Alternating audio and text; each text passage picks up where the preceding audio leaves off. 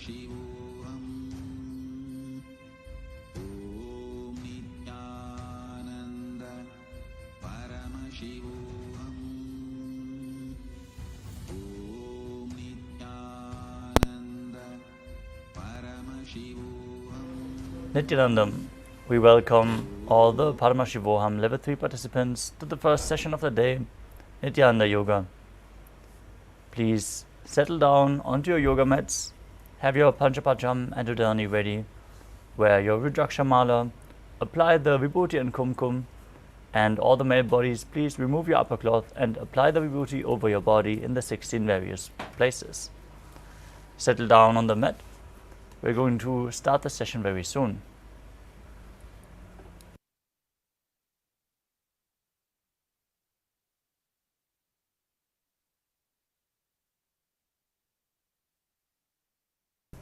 Now please settle down in a comfortable cross-legged position with your head, neck and spine in a straight line. Bring your hands in Namaskara Mudra in front of the heart center. Close your eyes, take a deep breath as we chant the Sadguru Vandanam.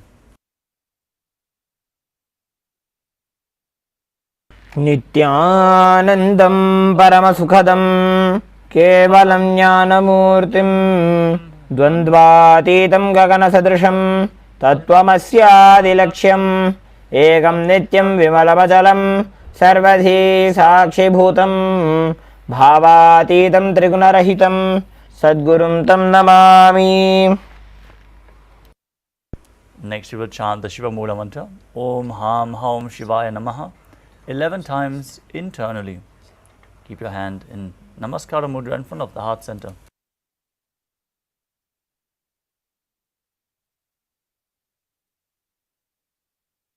Om Ham Haum Shivaya Namaha. Om Ham Haum Shivaya Namaha. Om Ham Haum Shivaya Namaha. Om Ham Haum Shivaya Namaha. Om Ham Haum Shivaya Namaha. Om Ham Haum Shivaya Namaha. Om Ham Haum Shivaya Namaha. Om Ham Haum Shivaya Namaha. Om Ham Haum Shivaya Namaha. Om Ham Haum Shivaya Namaha. Om Ham Haum Shivaya Namaha. Next up is the Tattvajamanam, the ritualistic cleansing. Now keep your right hand in the Gokarna Mudra in the shape of a cow's ear. Then take an udani of water from the Panchapatram and pour it into your right palm. Each time the word Svadha is chanted, sip the water from the bottom of your right palm and take another udani of water.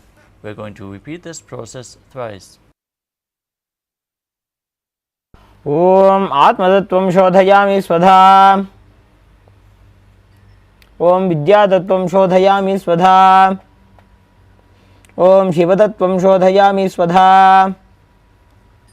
Now wash your hand with the water from the Panchapatram and wipe your lips twice with the bottom of your right thumb as we chant.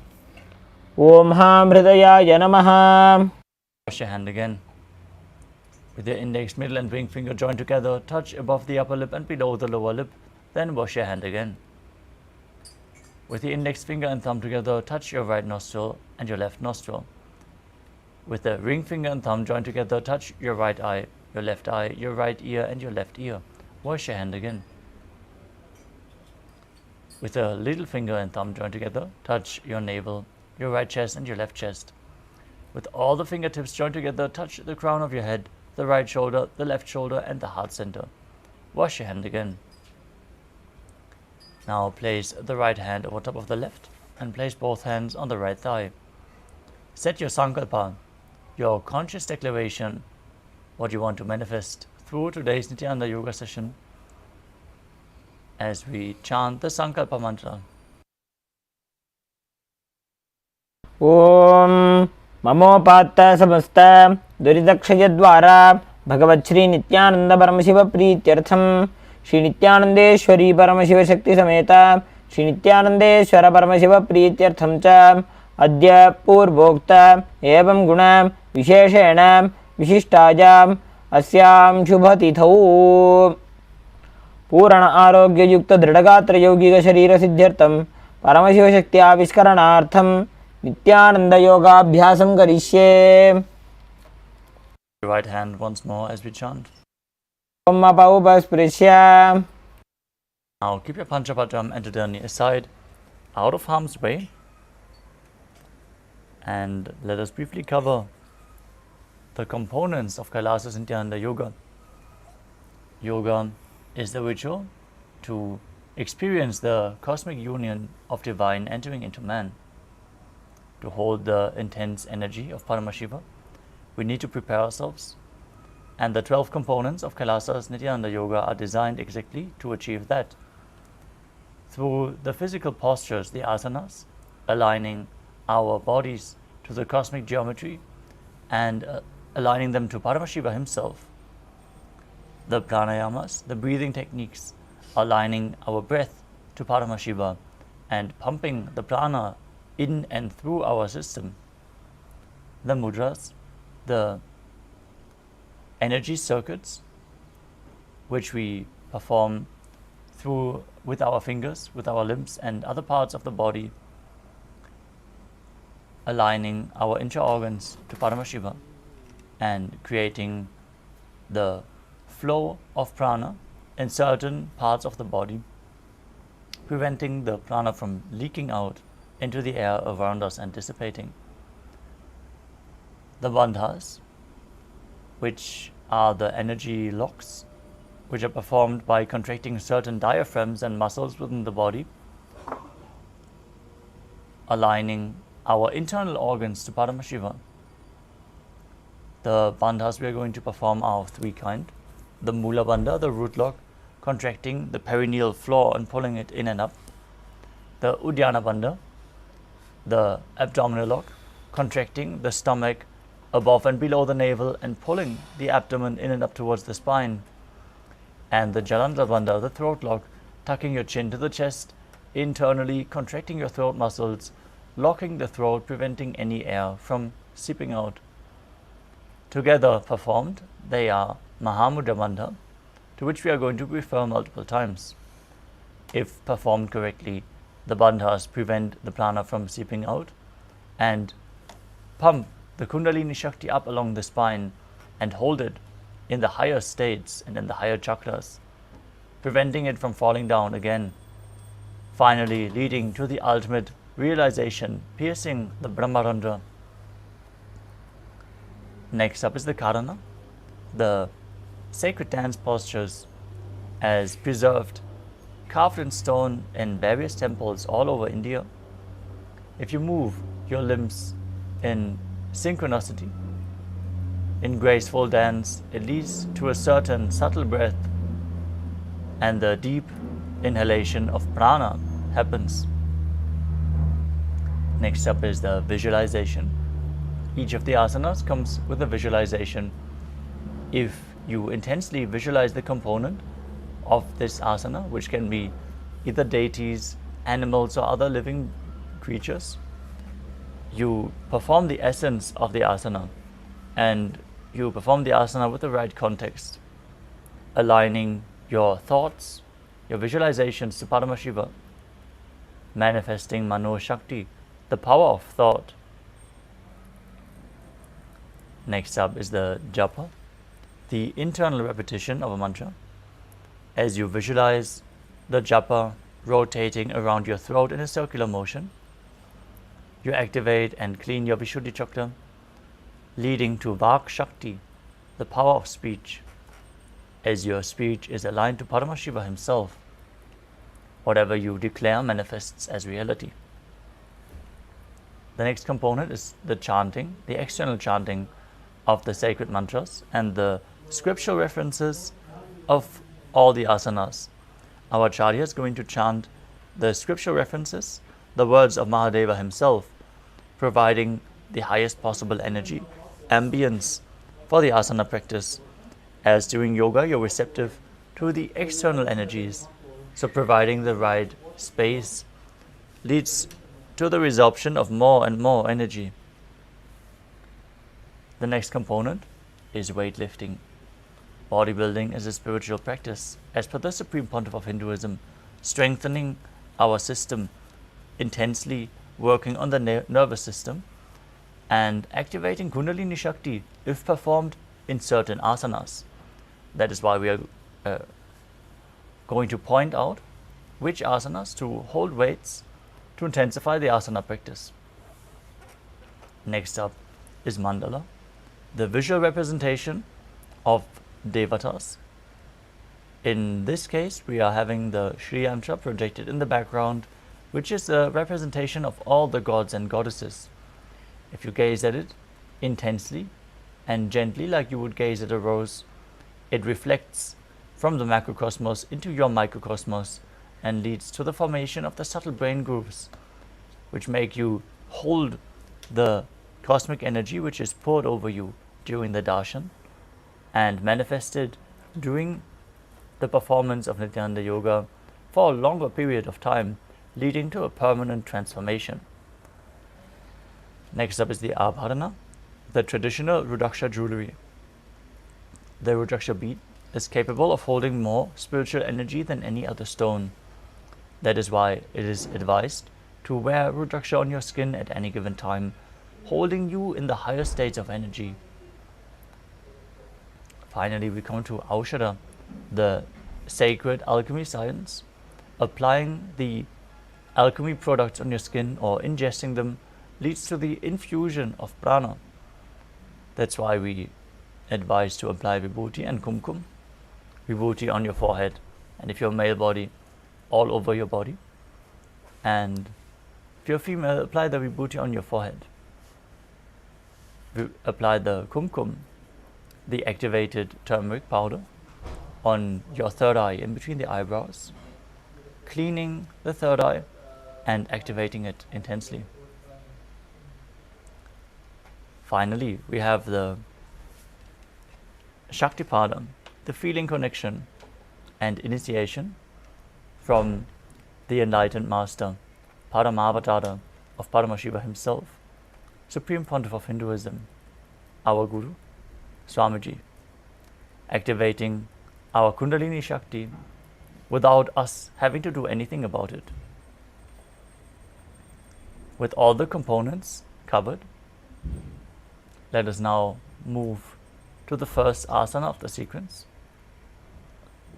But before that, let us briefly cover some security measures. We request all the participants to please switch on your camera and make sure your rooms are properly lit and you're visible on camera. As before said, it is a security measure, so please follow along with the guidelines. And now let us start into the yoga practice. Sit in a comfortable cross-legged position with your head, neck and spine in a straight line. Place your hands on top of the knees in Bindu Mudra with index fingers and thumbs touching.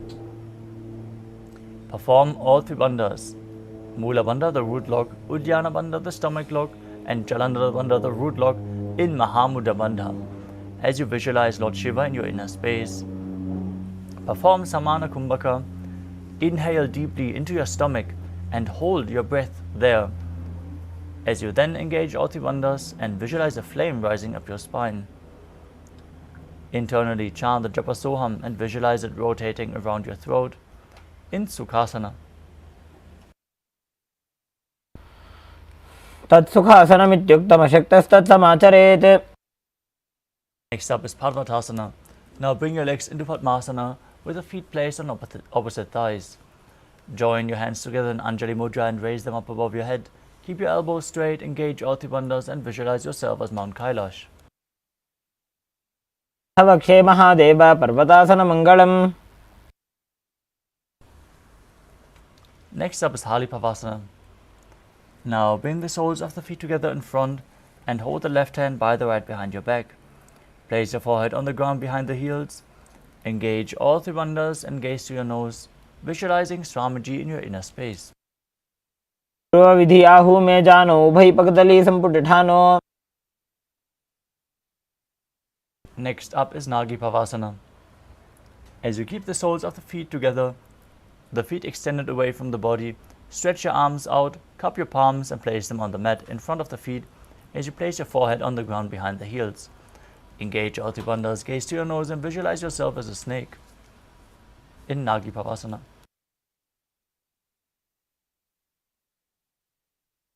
विधि पर्यागाने नीचौ वीकहूनि फनास्यो लगाई. Next up is Kokilasana. Now hold on to the big toes of the feet in Prana Mudra as you stretch your legs straight, forwards and up. Then cross them into Padmasana and lean forward as you place your elbows down on the mat, still holding onto the big toes, engaging all the bandhas and visualizing yourself as a bird. अन्यदासनं वक्षे येन सिद्धो भवे नरः. Next up is Nityananda. Now place your ankles and knees on top of each other.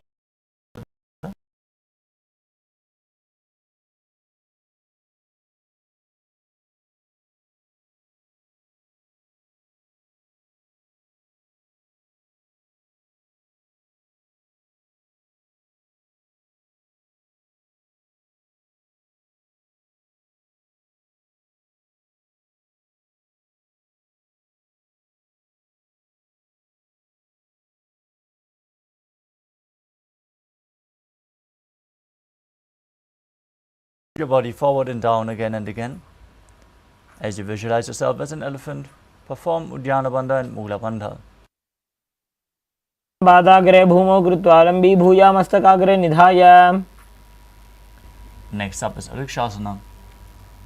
From the same position, alternate pressing one heel into the ground while lifting the other heel up. Repeat this movement again and again as you visualize yourself as a bear. Keep Uddiyana Bandha, the stomach lock, and Mula Bandha, the root lock, engaged.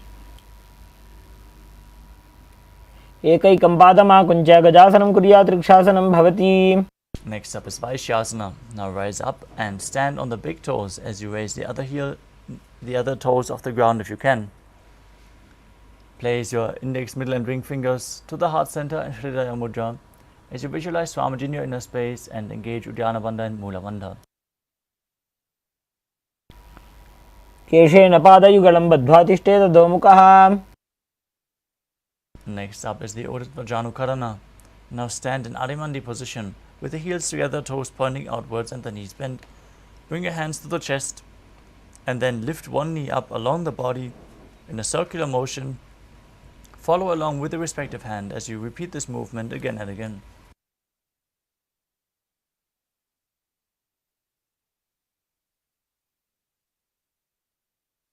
The next asana is Badalingasana. Now interlace your fingers from the outside in Sarvashankari Mudra. Hold on to one knee and pull it in towards your chest. Visualize yourself as holding a baby as you're applying Mahamudra Bandha. एकं जानु उरसि आलिङ्ग्य स्थातव्यं बाललिङ्गनं भवति. Next up is Parapitanasana. Now hold on to one foot and pull it behind towards your buttocks, holding it with both hands. Visualize Swamiji in your inner space as you engage all the bandhas. स्थित्वा एकस्मिन् पादतले कराभ्यां वेष्टयेत् तनुम्. The next asana is Natarajasana. Now hold the sole of one foot from the inside as you kick the leg back and up and lean forward with the arm extended, hand in Bindu Mudra. Visualize yourself as Lord Nataraja as you perform the Mula Bandha. उत्तानपादं क्रौञ्चं च मरीचिं वीरभद्रकम्. Next up is Paralingasana on the other side. Interlace your fingers, hold onto your knee and pull it up as you engage all the bandhas, visualizing yourself holding a baby. एकं जानु उरसि आलिङ्ग्य स्थातव्यं लिङ्गनं भवति. Now repeat Parapitanasana on the other side. Pull the other foot towards the buttocks. Hold it with both hands. Engage all the bandhas and visualize Swamiji in your inner space.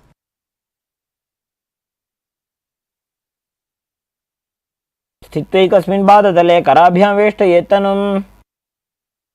Now repeat Natarajasana on the other side. Hold onto the other foot from the inside. Lean forward. Hand in Bindu Mudra. Visualize yourself dancing as Lord Nataraja.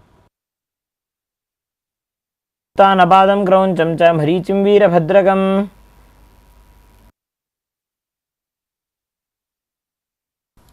Next up is Ardha Rejta Karana. From Arimandi position, heels together, toes pointing outwards and knees bent. Step one foot behind the other with the toes down. Now bring the left hand to the chest and swing the right arm back and forth like a pendulum. Gracefully move the fingers one by one. Then place the right hand over the nose, uncross your ankles, place the other foot behind. Repeat the movement on the other side.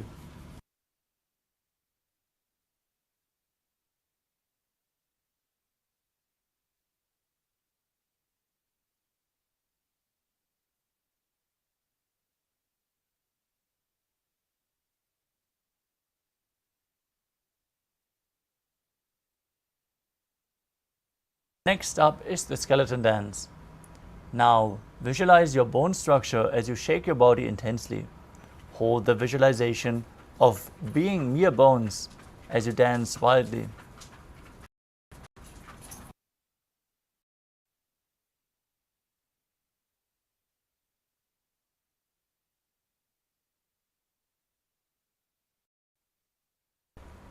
Next up is the Katichina Karana.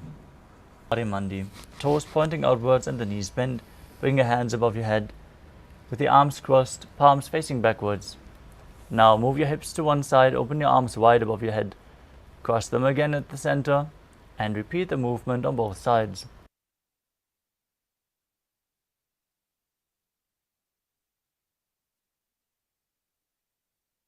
The next asana is Tadasana. As you stand tall, on the tips of the toes, raise your hands up above your head. Engage your earthly wonders as you visualize yourself as a palm tree and internally chant the japa Shivoham. महामुद्राबद्ध कोनो ताड़ासन विभेदकान्. Next up is Uttanasana. From a standing position, lean forward and bring your hands flat to the ground if you can. Try to reach as low as you can as you bring your head towards the knees. Visualize Swamiji in your inner space and keep breathing in the Samana Kumbhaka as you visualize a flame being kindled in your stomach rising up your spine. महामुद्राबद्ध कोनो ताड़ासन विभेदकान्. The next asana is Tarakshvasana. Now place your hands flat on the ground in front with shoulder width apart. As you step your feet back into a plank position, and then contract the perineal region and tuck your chin to the chest as you start rotating your head from side to side, visualizing Swamiji in your inner space. गजासनवस्थित्वा मस्तकं वारं वारं दक्षिणकुक्षिं सव्यकुक्षिं नजेत्. Next up is Bhujangasana. Now lower your body down onto your stomach, keep the toes pointing backwards, the hands at your chest level. As you raise your head up, using the strength of your lower back, try not to push yourself up but pull yourself up with your back muscles. As you open your mouth widely and inhale through the hollow of your throat in Bhujangani Mudra. Visualize yourself as a cobra as you perform the Mula Bandha. अंगुष्ठनाभिपर्यन्तम् अधोभूमौ विनिन्यसेत्. Next up is Shashasana. From a tall plank position, as you push your body back up, alternate bringing one knee in towards your chest back and forth. Visualize Swamiji in your inner space and perform the Mula Bandha as you breathe in Sahadra Kumbhaka, calmly through your nose, leading the prana along the spine and holding the breath on and off as per your control. Don't let your breathing be controlled by the moving patterns. गजासनसंस्थितौ जानुद्वयमाकुञ्च्य वारं वारं कर्तव्यं शशासनं भवति. Next up is Rathasana. From a tall plank position, place one foot in between the two hands. Simultaneously jump one foot back and bring the other one in between the hands, alternating again and again as you visualize yourself as a chariot.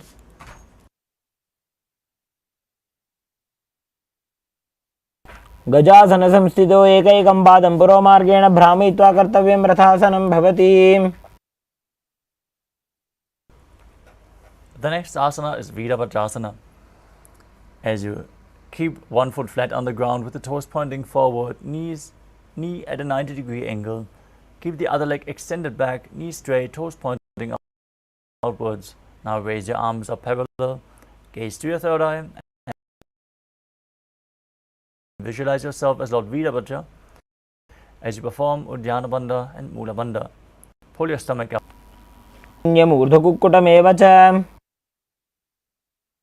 Now exchange the position of your feet. Repeat Veerabhadrasana on the other side.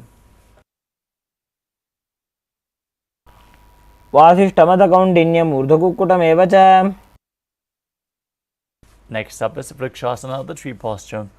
Now stand tall and bring one foot to the inner thigh of the other leg.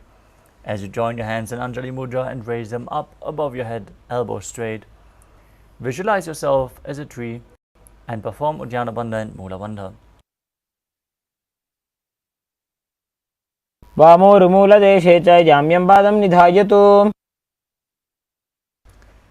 Next up is Garudasana. Now bring the raised leg to the opposite hip and join your hands in Namaskara Mudra in front of the heart center as you visualize yourself as Lord Garuda with big wings on your back as you perform Garudasana.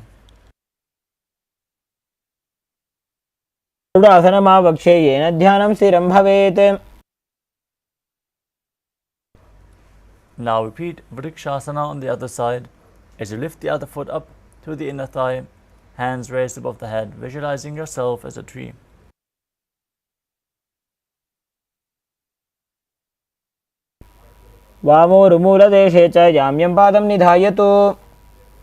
Bring the raised foot to the opposite hip, hands in Namaskara Mudra in front of the heart as you visualize yourself as Lord Garuda and Garudasana on the other side.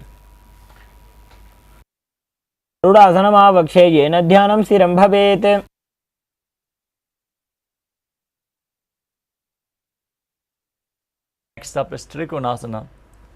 Now step one foot forward and the other foot far back as you keep the front toes pointing forward and the back toes facing sideways. Keep your arms parallel to the ground and lean forward and down, pointing one arm up to the sky as you gaze upwards and visualize yourself as a triangle.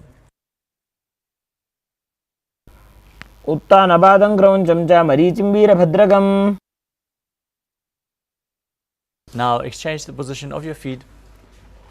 Bring your arms parallel to the ground and down as you repeat Trikonasana on the other side. The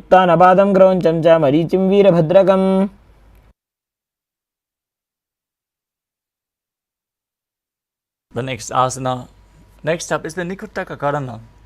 From Arimandi position with your heels together, toes pointing outwards and the knees bent, raise one heel off the mat. Bring your hands in front of the heart center with the palms facing each other. As you stomp the raised heel to the ground, lift the other heel up and exchange the position of your hands again and again.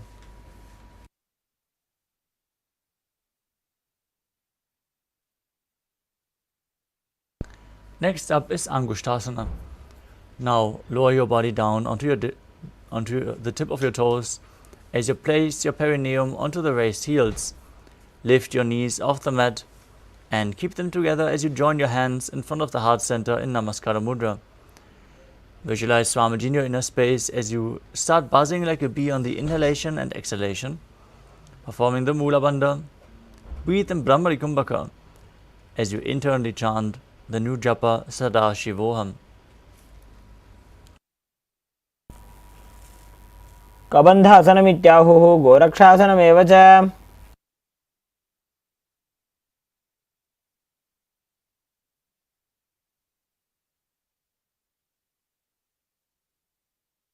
Next up is Saurasana. Now, from Angushtasana, extend one leg forward with the heel down, toes pointing up as you sit down on the perineum. Keep the hands at the side of your body, palms facing forward in Vara Mudra, fingers just touching the ground. Visualize Swamiji in your inner space and perform the Mula Bandha in Saurasana. प्रसार्य एकं पादतलं संस्थाप्य त्वेकपादकम्. Next up is Vidunanasana. As you maintain the same posture, lean forward and down and hold on to the big toe of the front foot in Prana Mudra. Now visualize Swamiji in your inner space and keep buzzing like a bee in Vitunanasana. गुल्भस्थितो पादमेकं प्रसार्य तत्पादाग्रं संसृज्य तत्करेण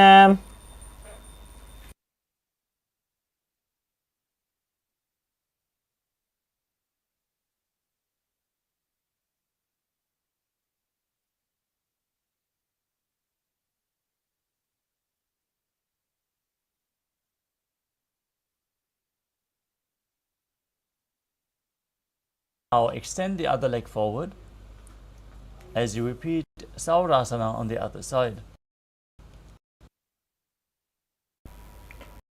एकं पादतलं सप्तकम्. Now repeat Vitunanasana on the other side as you lean forward and down. Hold onto the big toe of the front foot and the back heel if you can. Balance in this position. Visualize Swamiji in your inner space. Don't forget to buzz like a bee in Brahmari Kumbhaka. गुल्भस्थितो पादमेकं प्रसार्य तत्पादाग्रं संसृज्य तत्करेण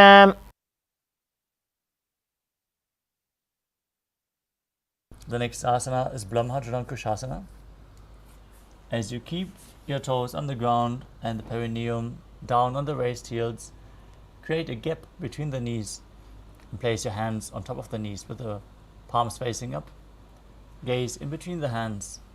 Open your eyes wide, unblinking, gazing within in Shambhavi Mudra, which can lead to the final realization if performed correctly. Visualize Swamiji in your inner space. Engage Jalandhara Bandha and Mula Bandha in Brahmajalankushasana. दो भणा पाणी होय वैसे एड़ी दो गुदानी वैसे.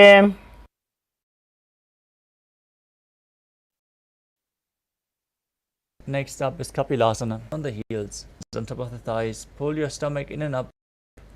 Contract the gaze to your nose and visualize yourself as Sage Kapila Muni. उभय पगदली से मठहरावे तिनकी माहिली को और मिलावे.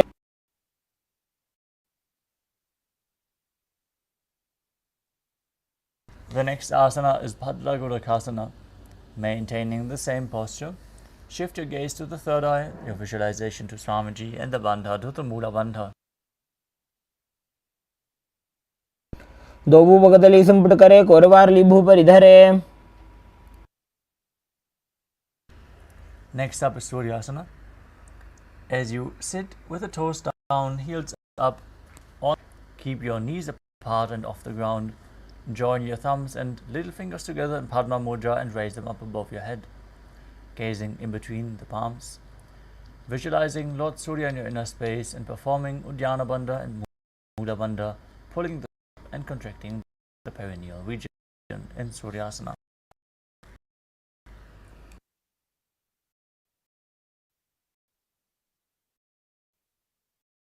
एड़ी दो पानी बैठक पर निठाने.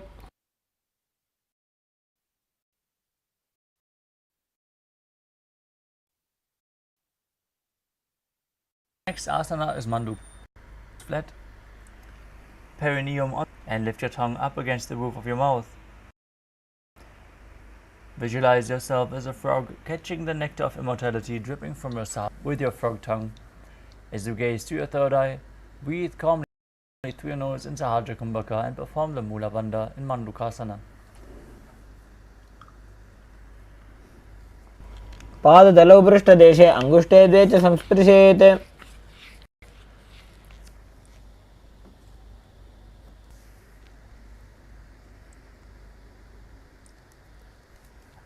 Next up is Uttana Mandukasana.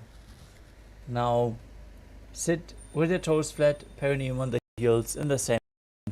Bring your hands behind your back and hold on to opposite shoulders as you press your elbows against your head. Gaze to your third eye. Visualize yourself as a frog as you perform Uddiyana Bandha and Mula Bandha.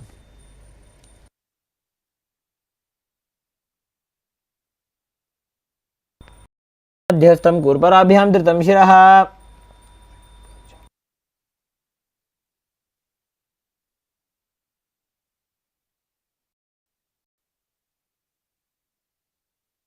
Next up is Simhasana. As you cross your ankles and sit on the feet, keep your knees wide, fingers spread on top, open your belly, stick out your tongue and exhale forcefully as you gaze to your nose and visualize yourself as a lion.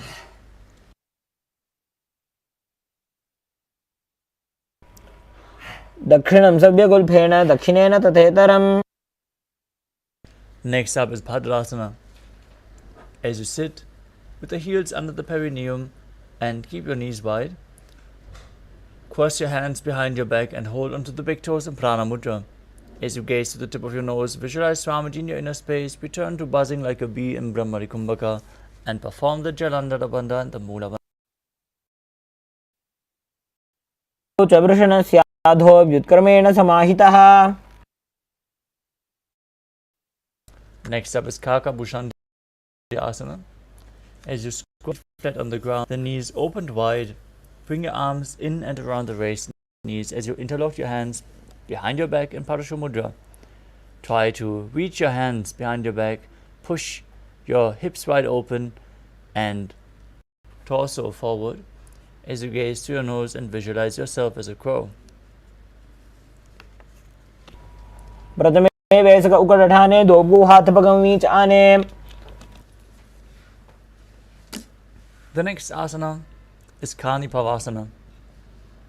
Now place your shoulder width apart. Bring your knees onto the back of your arms towards your armpits as you then lean forward and down and lift your feet off the mat.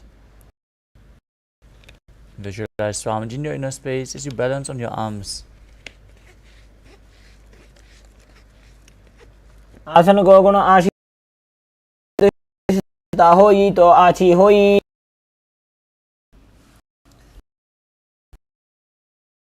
The next asana is Kapali Asana.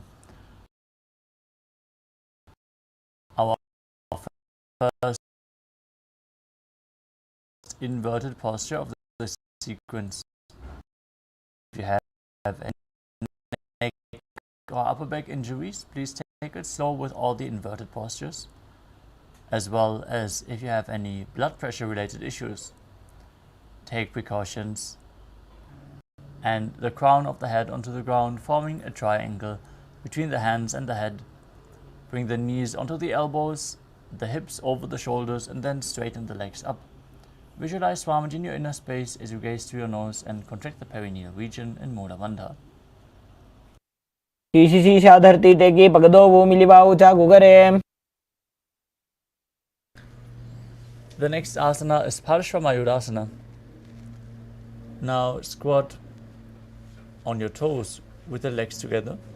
Twist your body to one side and place your hands on the mat, shoulder width apart, and then align the knee and the hip with your elbows and lean forward, extending the legs to the side. As you balance mid-air, gaze to your third eye and visualize yourself as a peacock. Exhale fully and hold your breath in Rechaka Kumbhaka on all the exhalations as you perform the Mula Bandha. मयूरं दंडवत् कुर्यान् मायूरं दंड नामकम्. Now twist your body in the opposite direction as you repeat Parshvamayurasana on the other side. मयूरं दंडवत् कुर्यान् मायूरं दंड नामकम्.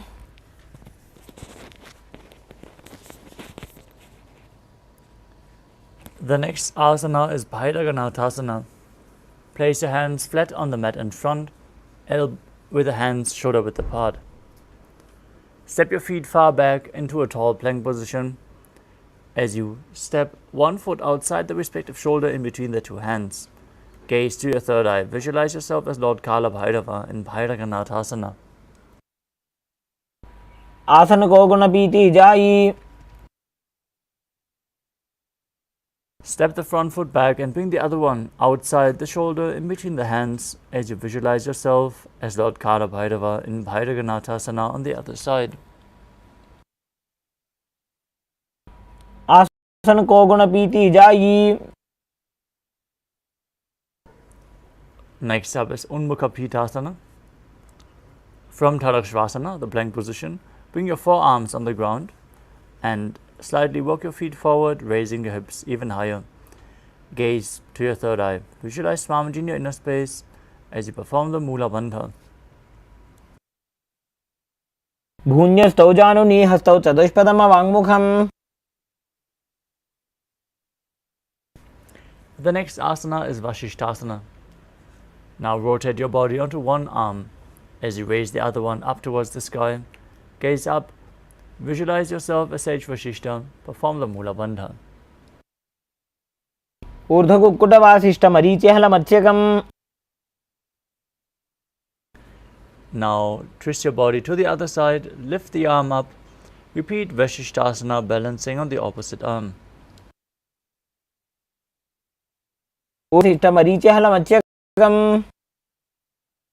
Now come to a seated posture with your legs extended forward.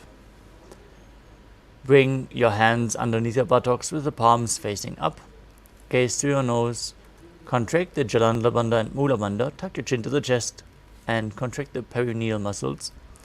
As you gaze to your nose, visualize yourself as Lord Hanuman. Breathe in Rechaka Kumbhaka, exhaling deeply and holding your breath as you internally perform the Japa Maha Sadashivoham in Anjani Asana. दोबू कर की उभय हथेली कोरवारली मैले भेली. Next up is Paschimottanasana. From the same position, lean forward and down and hold the big toes in Prana Mudra. Bring your head to the knee as you visualize Swamiji in your inner space and perform all three bandhas. जानु परिललाटन्तो पश्चिमं तानमुच्यते. The next asana is Ugrasana. As you sit with the legs straight and apart, clasp your hands behind your head, lean your chest forward and down and bring your head in between the knees if you can, with the elbows outside of the knees. Squeeze your body as you engage all three bandhas. Hold your breath after exhale and visualize Kali in your inner space in Ugrasana. स्वपाणिभ्यां दृढं धृत्वा जानुभरि शिरोन्यसेत्. The next asana is Marichi Asana, where you sit with one leg extended, the other heel against your groin, knee raised. Bring your arm in and around the knee and interlace your fingers behind your back. Visualize yourself Marichi as you lean forward and down towards your knee. उत्तानपादं क्रौञ्चं च मरीचिं वीरभद्रकम्. From Marichi Asana, drop the knee down to the side as you pull the perineum against the heel against your perineum and lean forward and down, holding onto the front foot with both hands.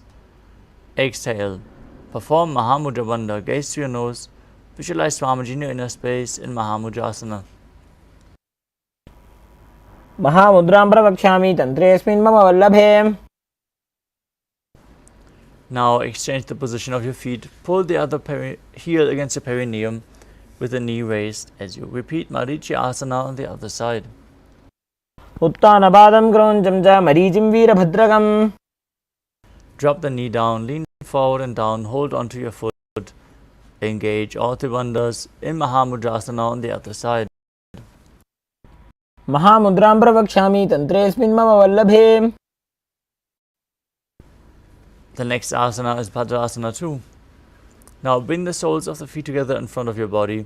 Hold onto the feet and push your knees down to the mat by the strength of your groin. As you gaze to your third eye, visualize Swamiji in your inner space and perform the Mula Bandha. गुल्फौ त्वपृषणस्यादः सीवन्त्याः पार्श्वयोः क्षिपेत्. The next asana is Gvalipavasana. Now slightly extend your feet away from the body as you keep the toes together and the heels apart. Place your hands on the knees.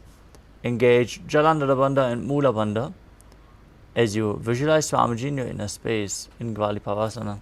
पूरब चरपट चौक कख्यो सोजी वाही विधि जो कीजे sooji. Next up is Joni Asana. Now back against the perineum. Soles of the feet together. Now hold the soles of the feet with your hands and lean forward and down as you bring your head towards the feet.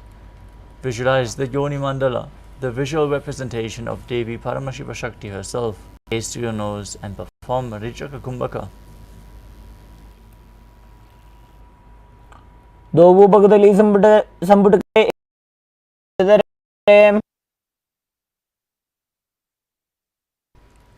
Next up is Midaki Parasana. With your feet together, heels together, toes apart, feet extended away from the body, stretch your arms out to the side and lean forward and down. Bring your head and your forehead on the ground behind your heels. Gaze to your nose, visualize Swamiji in your inner space and perform the Mula Bandha. पूर्व विधि परिपकदली संपूर्ण शोल एडी मिली राशे. Next up is Siddha Samadhi. As you sit and keep the toes together, heels apart, bring your arms below the shins and extend them out as you keep your palms facing up. Bring your forehead to the ground above your feet as you bring your toes to your... Otherwise, just lean as low as you can to the ground. Gaze to your nose, visualize Lord Surya in your inner space as you perform the Mula Bandha. दोवू भगदली संपुट करे सोले मेढ आगा मेधरे. Next up is Chinaki Pavasana. As you pull the feet back in towards the perineum, keep the heels together and toes apart and open your feet up with your hands like a book. Press your elbows down onto your thighs. Bring the knees to the ground as you gaze to the nose and visualize Swamiji in your inner space. दो बगागी AD धरती मगिवा मेढ लगावे. Next up is Chadapata Chukasana. Now sit and bring the soles of the feet together with your heels at the perineum and place your hands on top of the knees, gently pushing them down to the ground. Gaze to your third eye, visualize Swamiji in your inner space and perform Uddiyana Bandha and Mula Bandha. दोवू भगदली संपुट धारे आगाने कर जारे पसारे. The next asana is Bhairavasana. Now, as you keep the soles of your feet together, try to raise your heels up and bring the toes down to the mat vertically. In this intense stretch, place your hands on top of the knees. If you can't perform the asana, you can use your hands for support. Pull on the feet or the soles, whatever works best for you. As you gaze to your third eye and visualize yourself as Lord Kala Bhairava, Lord of Time, engaging Uddiyana Bandha and Mula Bandha as you exhale fully in Rijaka Kumbhaka.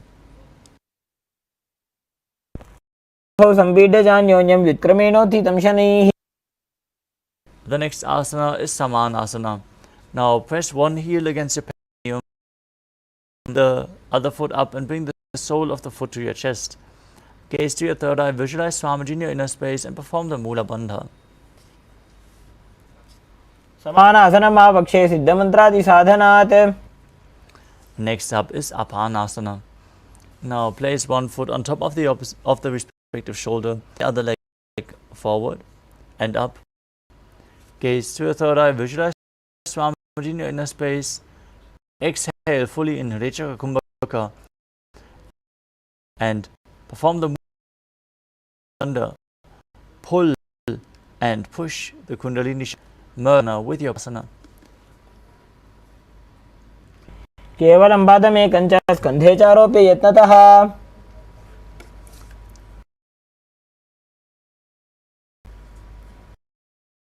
Next up,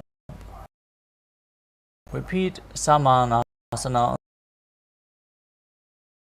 the other side. Place your other heel against both towards it. Gaze to your third eye, visualize Swamiji in your inner space as you perform the Mula Bandha. मंत्रादि साधनात्. Now repeat Apanasana on the other, placing the other leg over top of the shoulder, extending the opposite foot straight. Gaze to your Swamiji in your inner space. केवल यत्नतः. The next asana is Gomukhasana. Bring your heel outside of opposite hips.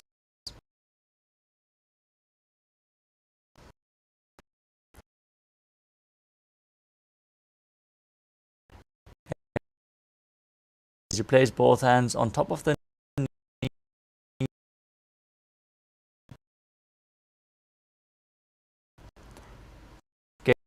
gaze to your nose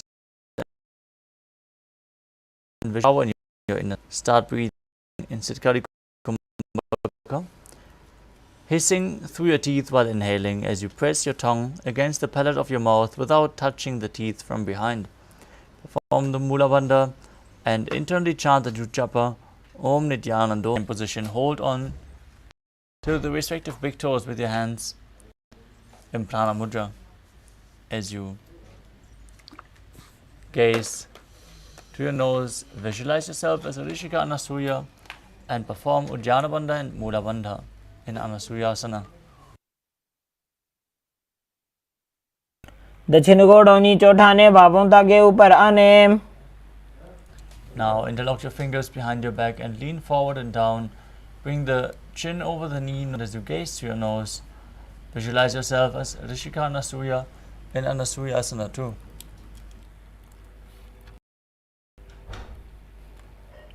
जीमणा गोदा की संधि उपरिड़ा वागोड़ा की संधि. The next asana is Garudasana too. Now with one heel against your perineum, the other foot placed flat on the ground in front with the knee raised against your chest. Keep your hands on the respective knees, gaze through your nose and visualize yourself as Lord Garuda. डावो बगमोड़ी एडी माहिलो गुल्फमूल द्वार नीचे दे.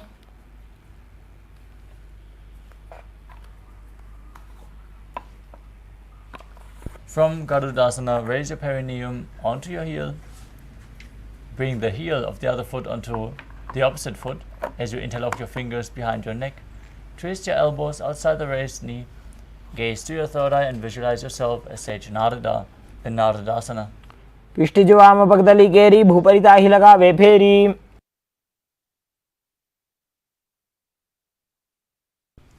The next asana is Matsya Pitakasana.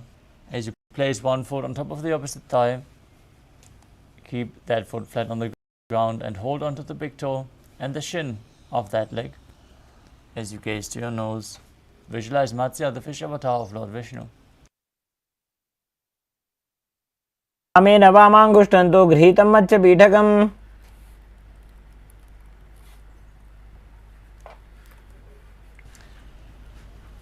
Now repeat Gomukhasana on the other side. Stack your knees with the other knee on top. Heels outside the hips, hands on the knees. Gaze to your nose and visualize the face of a cow. सव्ये दक्षिणगुल्फं तो पृष्ठपार्श्वे नियोजयेत्. Now hold onto the big toes in Prana Mudra. Perform Ujjana Bandha and Mula Bandha and visualize yourself as Rishika Anasuya in Anasuyasana on the other side.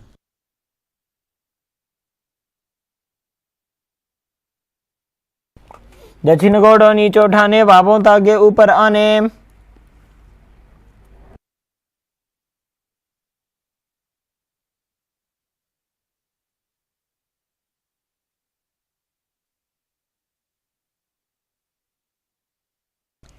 Put your fingers behind your back and lean forward and down as you repeat Anasuyasana too.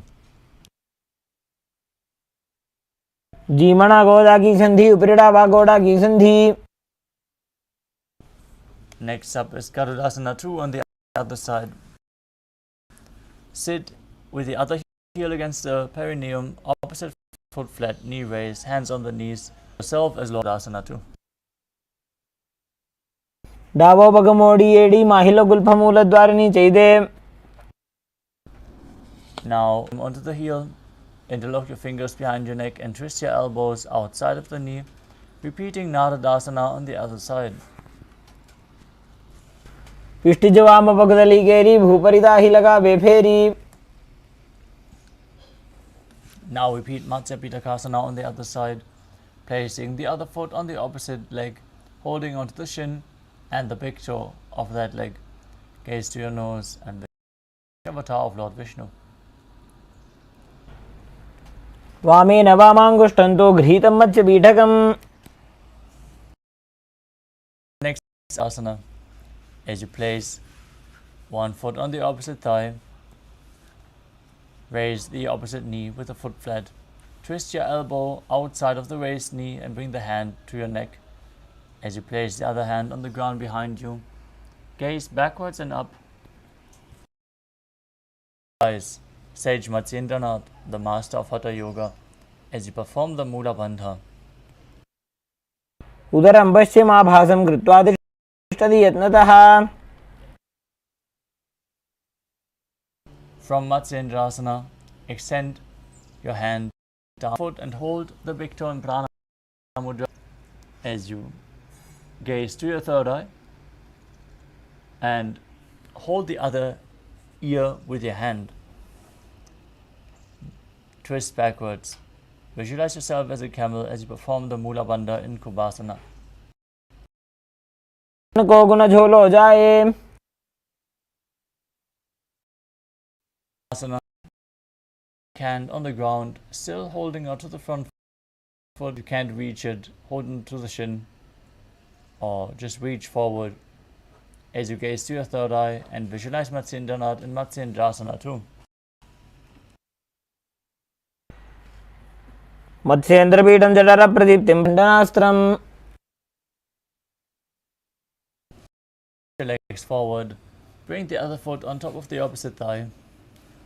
Raise the knee, twist your elbow outside the knee with a hand by the neck, repeating Matsyendrasana on the other side.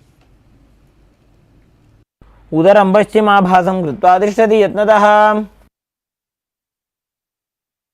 Now extend the front arm down to the foot, hold the back ear with your hand.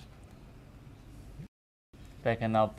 Visualize yourself as a camel in Kubasana on the other side. उदरं पश्चिमाभासं कृत्वा तिष्ठति यत्नतः. Now extend the front arm down to the foot. Keep holding onto the foot as you place your back arm down to the ground and twist your body even further. Bring Matsyendranath in Matsyendrasana too. उदरं पश्चिमाभासं कृत्वा तिष्ठति यत्नतः.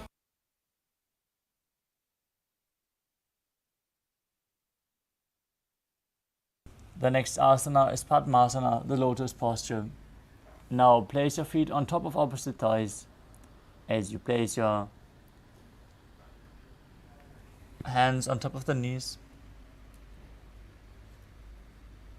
Gaze through your nose. Visualize yourself as Lord Shiva as you perform Sitali Kumbhaka, hissing through your teeth with your tongue pressed against the back of the teeth. Engage all three bandhas Mahamudra Bandha as you internally chant Om Nithyananda Paramashivam.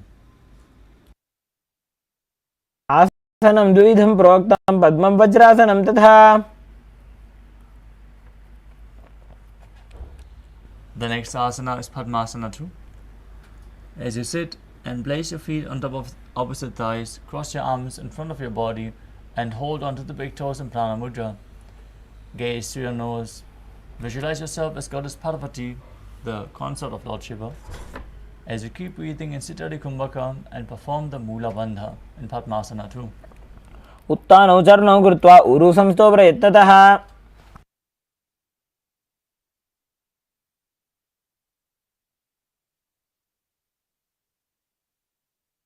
The next asana is Kukudasana.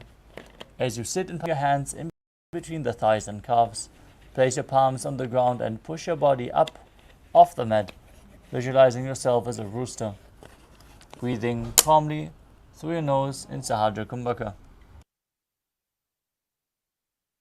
पद्मासनं सुसंस्थाप्य नान्वरोरन्तरे करौ.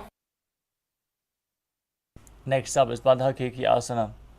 From Padmasana, rise onto your knees. Place your hands on the ground with the fingers pointing towards your body. Lean forward with your elbows pressed against your navel as you lift your knees off the mat and balance on your arms. Visualize Swamiji in your inner space. धरामोष्टभ्यकरद्वयेन तत्कोर्प्रतिस्थापिता नाभिपार्श्वः.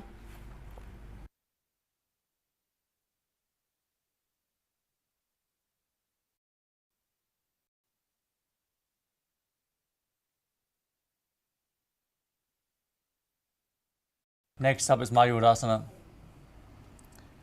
While on your knees, place your palms on the ground, fingers pointing towards your body. Keep your elbows together, press them against your navel, then lean forward, find balance and lift your legs off the mat. Visualize yourself as a peacock as you perform the Mula Bandha in Mayurasana. अथवा क्षेमः देव मयूरासनमुत्तमम्. Next up is Makarasana, where you lay down flat on your stomach with your toes pointing outwards and interlock your fingers behind your neck. Visualize yourself as a crocodile as you keep your forehead on the mat and perform the Mula Bandha. अध्यासशेते हृदयं निधाय भूमौ च पादौ च प्रसार्यमानः.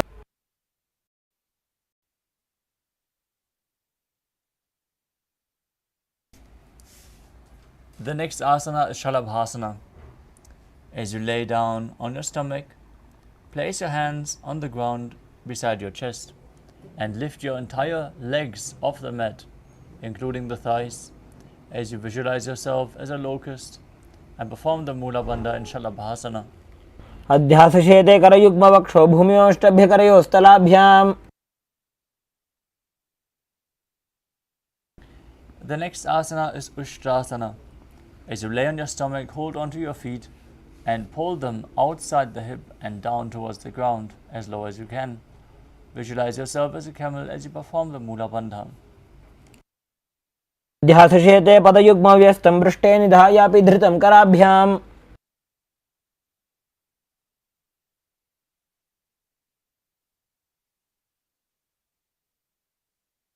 Next up is Dhanurasana. As you keep holding onto your feet, kick your legs back and up as you raise your chest off the mat as well.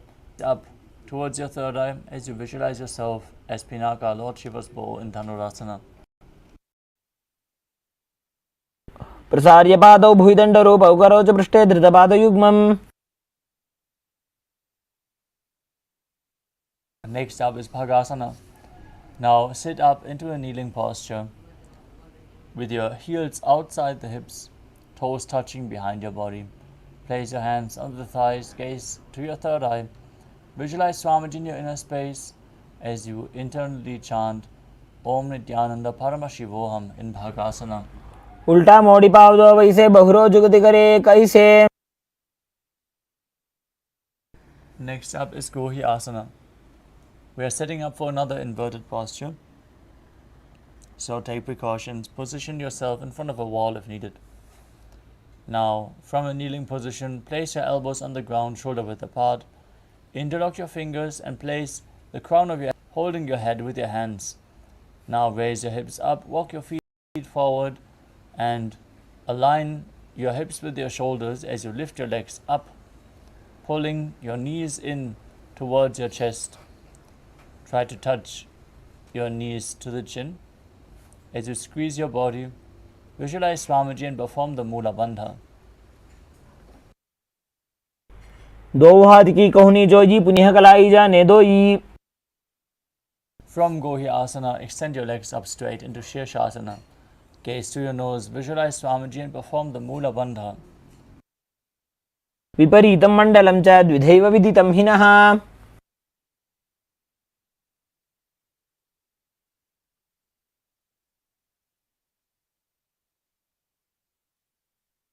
Next up is Podhyasana. Now come to a sitting posture with the legs extended forward as we enter a sequence of rapid exhalations in Bastika Kumbhaka, where you pull your abdomen in and up and push the air out of your body like the bellows of a blacksmith. Don't inhale actively, just let the air flow in naturally as you keep exhaling, exhaling, exhaling. Now place your hands behind your calves as you pull your legs up. Try to bring them vertically with your head by the knees.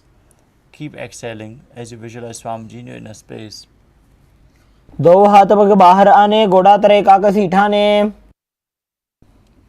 Next up is Palikasana. Now hold the opposite shoulders behind your back as you raise your feet off the mat in a 45-degree angle.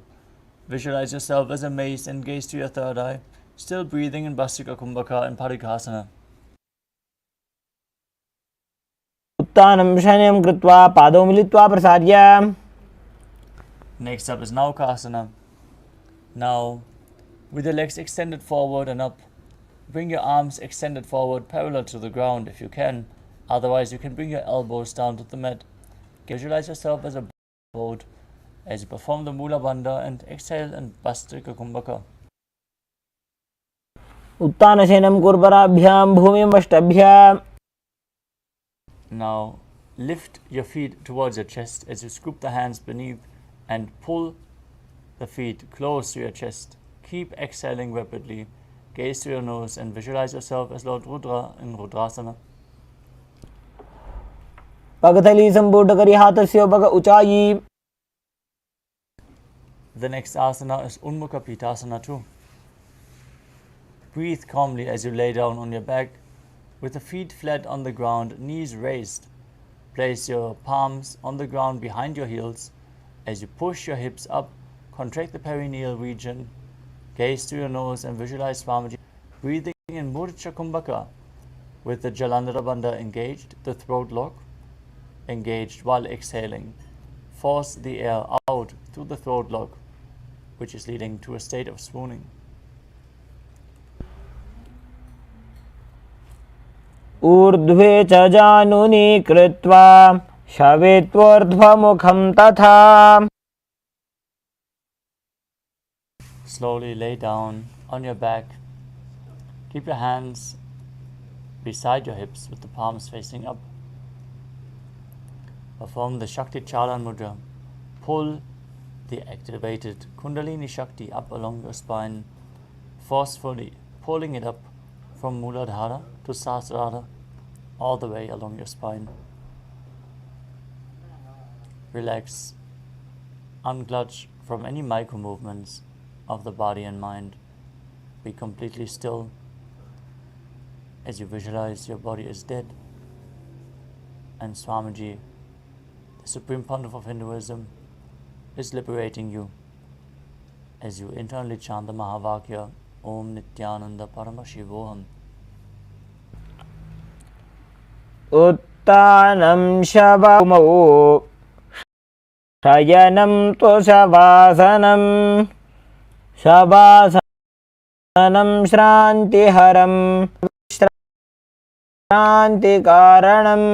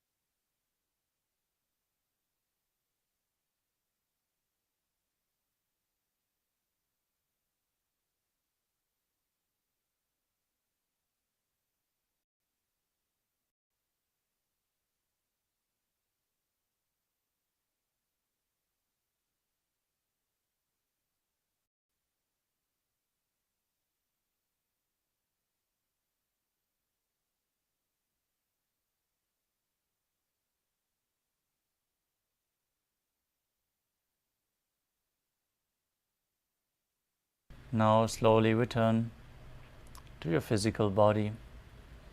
Start to wiggle your fingers and toes, your wrists and your ankles, your elbows and your knees. Pull your knees up towards your chest. Walk your body from side to side and return to a comfortable seated position.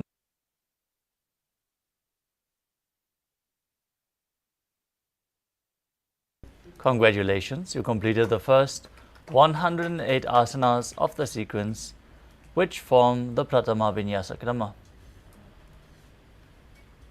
Again, we would like to request all the participants to please switch on your cameras and join us in the asana practice to the best of your capabilities. Performing the Nithyananda Yoga will prepare you to receive all the blessings that the Supreme Pontiff of Hinduism is bestowing you in tonight's darshan. So let us all stretch and expand ourselves, and let us move on to the next asana of the sequence, which is Yathasana. As you sit in a posture that brings ease to your physical and mental space, any comfortable posture for you, place your hands in Bindu Mudra on top of the respective knees. Visualize Swamiji in your inner space. Perform Samana Kumbhaka. Inhale the prana into your navel region and hold your breath as you kindle the digestive fire. Visualize a flame rising up your spine. Engage the Mula Bandha. Push the Kundalini Shakti up as you internally chant Om Nithyananda Paramashivoham in Yathasana. Paryankam tatsamakhyatam yatasamstam yathastitihi. Next up is Samasana, in a cross-legged position with your hands in Bindu Mudra on top of the knees. Inhale deeply and hold your breath. Then exhale and inhale deeply, respectively, as you visualize Swamiji in your inner space. Idanim garbhininam yogabhyaso yatha laghu. Next up is Muktasana. As you place the left foot against the genital region, place the right foot over top. Keep your hands facing down on top of the knees as you gaze through the nose and visualize yourself as a sage, liberated by the Supreme Pontiff of Hinduism. Nibidhyasivinim sukshmam dakshinetara gulphatah. Next up is Siddhasana. Maintain the same position. Switch your gaze to your third eye as you visualize Swamiji in your inner space. Thanassamyamitendriyo chaladrisha pashyan bhruvarantaram chaitan mokshaka patavhedajanakam siddhasanam procyate. Next up is Siddhi Asana. Maintain the same position. Switch your gaze to the ground in front of you as you engage all three bandhas, Mahamudra Bandha, and visualize Swamiji in your inner space. Vamapadake idijano sivani madhitasa kothano. Next up is Rudrasana 2. Maintaining the same position, rotate your hands on top of the knees into Bindu Mudra. Gaze to your third eye and visualize yourself as Lord Rudra as you engage the Mula Bandha. वामचरण पर दक्षिण राखे एक जुगति ऐसे विधि दाखे. Next up is Santadunasana. Maintain the same position, shift your gaze to the nose and embody tranquility and an unshakable nature. Next up is Siddhasana 2. Now maintain one heel on top of the other as you bring your hands on top of each other, cupping one palm over the other, resembling a closed lotus flower in Samputa Mudra as you visualize Swamiji in your inner space. Rajukaya samasina siddhasana mudiritam. Next up is Bandha Yoni Asana. Now maintain one heel on top of the other as you set the Sankalpa of manifesting through the womb of creation in Bandha Yoni Asana. Prepare yourself to enter Shanmukhi Mudra, locking all the five senses with your hands. As you exhale deeply, bring the little finger and ring finger on top of the mouth, the middle finger closing your nose, the index finger closing your eyes, and the thumbs locking your ears.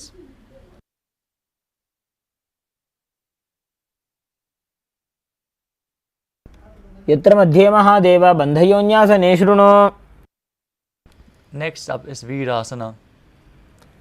As you place one foot onto the opposite thigh and the other foot below the opposite thigh. Place your hands on top of the knees in Bindu Mudra and embody the state and space. एकं पादमथैकस्मिन् विन्यस्योरुणि संस्थितः. The next asana is Valmikasana. As you keep your feet in the same position, shift your gaze to the third eye and visualize Sage Valmiki, the great poet and author of Ramayana.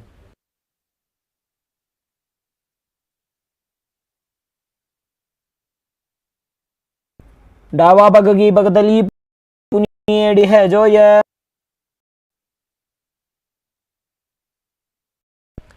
Next up is Joni Mudrasana. As you keep your legs in the same position, rotate your hands on top of the knees, placing them flat. As you gaze to the nose, visualize Yoni Mandala, the visual representation of Devi Paramashiva Shakti. वामपाद की पगतली जाहि माहिली कोरे. Next up is Yoni Asana. Maintain the same position but shift your gaze to your third eye. Keep visualizing Yoni Mandala. योन्यासनं पर्वतेन योगं योगफले नीलम्. Next up is Padasana 3. Now sit with your heels together in front of your body, the soles of the feet together. Hold onto your feet and push your knees towards the ground as you gaze to your nose and visualize yourself as Lord Veerabhadra performing Uddiyana Bandha and Mula Bandha. गुल्फौ च वृषणस्यादः सीवन्त्याः पार्श्वयोः क्षिपेत्. Next up is Aghorasana. As you maintain the feet, the soles of the feet together in front with the heels against your perineum. Press your tongue up against the roof of your mouth or even higher into your nasal tract.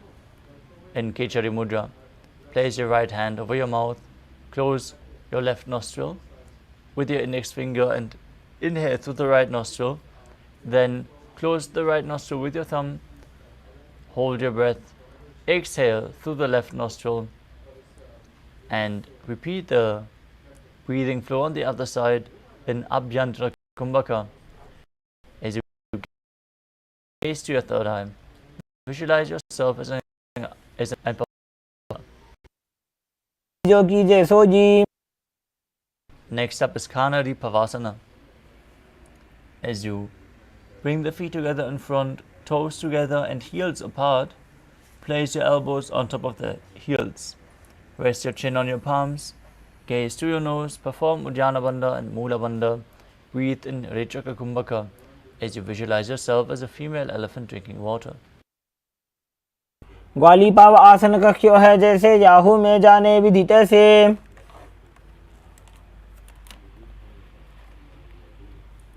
The next asana is Padasana. As you sit with your knees raised, arms between the thighs and calves, interlace your fingers in front and raise your feet off the mat.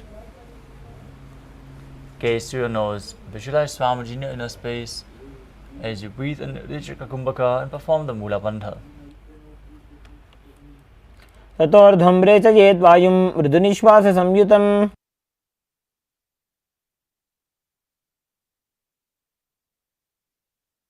Next up is Gopi Chandasana. As you interlace your fingers around the feet with the soles of the feet together in front, place the toes at the groove of your throat and the heels against your chest. Place your chin on the hands, gaze to your nose as you embody the state and space of a king in Gopi Chandasana. पूर्व विधिपका का अंगूठा कंठ को पराशे. Next up is Uttarasana. Now sit with the soles of the feet together, insert your hands underneath the legs and hold onto the feet with interlocked fingers. Bring your feet up to your chest, the head down, the chin touching the soles, gaze to your nose and visualize your body free from any defects. दो भूपगदली संपुटाने उभय हस्तकरी व्रत हिताने. From the same position, lift the feet even higher in front of your face with the interlocked fingers above your forehead.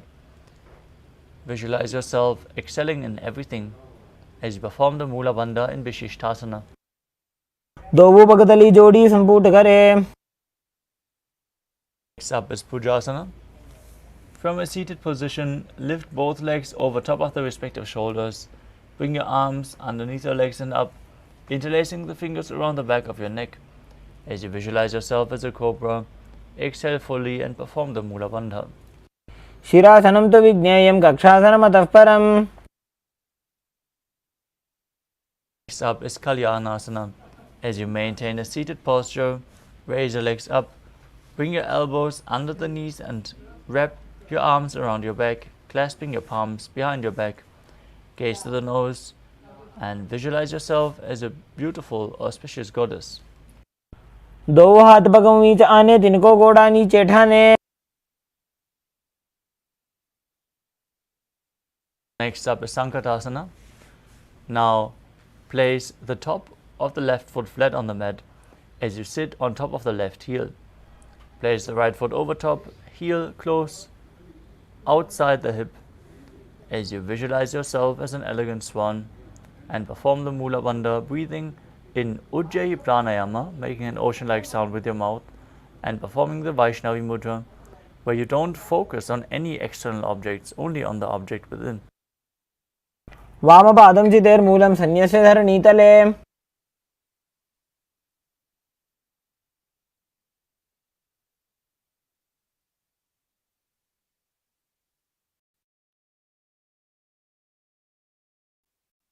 The next asana is Dhenukasana. From Sankatasana, slide the left heel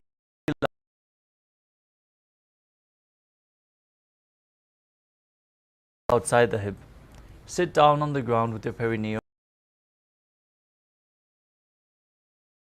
as you visualize the cow in your inner space and form Uddiyana Bandha and move your hands on your knees.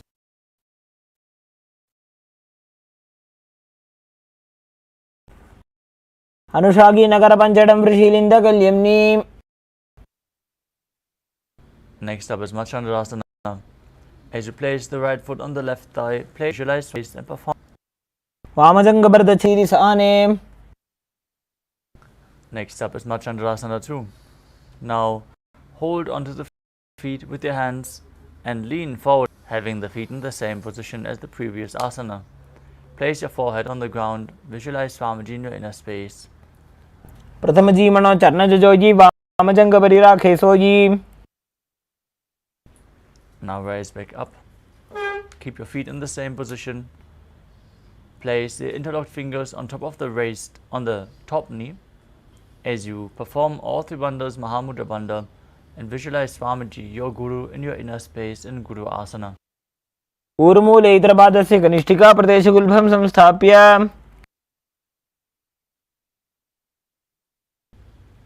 Now repeat Sankatasana on the other side as you place the top of the right foot on the mat, sit on the right heel, stack the left knee, place your hands on opposite knees, visualize yourself as an elegant swan.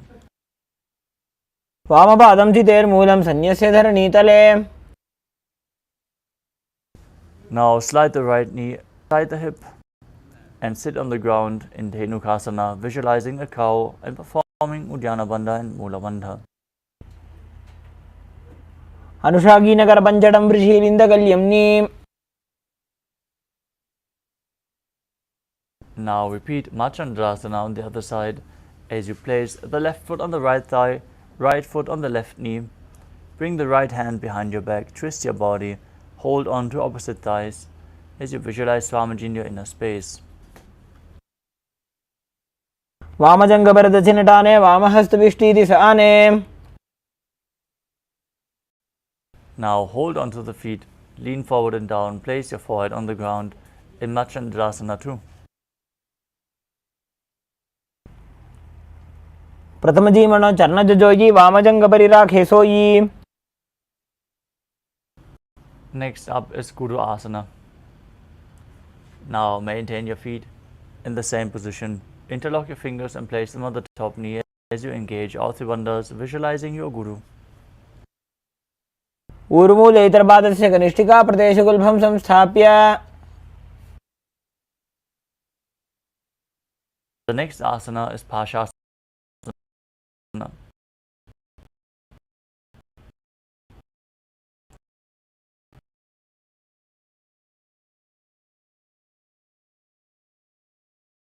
As you sit with the feet, knees raised to your chest, opposite catering, the third energy in your inner space. पादतले भूमौ निधाय जानुनिवृसि निधाय. From the same position towards your knees, gaze to the nose and visualize being in an abode of bliss in Bodhashokasana. भूपगतली भूपरिधरे कोर्माहिलिये सेकरे. Next up, as you bring the hands underneath the opposite elbows, gaze to your nose, perform Kechari Mudra and visualize Swamiji in your inner space. दो हाथ पग बाहर लियावे गोड़ा नी करावे. Next up is Sumati Asana. Keep holding on to the opposite elbows and cross your ankles in front with the toes pointing up. Gaze to your nose and visualize the great sage Maharishi Sumati. मूलद्वारी धरती परिठाने डावा पग परिदक्षिपद आने. Next up is Dandasana. Now extend your feet out straight and raise your arms straight above your head, interlocking the fingers with the wrists pointing outwards. Engage all three bandhas as you gaze to your nose and visualize Swamiji in your inner space. इदानीं योगाभ्यासो यथा लघु. The next asana is Arambhasana. Now lean forward and down, hold on big toes in Prana Mudra. As you bring your forehead to the knees and the Nadi Shodhana without the use of your hands, inhaling through one nostril, exhaling through the other, alternating again and again. Control the flow of your prana as you visualize Swamiji in your inner space. दो पग मिलिवा पसारी पगा का अंगूठा पकड़ी लीलाट गोड़ा लगावे. Next up is Pidokasana. As you sit with the legs straight, extend the knees slightly upwards and keep one hand distance between the heels. Bring your shoulders down, wrap your hands in and around the legs. As you hold the soles of the feet from the outside, gaze to your third eye, visualize Swamiji in your inner space and perform the Mula Bandha. प्रथम बैसी दो पा पसारी कछुक उर्द को कोरडो डारे. Next up is Jalandhari Pavasana. As you extend both legs out with the heels together, place your chin on the heels, insert your hands below the legs and keep the palms facing up. Gaze to your nose and visualize Swamiji in your inner space.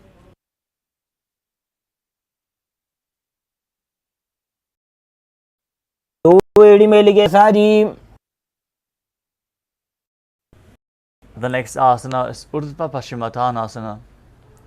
As you keep one leg extended behind your neck, if you can't lift your foot behind your neck, you can bring it over top of the respective shoulder or pull it towards your chest, opening up your hips. As you lean forward and down and hold onto the foot with both hands in as in Paschimottanasana. Gaze to your nose, visualize Swamiji in your inner space, perform the Mula Bandha. पश्चिमतानवत् संसिधिं कृत्वा एकं पादं ग्रीवायां धृत्वा तिष्ठेत्.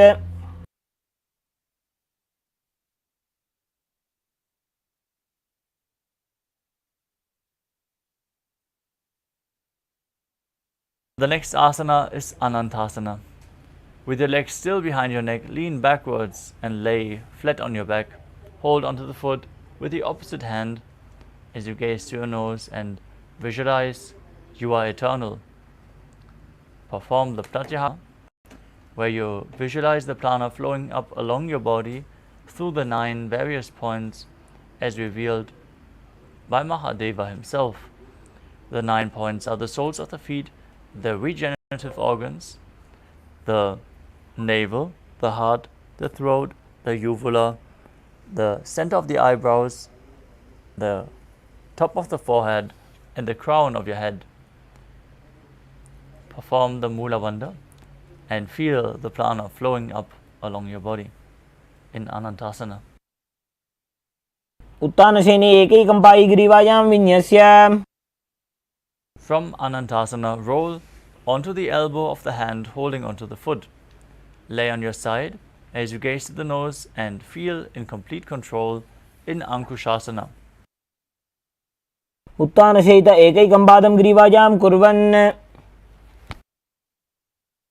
The next asana is Tridushasana. As you lay down on your back, bring the knees into your chest and circle the thighs and calves with your arms as you roll from left to right. Visualize Swamiji in your inner space. Perform the Mula Bandha.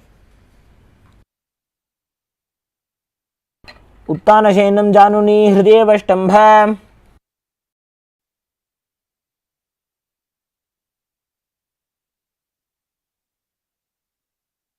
Now repeat Urdhva Paschimottanasana on the other side. Bring the other leg behind your neck, or however high you can pull it, and lean forward and down, holding onto the front foot.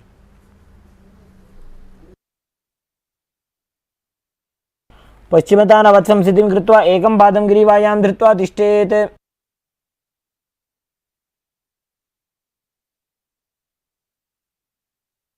Now repeat Anantasana on the other side. As you lean back, still with the leg behind your neck, hold onto the foot and gaze to the nose as you visualize being infinite, endless, eternal. उत्तानशयनी एकैकं पायिग्रीवायां विन्यस्य. Now roll onto the side, lay on the elbow and gaze to the nose as you feel in complete control in Ankushasana on the other side. उत्तानशयित एकैकं कुर्वन्.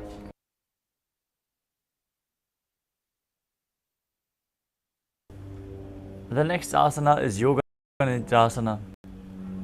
As you lay on your back, lift your legs one by one up behind your head. Hold your hands behind your back as you gaze to your nose. Visualize Swamiji in your inner space. Perform the Pratyahara Kumbhaka and engage the Mula Bandha. पादाभ्यां वेष्टयेत् कण्ठं हस्ताभ्यां पृष्ठबन्धनम्. Next up is Atmaramasana. While laying on your back, raise the legs towards your head and wrap your hands around the legs, interlacing the fingers, gazing as you visualize Lord Vishnu blessing you, and perform the Mula.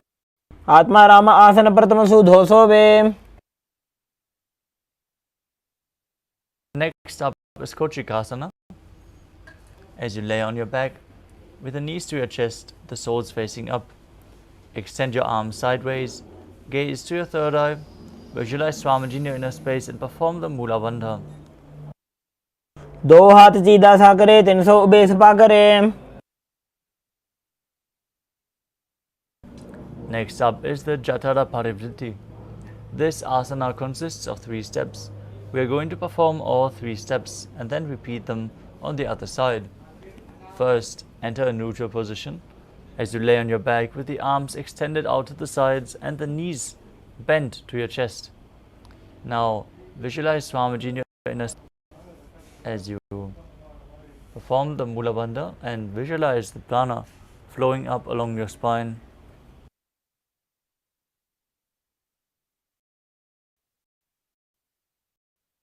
Then place one knee towards the ground on the side as you extend the opposite leg straight.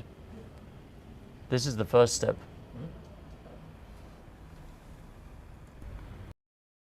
bring both knees bent to the side.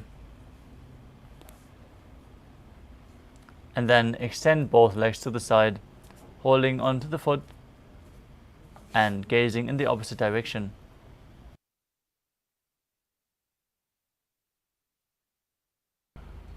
परिवृत्ति कुक्षिभागे त्रिदाहि परिकीर्तितः. Now we turn to the neutral posture.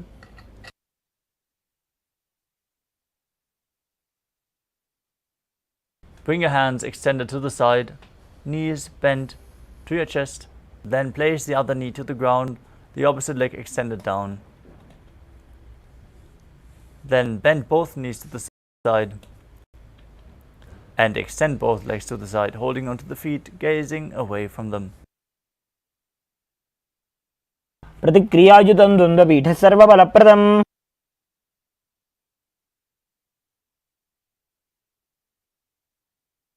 The next asana is Dvipada. Now lay on your back and bend your knees, placing the feet on top of flat on the ground as you hold onto your ankles and lift your hips up. Gaze to your nose. Visualize yourself as sturdy as you breathe in Mudra Kumbhaka with Jalandhara Bandha and Mula Bandha engaged. प्रतिक्रियायुतं द्वन्द्वपीठः सर्वबलप्रदम्.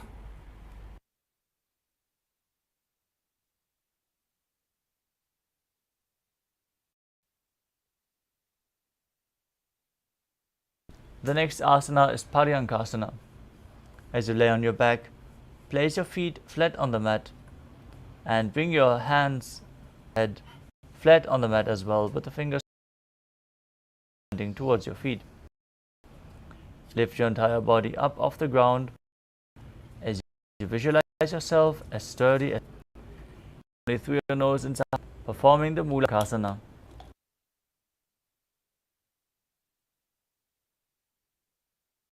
नशेनं हस्ततलाभ्यां भूमिं वष्टभ्याम्. Next up is Shvotanasana.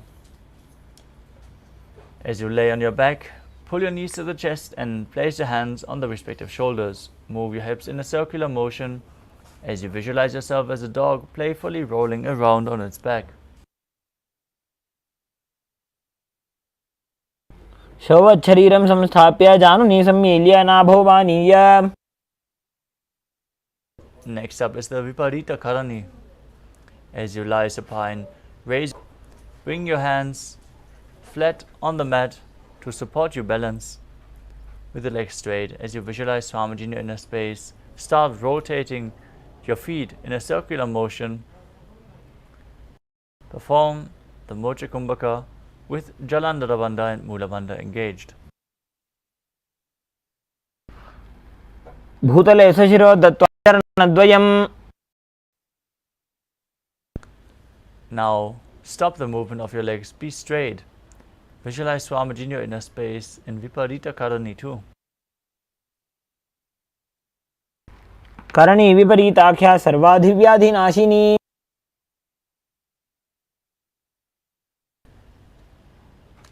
Now lower your body down. As you lay on your back, lift your hips and take your feet over your head with the toes on the floor. Place your hands stretched on the ground behind your back, interlacing the fingers in Parashamudra as you rest on your neck and shoulders. Visualize yourself as a plow.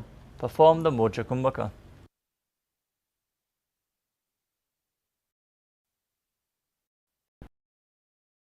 ग्रीवाकण्ठेन भूमिविष्टम्भ पादाग्रद्वयमूर्धमुन्नयेत्. The next Ashimatana.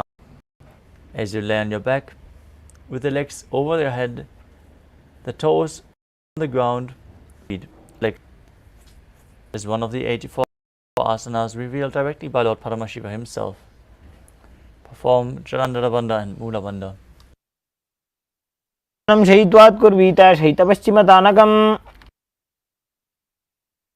Next up is Supta Konasana. As you bring your hips over the shoulder level, open your legs wide to the side Visualize Swamiji in your inner space. Perform Moksha Kumbhaka. वृते कुक्षि भागे त्रिदाहि परिकीर्तितः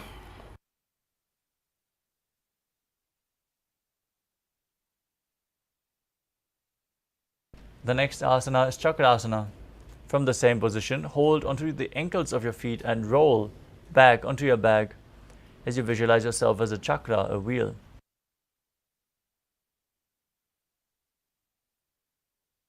शवासनस्तद्वौ पादौ कुर्यान्मस्तकतः परौ. Next up is Suptapta Sarita Parangushtasana. As you hold onto the big toes in Prana Mudra, with index and middle fingers, extend your arms and legs straight up and then open your legs wide to the side. As you visualize Swamiji in your inner space, perform Ujjayi Pranayama and engage the Mula Bandha. उत्तानपादं क्रौञ्चं च मरीचिं वीरभद्रकम्. The next asana is Supta Parangushtasana. Now join your feet again over top of your body, arms and legs straight. Visualize Swamiji in your inner space. उत्तानपादं क्रौञ्चं च मरीचिं वीरभद्रकम्. The next asana is Matsyasana. From the same position, cross your legs into Padmasana and lay down flat on your back with the arms over top of your head, holding on to opposite elbows. Gaze through your nose. Visualize Matsya, the fish avatar of Lord Vishnu, in Matsyasana. आसनं कृत्वा उत्तानशयनं चरेत्. Next up is Parasharamasana. From the same position, place the backside of the right hand onto the left palm. Gaze through your nose and visualize Lord Rama in your inner space. प्रथमकरे पद्मासन आचे सुधो सोवे भूपरिपाचे. Next asana is Sarvangasana. As you lay on your back, lift your legs and hips up. Place your hands onto your hips for support with the elbows on the mat. Gaze through your nose, visualize Swamiji in your inner space and perform Murcha Kumbhaka with Jalandhara Bandha and Mula Bandha engaged. अथवा क्षेत्र संक्षेपात् सर्वांगासनम् उत्तमम्.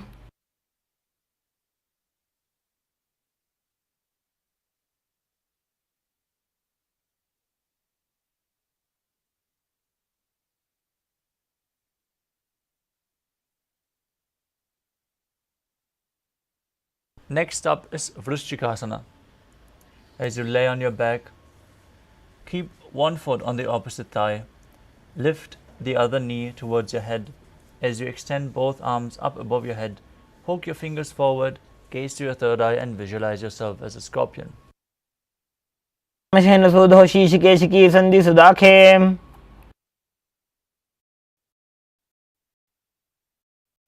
Next up is Vrishchikasana on the other side. Bring the opposite foot on the thigh. Visualize yourself as a scorpion.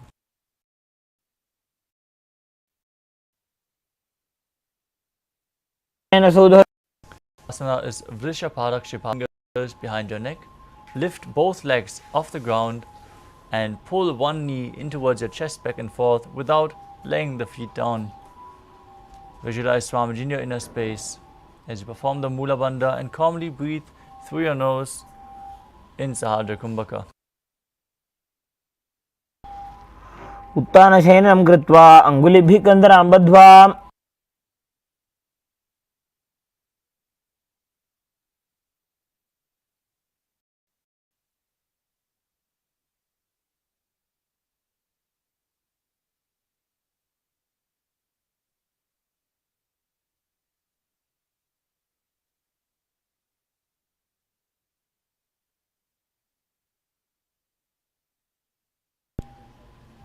The next asana is Maruttanasana.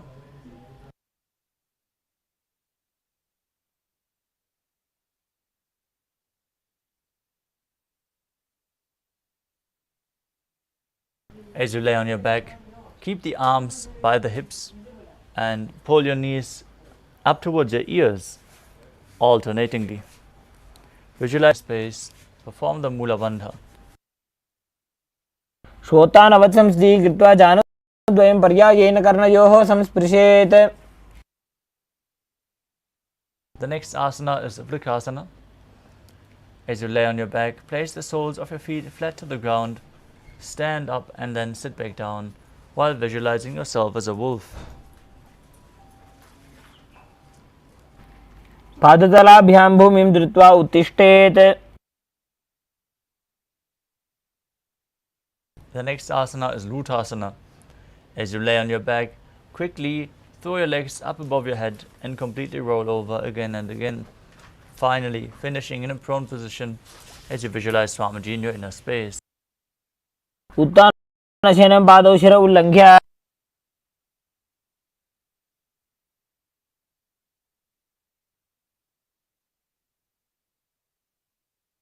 Now lay flat on your belly with the arms by the respective shoulders. Keep the feet flat and contract your lips, make the sound of a flute, whistling while inhaling. As you visualize yourself as a chariot, carrying warriors into a battle for Dharma on your chariot back in Saradhatasana.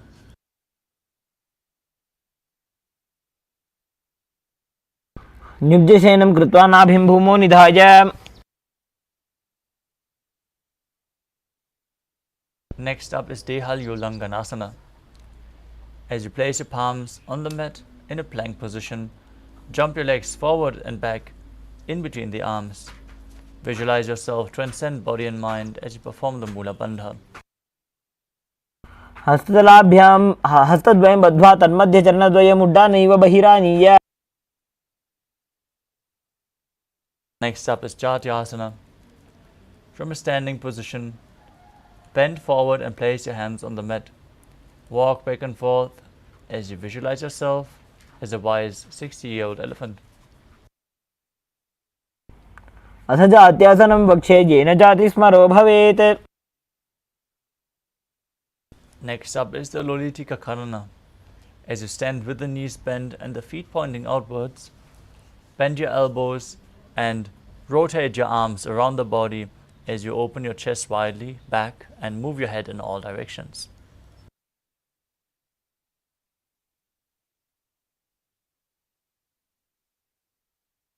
The next asana is Sadapasana.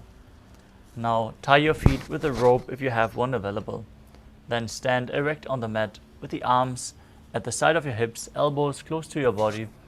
Visualize your Kundalini Devi rising and curling upwards around your body. Breathe calmly through your nose in Sahadra Kumbhaka and perform the Mula Bandha. अथ सर्पासनं वक्षे वायुपाणाय केवलं शरीरं दण्डवत् तिष्ठेत्. रज्जुबन्धस्तु पादयोः वायवी कुण्डली देवी कुण्डलाकारमङ्गुले. Now untie your legs if you tied them. As we move on to the next asana, which is Ushtra Sadhanasana. While standing, place all fingers on the mat and then stand on your hands, holding onto the toes from the front. Visualize yourself as a camel and start walking around as you perform the Mula Bandha. मुष्टिकनिष्ठिका प्रदेशेन भूमौ निधाय उपरि पादतले संस्थाप्य. The next asana is Ashvasana. While standing, place all fingers on the mat, stand on your hands and hold the toes from the outside and walk around on the mat visualizing yourself as a horse. मुष्टिकनिष्ठिका प्रदेशेन भूमौ निधाय उपरि पादतले संस्थाप्य.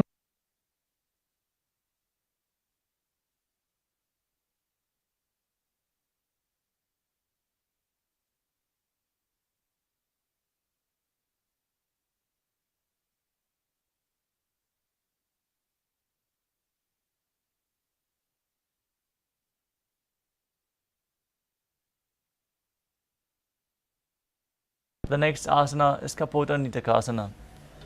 Now stand straight with your feet together, interlace your hands behind your back and pull them down towards your calves. Open up your chest. Visualize yourself as a soaring bird diving as you breathe in Sahadra Kumbhaka and perform the Mula Bandha.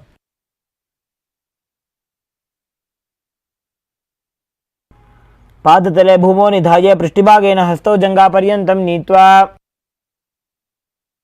Next up is the Tala Pushpa Putam Karana. Now stand with your palms together in Namaskara Mudra.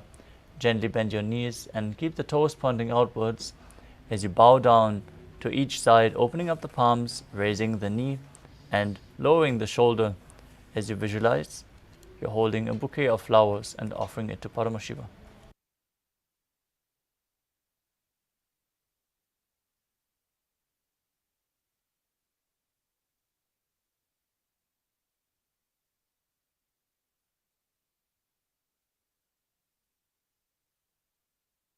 The next asana is Khadgasana.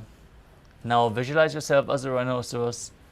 As you lay down on your stomach, jump your feet back up towards the hand and bring your palms together in Namaskara Mudra, resembling the horn of the rhinoceros as you gaze to your nose and perform the Mula Bandha. रतमासनं कृत्वा पादतलाभ्यां भूमिं धृत्वा. Next up is the Uttanottanam. As you sit down all the way or as low as you can to the ground, stand back up again and again. You can hold weights if you want to intensify this asana. Gaze to your nose and visualize Swamiji in your inner space. पुनः पुनः उत्थातव्यम् असितव्यम् इति उत्थानोत्थानं भवति. Next up is Musalasana. As you stand up straight, raise your arms over your head and jump repeatedly. As you visualize yourself as a maze, perform the Mula Bandha. सरलं स्थित्वा ऊर्ध्वं बाहु नयेत्. Next up is Utshirshakasana. From a standing position, pull the sole of one foot towards your chest as you sit down and stand back up with the other leg, interchanging the legs. Gaze to your nose, visualize Swamiji in your inner space, perform the Mula Bandha.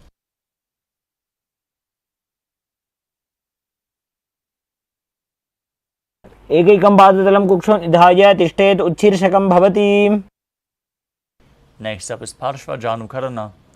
Now stand with one knee bent, the toes pointing outwards as you lift the other leg up towards your chest. Hold it with a hand in a fist. Keep the other hand on top of the thigh with the fingers pointing inwards.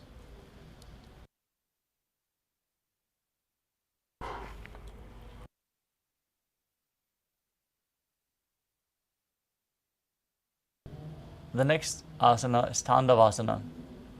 You can hold weights if you want to intensify this asana. Now visualize yourself fiercely dancing as Lord Shiva as you extend one leg and your arms forward. Sit down and stand back up on the other leg.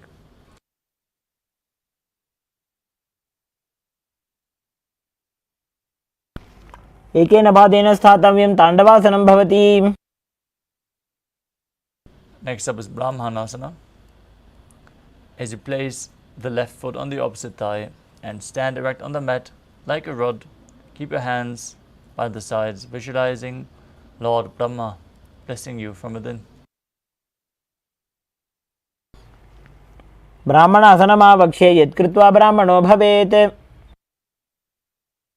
Next up is Garudasana 3. As you stand straight, bring the left foot over top of the right leg and bring the toes behind outside of the thigh. As you cross your left arm below the right and bring your hands together in Namaskara Mudra. Visualize yourself as Lord Garuda as you perform the Mula Bandha. उत्तानकूर्मपीठं च संहिमस्गारुडमेव च. Next up is Ekapadasana. As you stand straight on the right leg, lift the left foot on the opposite thigh. Keep your hands relaxed by the knees as you visualize Swamiji in your inner space. दक्षाङ्घ्रिं वामपादस्य जङ्घोपरि निधाय च. Next up is Dhuruvasana, the post-up posture. Now visualize yourself as the north poster as you hold onto the big toe of one foot, extend it out and rotate on the standing leg. एकेन हस्तेन दण्डरूपस्य एकस्य पादस्य अग्रं धृत्वा. Next up is Trivikramasana. Now visualize Lord Vishnu blessing you from within. As you bring one leg behind your neck, if you can, otherwise bring it over your shoulder or up you from within. ग्रीवायां पादं संस्थाप्य स्थातव्यम् उत्थातव्यं त्रिविक्रमासनं भवति.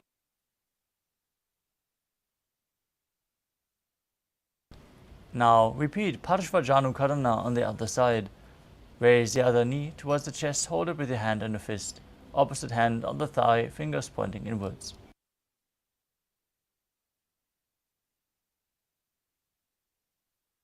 Repeat Tandavasana on the other side. Visualize yourself fiercely dancing as Lord Shiva.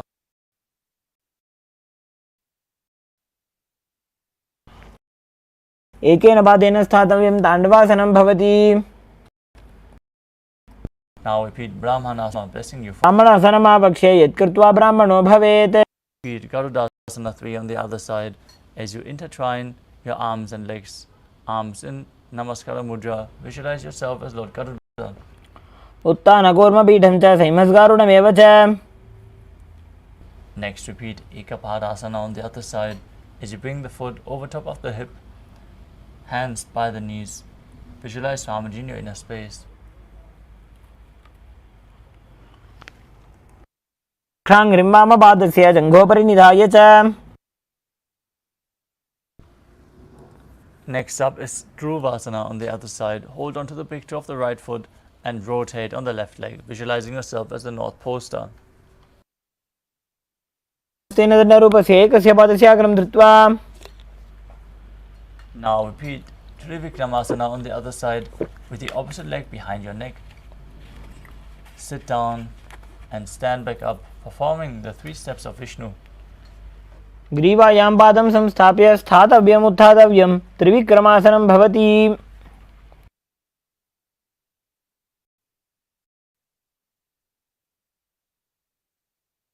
Next up is the Samanaka Karana. Now stand straight with your hands slightly extended away from the body, heels touching, fingers apart.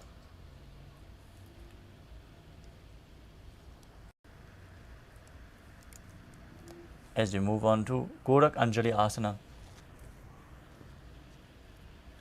Now stand erect and then bend forward and bring both hands underneath the knees. Squat down.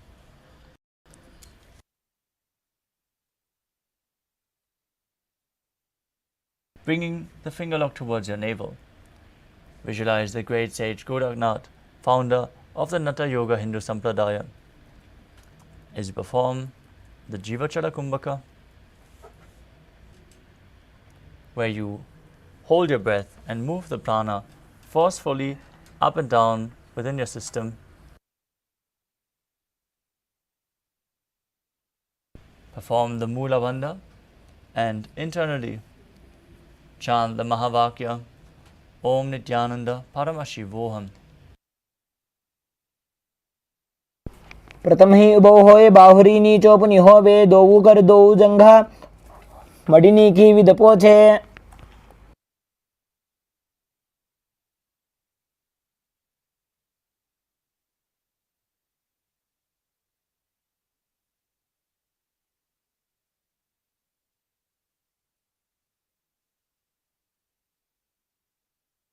The next asana is Kanchi asana. Now insert your hands between the thighs and calves, then wrap them around behind your butt. Interlace your fingers in Parusha Mudra. As you squat down, hold your hands behind. Keep your chest upright as you visualize Swamiji in your inner space. ऊर्ध्वमध्याधस्तमं धृत्वा पादतलाभ्यां भूमिमष्टभ्य.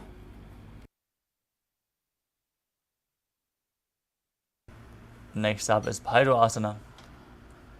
As you bring your feet together and sit in a squatting posture with your heels touching the perineum, hold the hands behind your back and sit upright. As you gaze at your navel, visualize Bhagavan Kalabhairava, the Lord of Time. दो पग की थलिया की माहिली core मिलाई.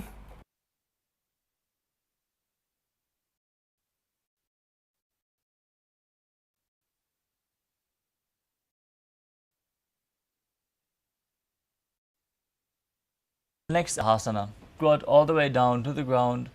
Keep your feet together, toes apart. Bring your elbows up close to your head and join palms over your back with the fingers pointing down in Anjali Mudra. Gaze to your nose, visualize a boar, one of the 10 incarnations of Mahavishnu, as you perform the Mula Bandha.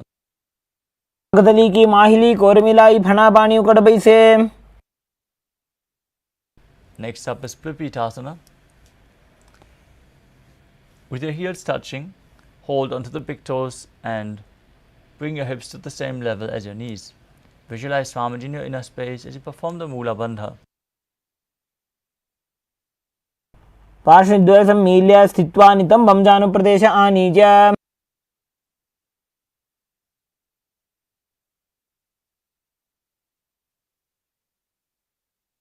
The next asana is Bakasana. Now place your hands on the mat with the fingers wide. Place your knees onto the back of your arms. As you lean forward, lift your feet off the mat and visualize yourself as a crow in Bakasana. हस्ताभ्याम अवनिमवष्टभ्याम. Next up is Sushtanga Kapali Asana. As you kneel down, place your head on the ground and spread your palms for support. Raise your body onto your head, your legs into Padmasana, and gaze through your nose as you visualize Swamiji in your inner space. आसन को गुण कपाल आछो होई. Next up is Guptasana. As you keep the toes flat, toes touching behind your body, sitting in between the heels. Gaze through your nose, keep your hands on the thighs and visualize you're sitting in the secret seat with Paramashiva and Guru in Guptasana. जानोर्वोरन्तरे पादौ कृत्वा पादौ च गोपजेत. The next asana is Vrikshasana too. Now place your hands on the ground, fingers wide. Lift your body up straight into a handstand. This asana should be practiced to purify the 7 chakras. You can use the support of a wall or if you have a partner by your side that can aid you. Visualize yourself as a tree with deep roots growing into the ground. सप्तचक्रक्षालनाय vrikshasana विशेषकान्. Next up is Shiva Asana. In a handstand position, gaze to your third eye and join your feet and hands closer together as you visualize tejas flowing to your third eye. दो पग जोड़ी माही Gulf मिलाए. Next up is Matsyasana 2. Place your hand on the ground, shoulder width apart, and stretch your legs back into a plank position. Then lower your body down and push it back up again and again as you visualize yourself as a fish in Matsyasana 2. निव्जं शयनं कुर्परो पार्श्वभागाय मूर्धकृत्य.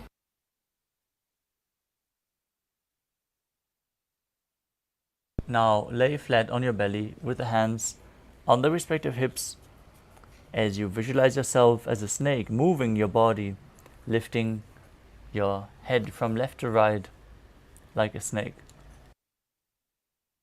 निव्जं शयनं कृत्वा हस्तौ नितम्बं संस्थाप्य.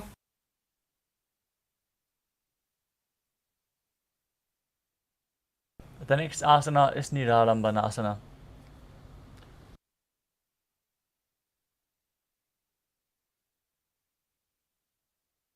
As you lay on your stomach with the toes pointing backwards, your elbows on the ground, hands in Padma Mudra, the lotus mudra, holding onto your chin. Feel self-supported and completely independent. कराभ्यां पङ्कजं कृत्वा तिष्ठेत् कुर्परया सुधीः. Next up is Chaturasana. As you lay on your stomach, place your hands flat on the mat in front, straighten your arms and bend your knees as you bring your feet towards your upper back. Lift up your head and chest. Visualize yourself as an umbrella protecting your Guru from the sun rays as you perform the Mula Bandha. अर्ध्यासनवस्थित्वा हस्ततलाभ्यां भूमिं वष्टभ्य.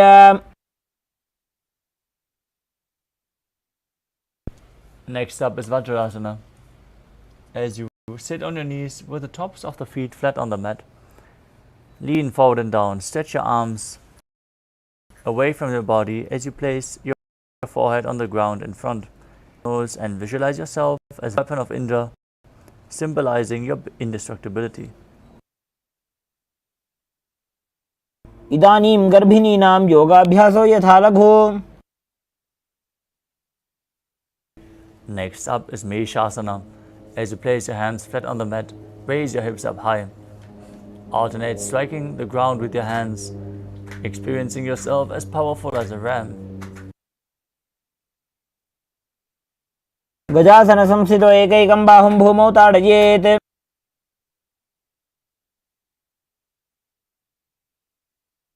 The next asana is Ajasana. From Gajasana, lift your legs into the air and slowly bring your forehead to the ground, visualizing yourself as unborn, existing for all eternity. गजासन संस्थितो पादद्वयमन्तराले कृत्य.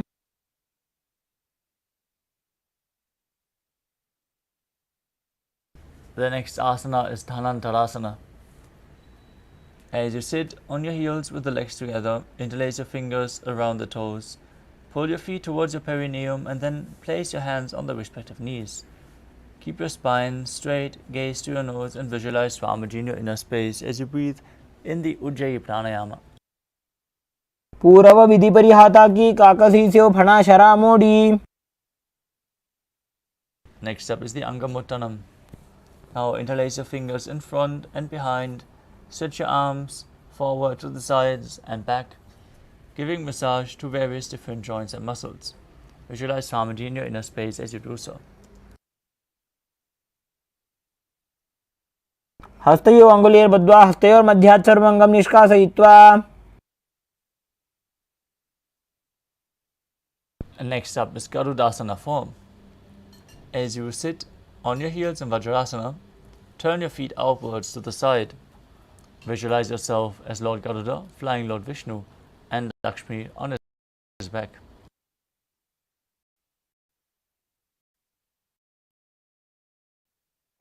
जङ्घोरुभ्यां दरां पीड्य स्थिरकायो द्विजा.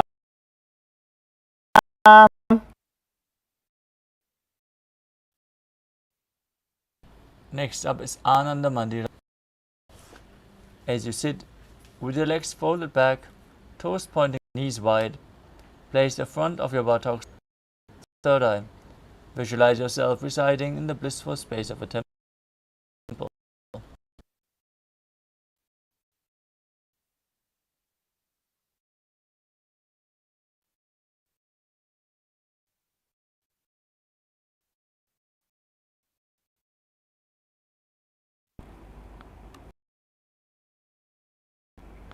अथवा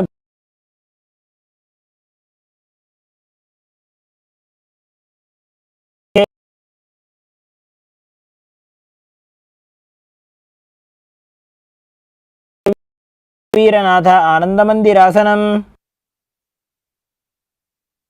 Next up is Mandukasana 2.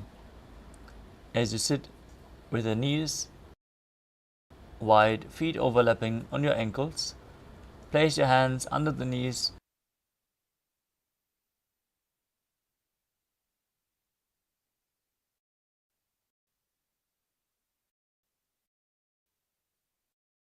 Next up is Narasimhasana.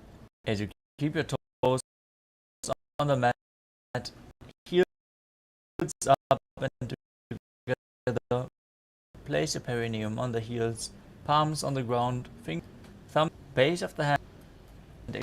As you visualize Narasimha, the lion man avatar of Lord Vishnu. दो भणावाणी होय वैसे एड़ी में.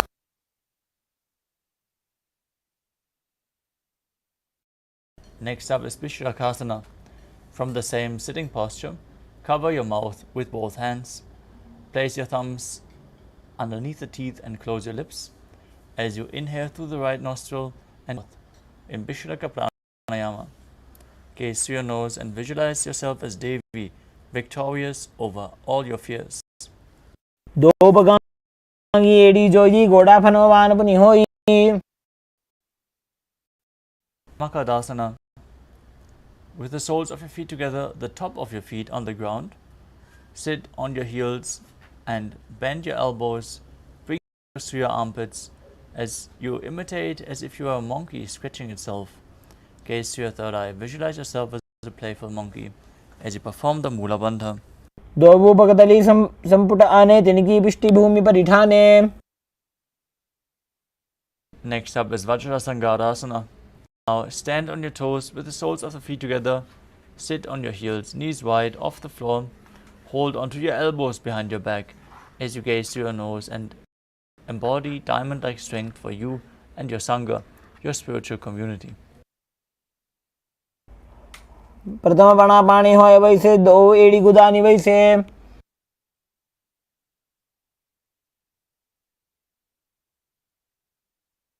Next up is Kanjanasana. As you keep your toes down, ankles crossed behind. As you sit down on the heels, place your palms on the mat to the sides. Gaze to your nose and visualize perfect health beyond any and all physical or mental ailments as you perform Uddiyana Bandha and खञ्जनासनमावक्षे यत्कृत्वा सुस्थिरो भवेत्. Next up is Kurmasana. With your toes, your feet, and place your perineum onto the back of the heels. Keep your knees wide on the floor. Rest your hands on the knees as you gaze to your nose. Visualize a turtle with a stable body and mind to live for hundreds of years. अल्पौ च वर्षणस्याधौ व्युत्क्रमेण समाहितौ.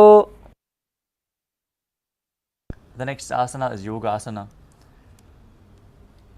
From the same sitting posture, gaze to your nose and visualize space. गुदं नियम्य गुल्फाभ्यां व्युत्क्रमेण समाहितः. Next up is Vidyogasana. Stand on your knees and cross your ankles behind with the feet near the opposite knee. Hold your calves with your fingers inside, thumbs outside. Gaze to your third eye and visualize a space of eternal oneness, Advaita, with your Guru. वामौ उभौ होई गोड़ा आड़ा राखे दोई.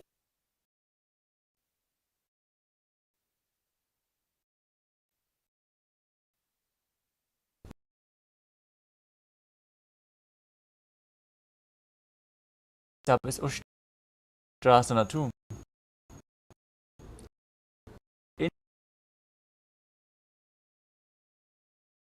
In position, bend back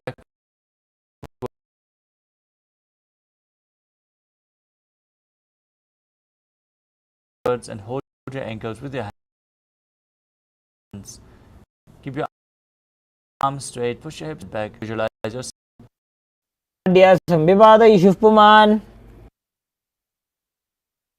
Next up is Jatyasana 2. With your heels together, hands on the soles of the feet, slowly lean back. Bring your elbows down to the mat as you lean back and touch your back onto the ground and rise back up. You can use the support of your hands if needed. As you repeat this again and again, gaze to your nose and visualize the healing and liberation of all causal subtle forms of your body.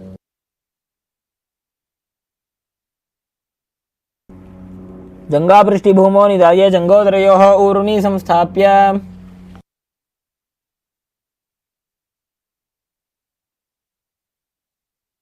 The next asana is Kapotasana. From Viratasana, raise your hips even higher. Bring your forearms to the mat and hold the back of your heels, bringing your head in between the feet as you visualize yourself. Perform the Mula Bandha.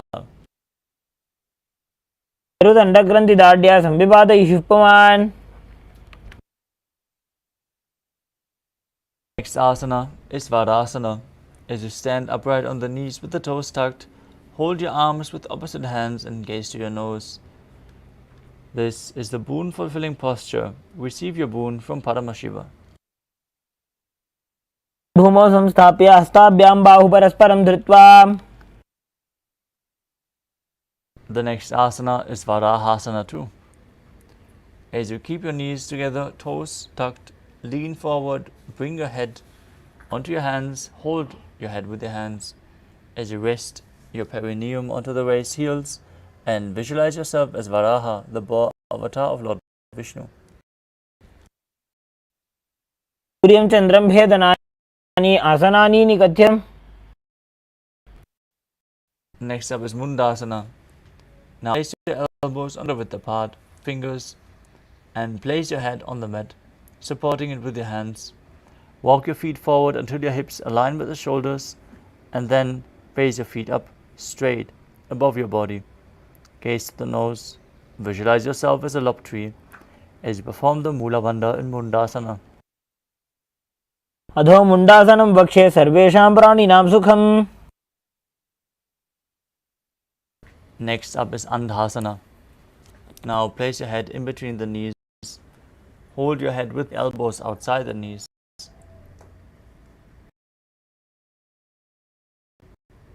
Inhale through your nose in Sahadra Kumbh. Exhale through as you gaze by Swamiji in your inner space. प्रथम भगदली समहरावे कोरमाहिली उभे मिलावे. Next up is the Viparita Shalabhasana. You can hold weights if you want to intensify this asana. As you lay in your belly, arms extended straight out, lift your thighs, arms and chest off the ground as you visualize yourself as a locust. भासन भेदाश्च नटभेरुण्ड नामके.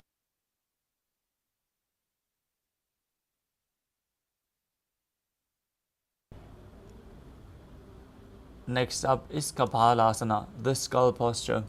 As you lie on your belly, arms, keep the palms facing down, your forehead on the ground. Keep your chest on the mat as you lift your legs up, joined together. Visualize a skull representing the mind with purified thoughts and the strong will to attain enlightenment. कपालं भूमौ निधाय ऊर्ध्वं पादौ नजेत्.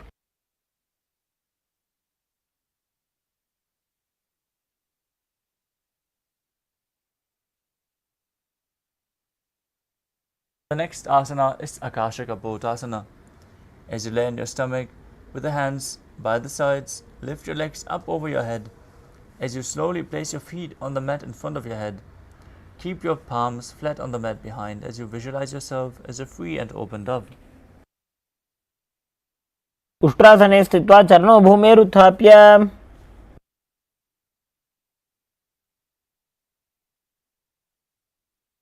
Next up is Chatakasana. As you sit on the knees, your chest down so your navel touches the knees.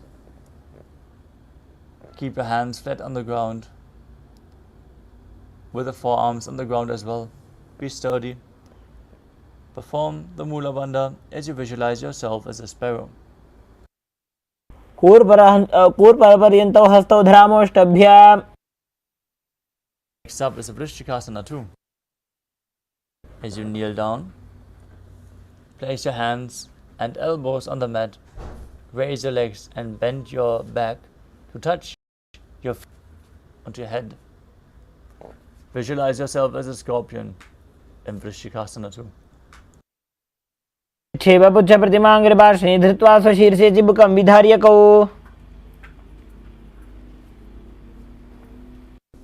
Next up is a Vrishasana.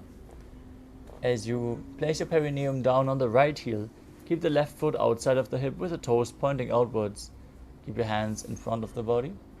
As you visualize yourself as a bull, forcefully inhale through your nose, hold your breath and then slowly exhale again in Antarangaka Kumbhaka. यामे गुल्फे भागे बद.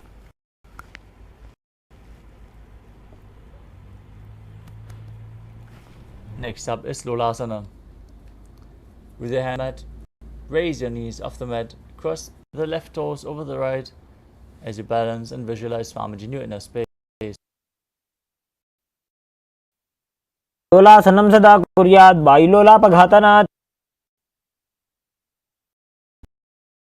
Now place your perineum down on the left heel with the right foot outside the hip as you visualize yourself as a bull in Vrishasana on the other side. यामे वामभागे पदे.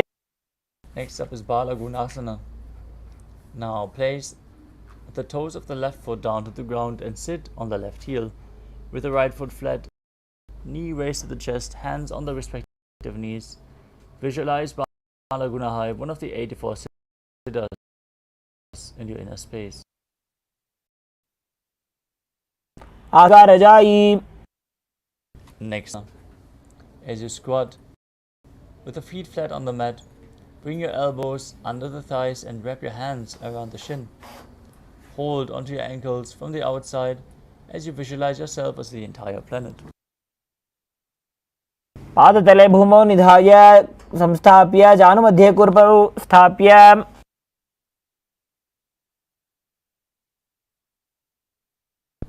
Now repeat Bala Gunasana on the other side.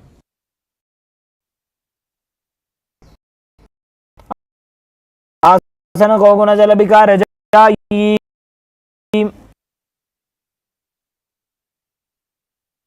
Next up is Utkatasana. Squat on your toes, heat knees perineum on the waist. You can hold onto weights if you want to intensify this asana. Visualize Swamiji in your inner.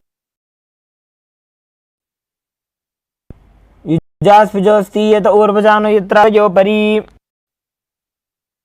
Next up is Vajrasangarasana 2. With the heels and the knees raised, knees wide apart, place your heels together and hold onto the opposite elbows behind your back. As you visualize Swamiji in your inner space, perform the Mula Bandha in Vajrasangarasana 2. व्रतवना पानी होए जैसे दो वेड़ी गुदानी वैसे.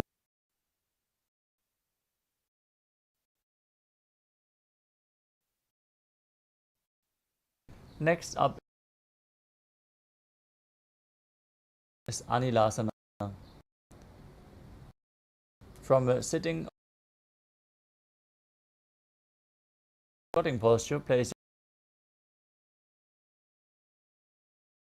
flat on the mat and step your heels onto your hands with the palms facing down. Keep your arms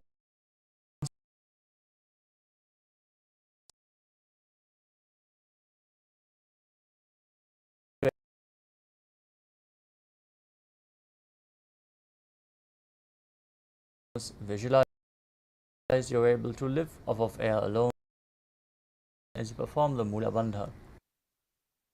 दो हाथ भूमि पर ठान लगाने. Hands as you wrap your hands. सतलयो हो पादतले. Next up is Kukkutuddanasana. As you place your palm, raise both into the air and let them fall back. Visualize yourself as a rooster. हस्ततले भूमौ कृत्वा पादतले च ऊर्ध्वमुड्डानं कृत्वा.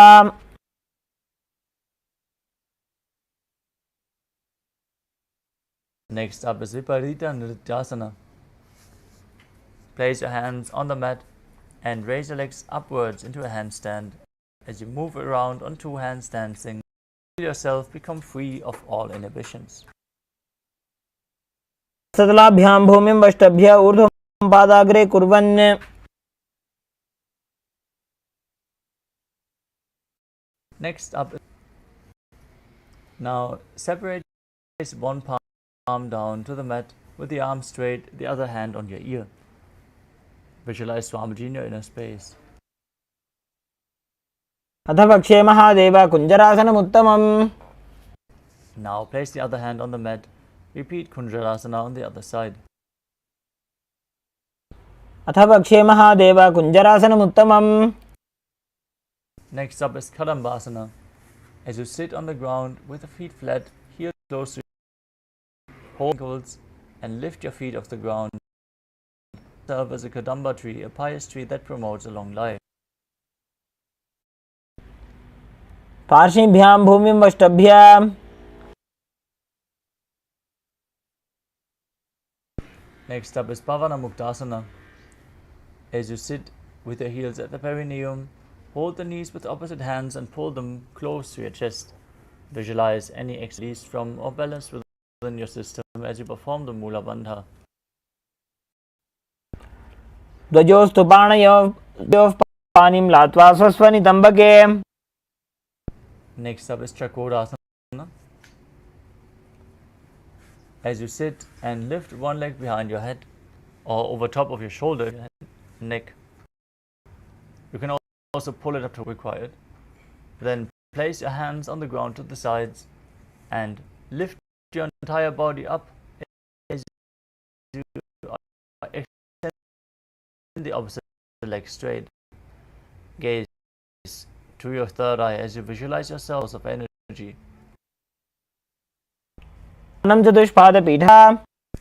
Next up is Dhanurasana 2.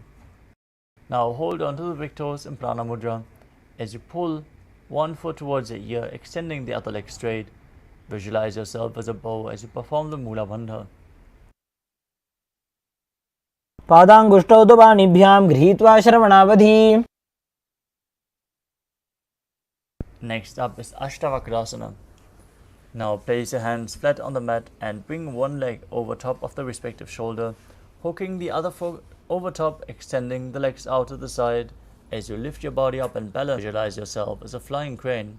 Perform the Mula Bandha. वासिष्ठमथ कौण्डिन्यम् ऊर्ध्वकुक्कुटमेव च.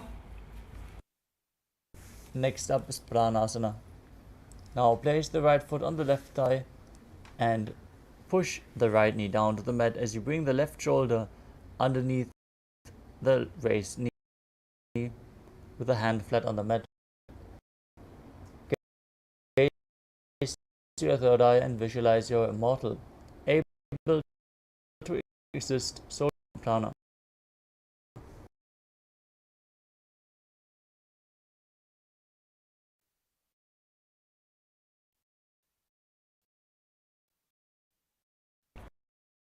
एतत् प्रभेदं वक्मि करोति यस्य चामरः.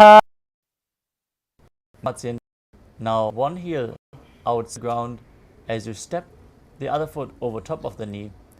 Twist your elbow around the knee and bring the hand underneath. भ्यां धृत्यते यास्तु पार्श्वमत्स्येन्द्रमुत्तमम्.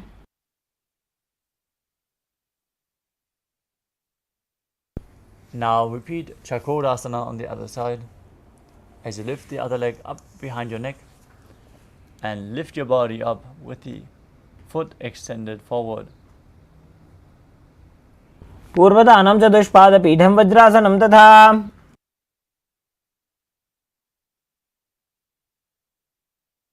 Now repeat Dhanurasana 2, holding on to the big toes, pulling the other foot towards your ear.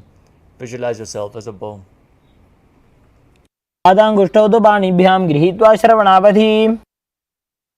Now repeat Ashtavakrasana on the other side as you bring the other foot over top of the shoulder, opposite leg hooked over top, extending the legs to the side, balancing as you visualize yourself as a flying crane. वासिष्ठमौण्डिन्यम्. Now repeat Pranasana on the other side as you visualize you're immortal and able to exist solely from prana. एतत् प्रभेदं वक्ष्यामि करोति यस्य चामरः. Repeat Parshvamatsendrasana on the other side. One knee on the ground, heel at the hip, opposite leg over top, knee raised, hand underneath, fingers interlocked behind your back as you twist your body intensely. वामोरुमूलार्पितदक्षपादो जान्वो बहिर्वेष्टितदक्षदोष्णा. The next asana is Ardha Paschimottanasana.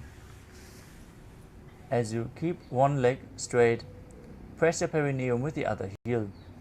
Keep the knee on the ground. Lean forward, hold onto the front foot with the leg straight as you visualize space. Perform the Mula Bandha. एकं पादं प्रसार्य एकं पादं पार्श्वनासीवनी सम्पीड्य.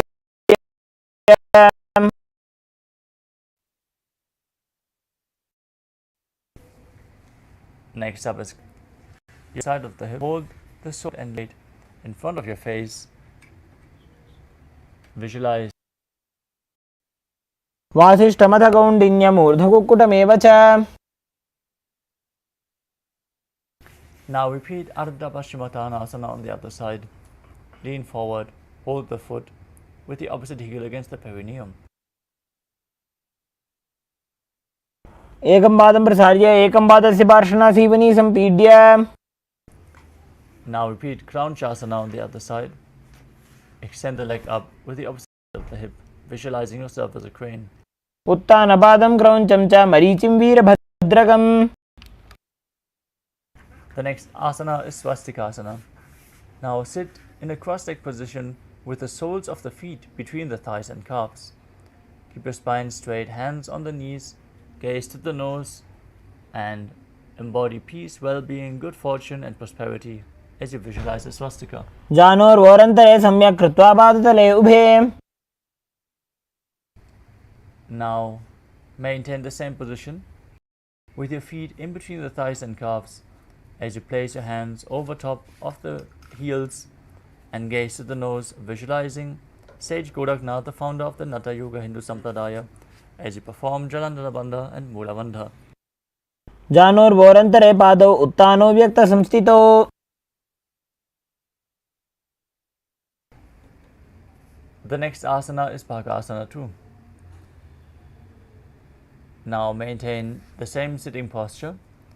Gaze to your third eye, visualize Swamiji in your inner space, perform the Mula Bandha, and meditate on Arihanta, the enlightened one, as you prepare yourselves to enter Shanmukhi Mudra.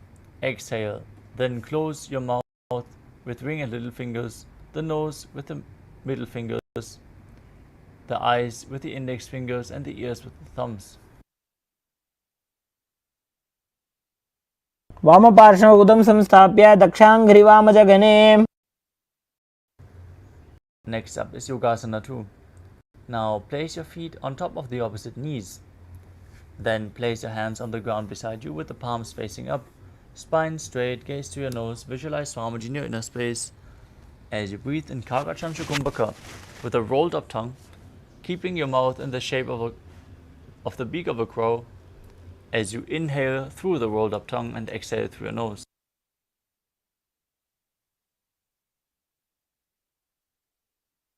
उत्तानौ चरणौ कृत्वा संस्थाप्योपरि जानुनोः.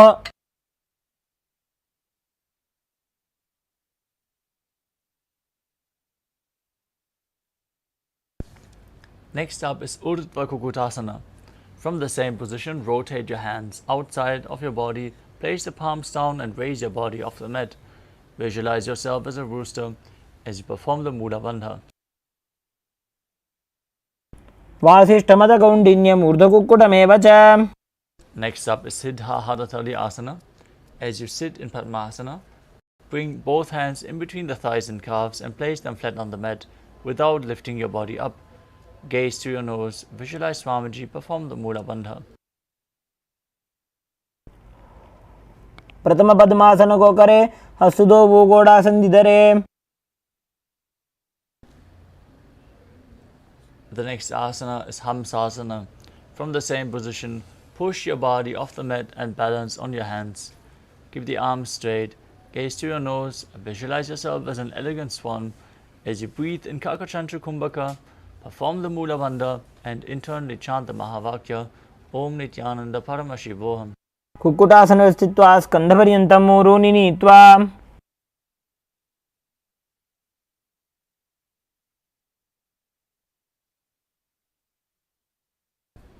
Asana is Kardha Mukhasana. From Padmasana, place your hands between the thighs and calves. While sitting, reach your hands behind your body as you lean forward. Interlace your fingers in Parashva Mudra as you place your forehead to the ground. Visualize yourself as Pinaka, Lord Shiva's bow, and perform the Mula Bandha.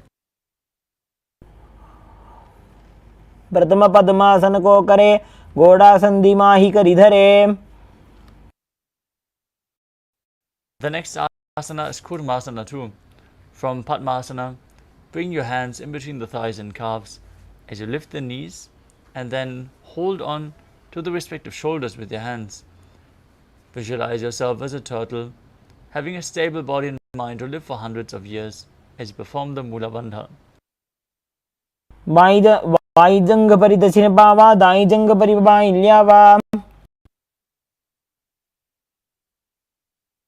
Next up is Granthi Bedasana.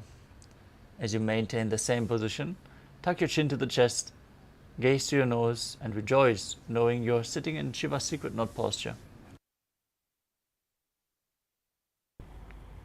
अथ पक्षे नीलकण्ठ ग्रन्थिभेदासनं शुभम्. Next up is Uttana Kurmasana. From the same position, with your hands underneath the thighs and calves in Padmasana, roll onto your back. Gaze body a turtle laying on its back.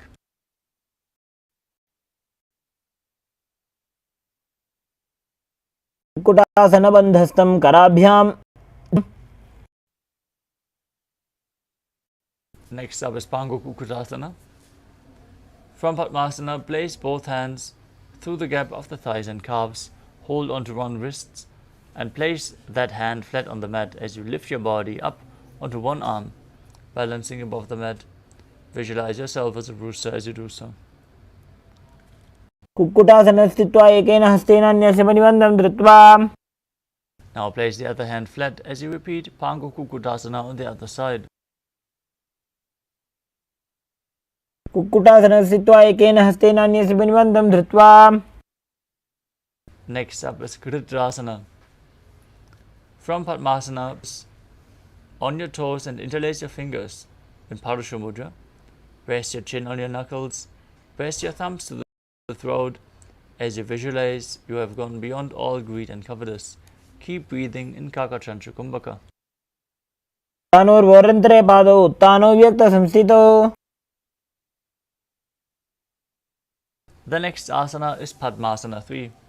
From Padmasana position, hold one hand over the other with the palms facing upwards.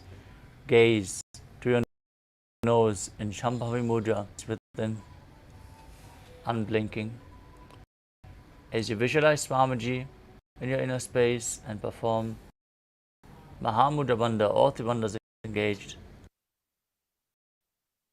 उत्तानौ चरणौ विचक्तिस्थितौ योग. Next 4. From Padmasana, arms on top of the knees. Keep your spine straight, gaze to your nose. Visualize Paramashiva in your inner space as you perform the Mula Bandha and Shakya internally. Om Nithyananda Paramashivoham. पद्मासनं कुर्यात् प्राणवायु प्रसिद्धये. Next up is Karmukasana 2. From Padmasana, keep one hand on top of the knee and hook the other hand around the big toe in Prana Mudra, rotating the foot and the big toe. Pull the elbow as if you're pulling a bowstring back as you visualize yourself as Pinaka, Lord Shiva's bow. Repeat the movement on the other. अथान्यासनं वक्ष्ये योगपूरकरक्षणात्. Next up is Karmukasana 3. From Padmasana, cross your arms behind your back and hold on to the big toes in Prana Mudra. Gaze through your nose, visualize yourself as Pinaka, Lord Shiva's bow, as you perform Mahamudra Bandha. कार्मुकासनमाक्षित्य उदरे पूरयेत् सुखम्. Maintain Karmukasana 3 as you lift your chest up, gaze to your third eye, and visualize yourself as the action of Paramashiva's third eye, destroying anything you come across in Tridhasana. ऊरुभ्यामुपरि स्थाप्य पादयुग्मं प्रयत्नतः.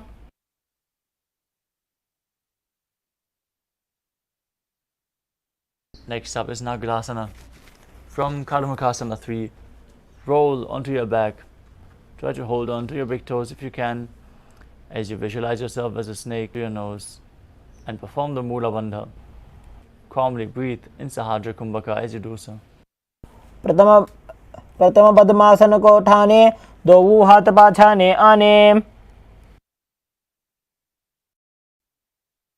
Now free your arms and legs. As you pull your knees to the chest, raise the feet off the ground, embrace your knees. Interlock your fingers in Parusha Mudra. As you touch your head to the knees, squeeze your body into a ball in Kandukasana. वेत्रासने स्थित्वा हस्तपादान् निष्कुष्य.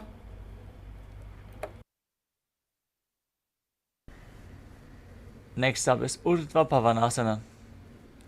As you lay on your back, raised, feet flat on the ground, bring your hands interlocked under your head, gaze through your nose and visualize Swamiji in your inner. प्रथमे सूधो सैनग्रावे गोड़ा उभा राशि मिलावे. Next up is Madhukata Pitasana. As you lay on your back, bend your knees and keep the feet flat on the mat. Place your upturned palms underneath the heels. as you lift your hips up. Perform Jalandhara and Mula Bandha as you breathe in Murcha Kumbhaka and visualize yourself as a powerful alpha ape. उत्तानशयनं पादतले उत्तानहस्तयोः स्थापयेत्.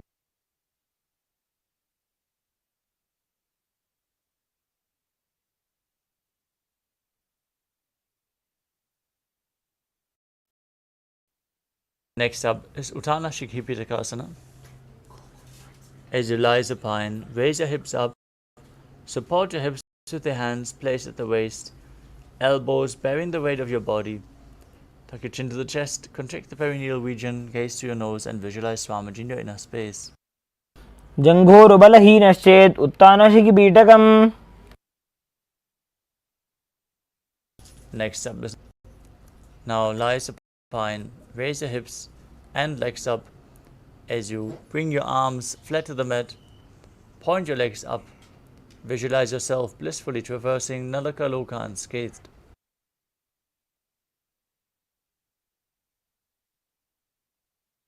ग्रीवाकण्ठेन भूमिं विष्टम्भ पादाग्रद्वयमूर्धमुन्नयेत्.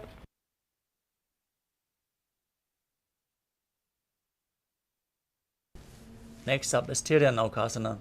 As you bring your hands to the lower back, straighten your legs and lower and angle them, keeping your core engaged as you visualize yourself as a boat crossing the ocean of samsara. नौकावत् स्थित्वात् ऊर्ध्वं पादाग्रद्वयं नयेत्. Now place your hands back down to the mat. Keep your legs straight, pointing up. Be straight as a flagpole, as the Kailasa flag, respected across all nations in Vajrasana. तिर्यन् नौकावते ग्रीवापृष्ठगोर्परैः भूमिं वष्टभ्य. Now gently lower your body down to the mat. Lay flat, hands at your hips, palms facing up. Perform the Shakti Chalan Mudra, Kundalini Shakti, up from Muladhara to Sahasrara Chakra. Visualize your body as dead, and Swamiji, the Supreme Pontiff of Hinduism, is liberating you. As you internally chant the Mahavakya, Om Nithyananda Paramashivoham, in Mrita.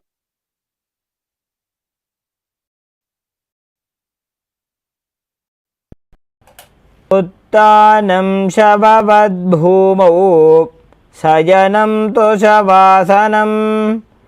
शवासनं श्रमहरं चित्तविश्रान्तिकारणम्.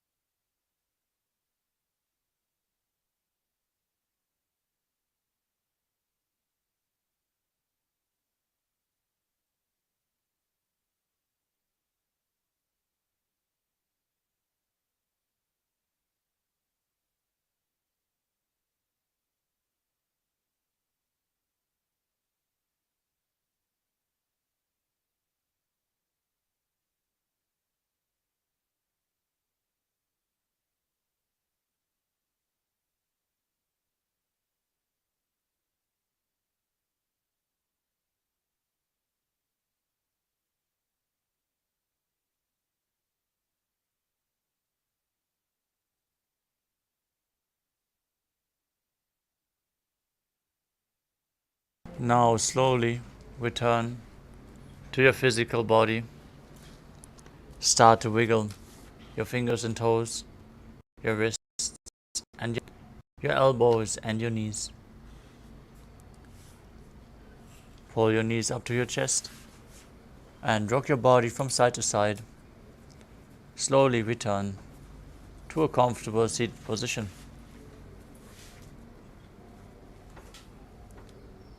Congratulations for completing the Dvitiya Vinyasa Krama, all 308 asanas of the sequence. Now that we prepared our bodies to hold the intense spiritual energy, let us manifest the Shaktis of Paramashiva in the upcoming session, which is the Power Manifestation session. So stay tuned as we are closing today's Nithyananda Yoga session with the Purna Mantra. Now sit straight with your head, neck and spine in a straight line. Hands in Namaskara Mudra in front of the heart center. Close your eyes, take a deep breath. Visualize Swamiji in your inner space as we chant the Purna Mantra. ॐ पूर्णमदः पूर्णमिदं पूर्णात् पूर्णमुदच्यते पूर्णस्य पूर्णमादाय पूर्णमेवावशिष्यते ॐ शान्तिः शान्तिः शान्तिः हरिः ॐ तत्सत् सर्वं भगवत् श्री नित्यानंद परमशिव पादुकार्पणमस्तु ॐ नित्यानन्दम्. Thank you all, Nithyanandam.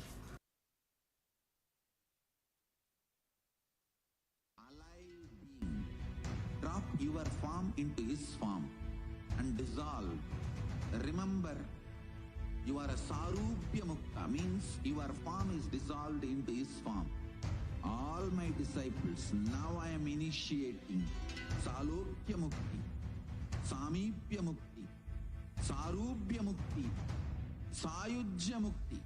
Om Nithyananda Paramashivoham. Om Nithyananda Paramashivoham.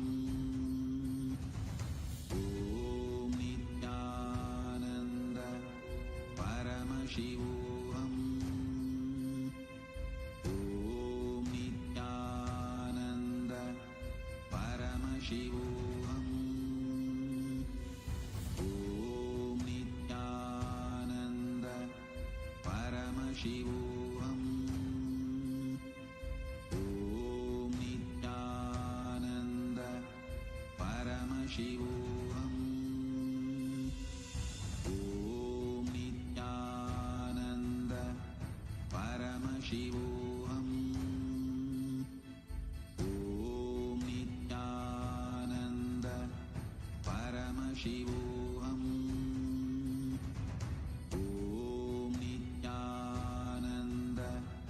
Paramashivoham. Om Nithyananda Paramashivoham.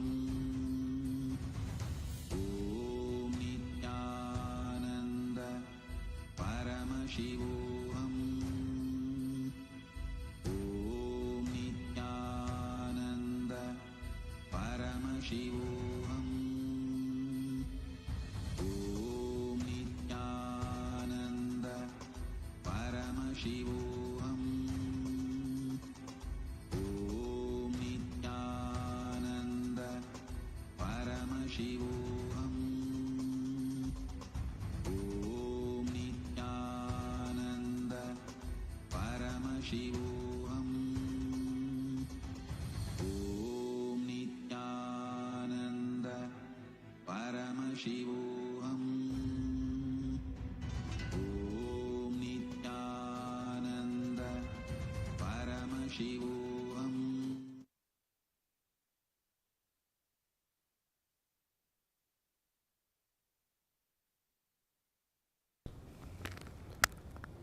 नित्यानन्दं परमसुखदं केवलं ज्ञानमूर्तिं द्वन्द्वातीतं गहनसदृशं तत्त्वमस्याधिलक्ष्यम् एकं नित्यं विमलमचलं सर्वदी साक्षिभूतं भावातीतं त्रिगुणरहितं सद्गुरुं तं Namami.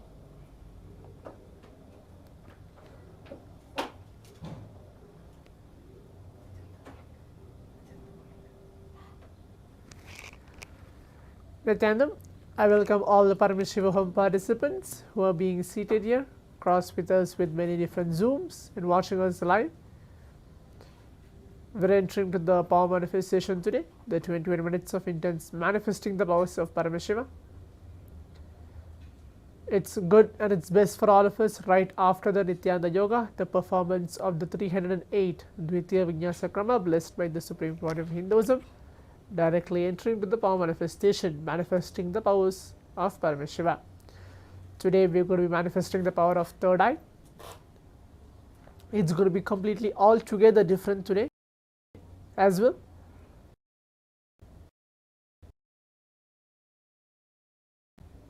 So let's give a few minutes for all the participants to please be seated.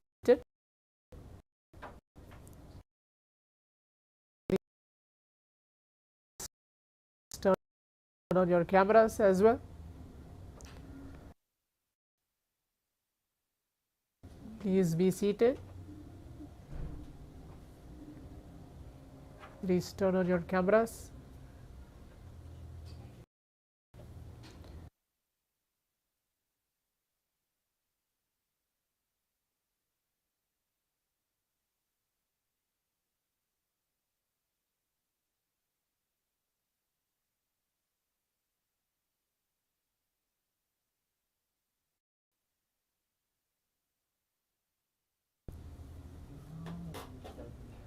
Today we are going to manifest something unique through the third eye awakening today. Please be seated. It's good to see Bigyanaya, Pavanaya, Zudo Wong and many other participants as well. Please be seated and please turn on your camera. For the few participants who are maybe joining us live today or with the Zoom today with us who don't know what is the power of third eye, just a short description of that. This power of third eye awakening is a science where it is a power manifestation initiated by the Supreme Pontiff of Hinduism for all of us to manifest the powers of Paramashiva. It is located in the third eye and it can be initiated or a look or a word blessings of the Master. When we enter to this power manifestation, we are totally zoned in a different space altogether, manifesting these powers, directly connecting with Him by chanting the Mahavakya. Maybe this is the short description I can give. We can maybe enter to the power manifestation.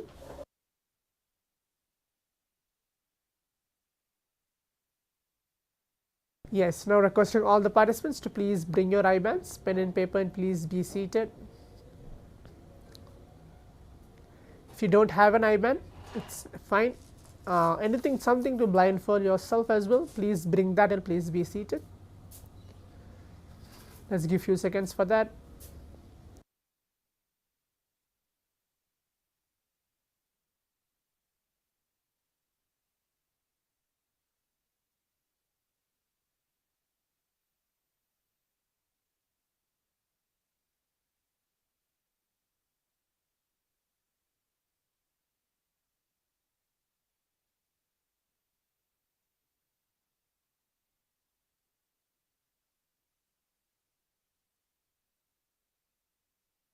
Please bring your IBANs and please be seated. Make sure you are ready for receiving Paramashiva today. Today again we are going to be manifesting 3 different rounds. But it's not going to be something like letters, shapes or pictures as you think. It's going to be completely all mixed together today. Please be seated. Today as we are entering to the 11th day of the Paramashivoham sessions, more and more we manifest, more and more intense the power manifestation, taking us higher and higher. Please be seated and please bring your IBANs.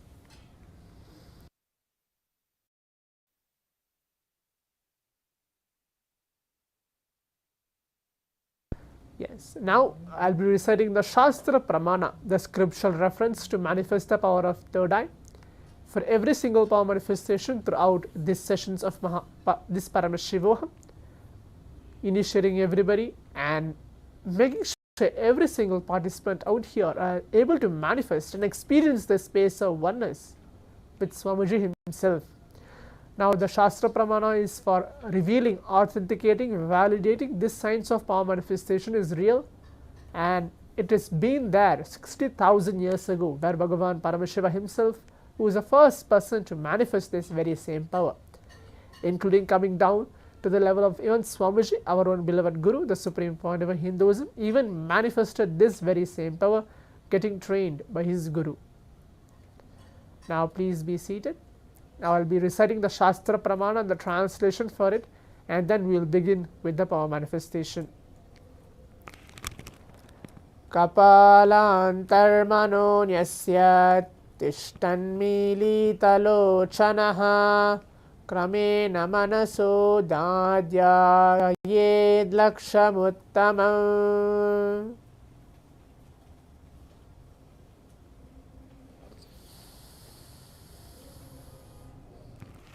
Yes, this is a verse from the Vijnana Bhairava Tantra, Sutra 34, Dharana 11, where Bhagavan Paramashivam himself described about this power manifestation, the power of third eye. The translation goes for this verse is by fixing the mind on your inner space within the crown center, sitting stably without any movement, with your eyes closed, having succession beyond any mind, sitting as Paramashiva when you connect, attaining the space of oneness with the source Paramashiva himself. Now do not blindfold yourself, keep your eye bands ready.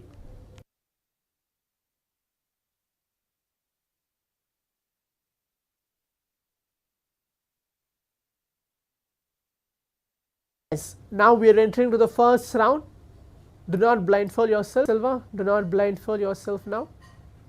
We are entering to the round 1 of the power manifestation. It's going to be shapes. We are going to be seeing shapes blindfolded. That will be the round 1 of the power manifestation. Do not blindfold yourself. There will be few instructions given, and then we'll enter. You have to see. It is going to be similar like yesterday as well.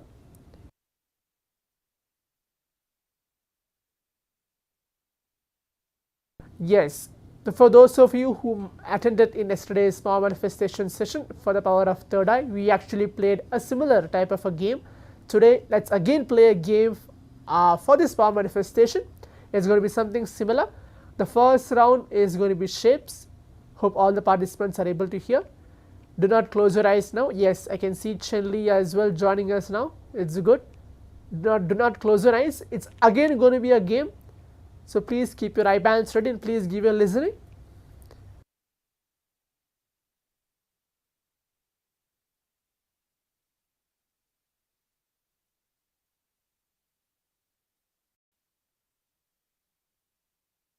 Yes, now as you can see, there are 6 different shapes.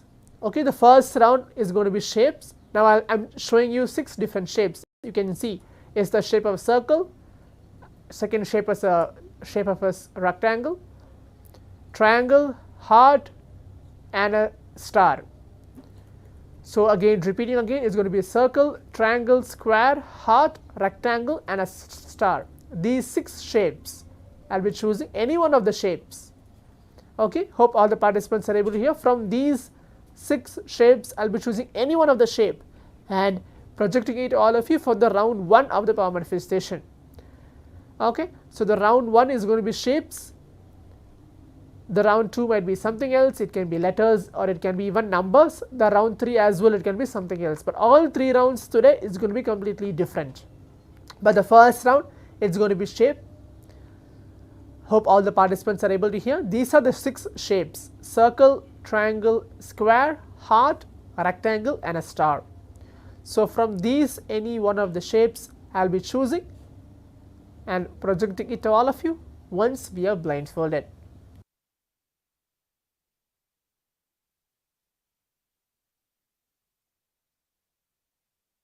Yes, now requesting all the participants to please keep your eyes closed. You can put on your eye bands. Visualize Paramashiva onto our inner space.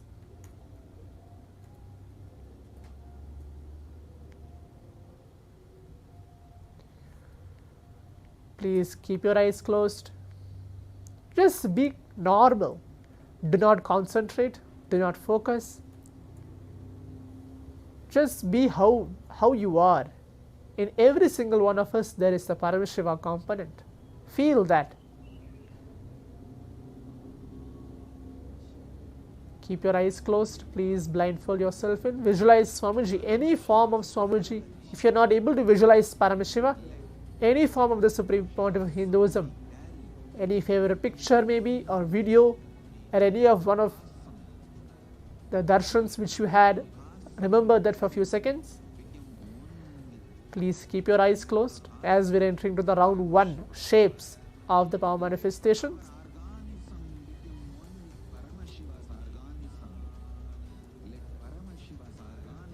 Start chanting the Mahavakya. Om Nithyananda Paramashivoham. Om Nithyananda Paramashivoham. Om Nithyananda Paramashivoham. Om Nithyananda Paramashivoham.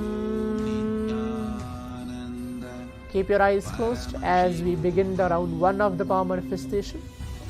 Om Nithyananda Paramashivoham. Om Nithyananda Paramashivoham.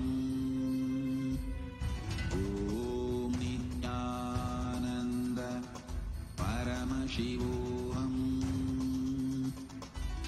Om Nithyananda Paramashivoham. Om Nithyananda Paramashivoham.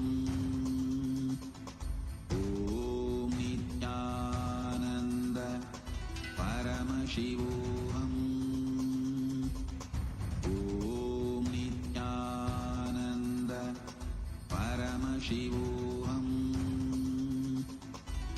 Om Nithyananda Paramashivoham. Om Nithyananda Paramashivoham. Om Nithyananda Paramashivoham.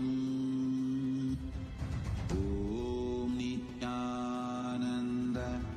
We have 3 minutes for this round of power manifestation. Please keep your eyes closed. Just keep seeing what is getting revealed to you through your third eye. Do not open your eyes till I say. Keep chanting the Mahavakya. Paramashivoham. Om Nithyananda Paramashivoham. Om Nithyananda Paramashivoham. Om Nithyananda Paramashivoham. Om Nithyananda Paramashivoham.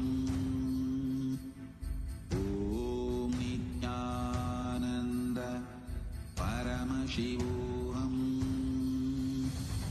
Om Nithyananda Paramashivoham. We have few more seconds left. Keep your eyes closed. Nithyananda Paramashivoham. Om Nithyananda Paramashivoham. Om Nithyananda Paramashivoham.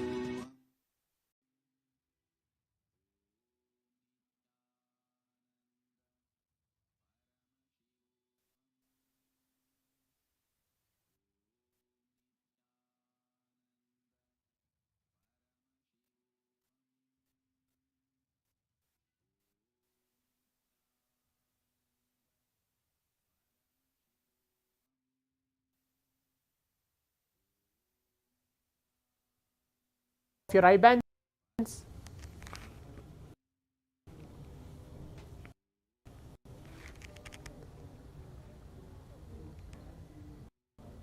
Yes.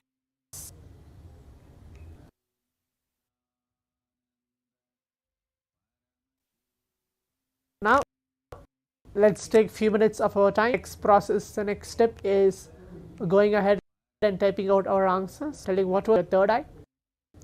Please type whatever was revealed to you through your third eye. Please type out that. That will be the next step of the power manifestation. What is the actual shape chosen for all of us for this round 1 of the power manifestation?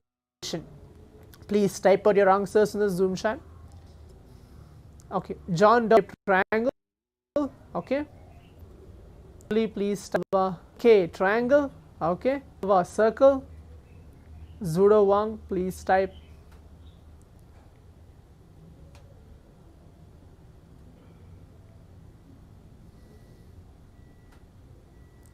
Chen Li triangle. Okay,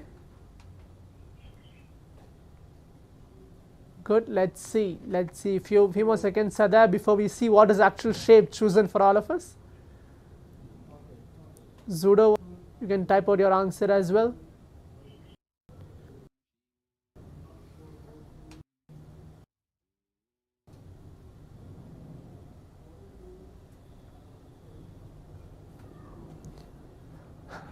Zudo Wang is putting a message 5. Okay, 5-pointed star, so that was revealed to you through your third eye. That's great.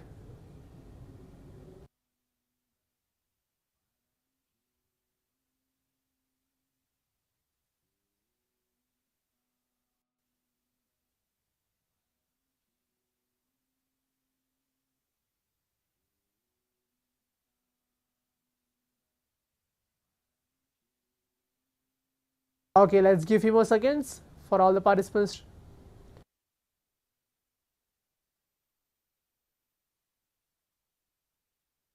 Yes, now as all the participants can see, the shapes which was chosen for all of us for this round 1 of the power manifestation is triangle. So I think so most of the participants have got it. Chen Li, you have manifested. Pavan K, you have manifested. John Dolly, you have manifested 3 round. So you have manifested this power. The first round was triangle exactly.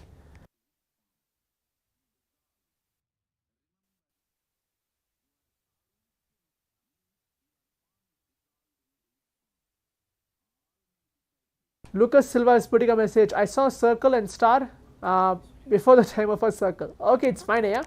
But the round 1 is triangle was chosen for all of us for manifestation. So I think so 3 or 4 participants have manifested this round of the power manifestation.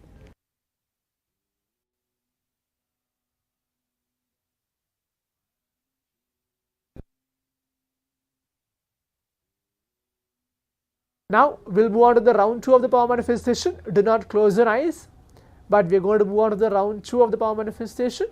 Now I'll be telling what is going to be.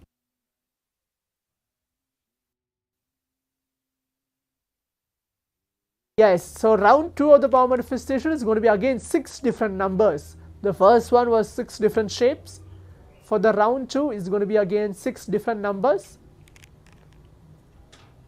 Hope all the participants are able to see. Let's give few seconds for that. I'll be choosing any one of the number from these 6 numbers. The number is going to be 7, 1 and 4, 9 and 6 from any one of these numbers. Hope all the participants are able to understand. From any one of the 6 numbers, 7, 1 and 4, 8, 9 and 6. So now round 1 we have successfully completed the shapes. Round 2 is going to be numbers. So I'll be choosing any one of these numbers and projecting it to all of you for this round 2 of the power manifestation.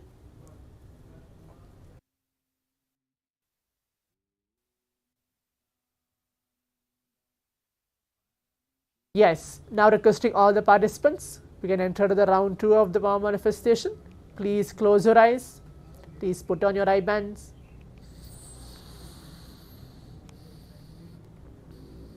Please close your eyes. It's good to see Alex joining us for this round 2. Please close your eyes. Put down your eye band.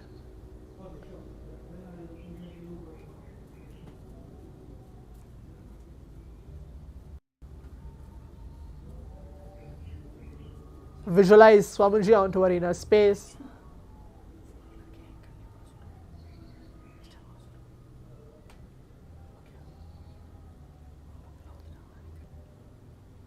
Start chanting the Mahavakya.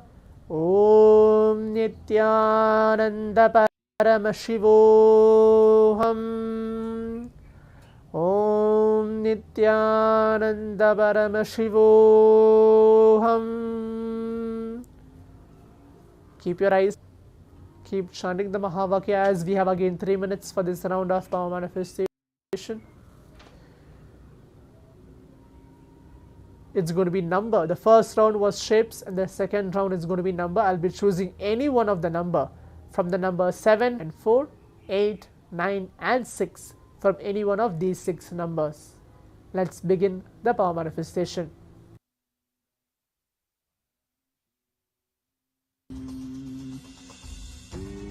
Nithyananda Paramashivoham.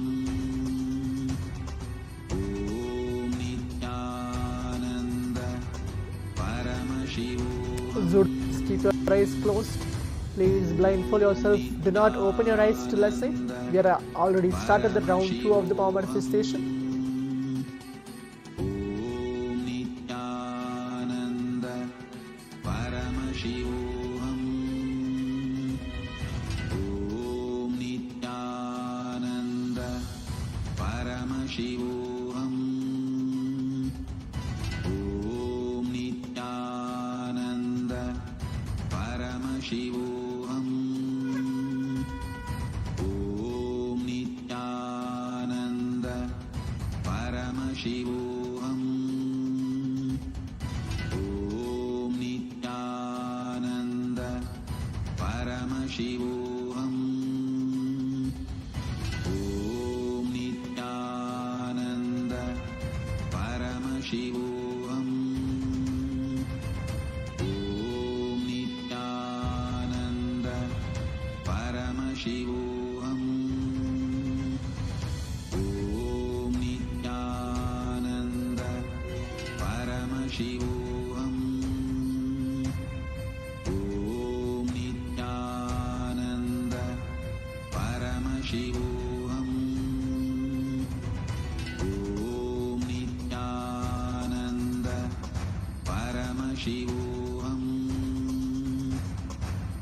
Om Nithyananda Paramashivoham.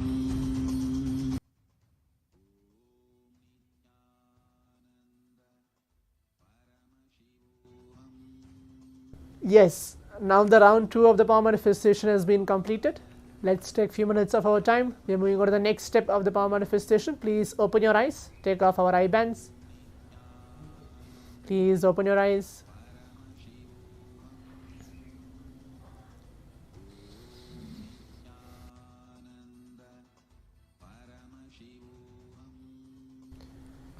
Now please type out your answers as well. What was revealed to you for the round 2 of the power manifestation? What number was chosen for you for the round 2 of the power manifestation?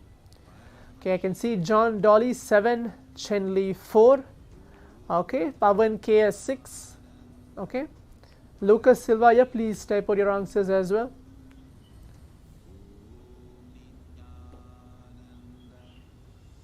Okay, Alex is showing you are able to see 4. That's good.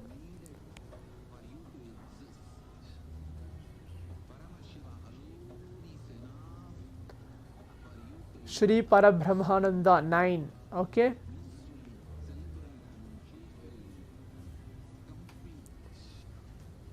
We'll give you more seconds for that.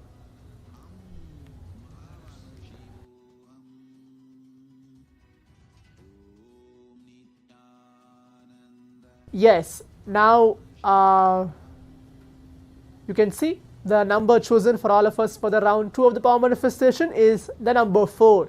Chinli Aya, I think so you have manifested. Alex, yes, congratulations. I think so you're jumping around there. You're able to see that you have manifested the number 4. Good. Lucas Silva, you put a message. I missed the time to close my eyes. Okay, yeah. We are going to have again one more round. Maybe you can enter to the round 3 and manifest for yourself this time. Chinli Aya, you got both round correct, the first round and the second round. So let's give a best try for yourself for the third round as well. Okay, now we'll move on to the third round of the power manifestation. Do not close your eyes. Let's see what's going to be there.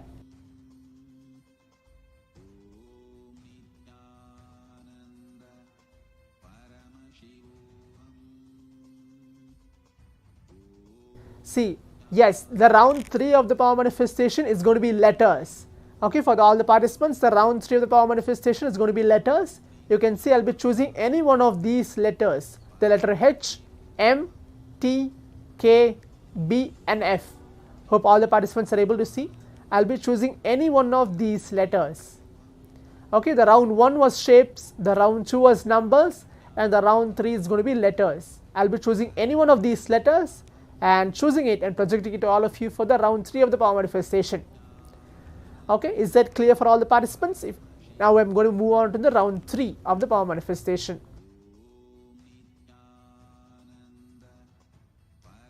Now please close your eyes, visualize Swamiji onto our inner space, put on our eye bands.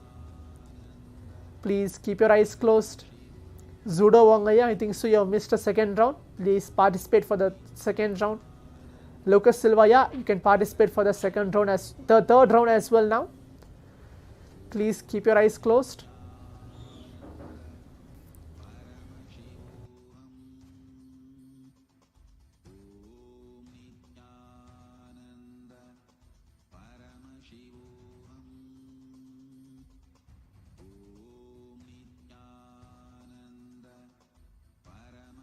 Visualize Paramashiva and keep chanting the Mahavakya.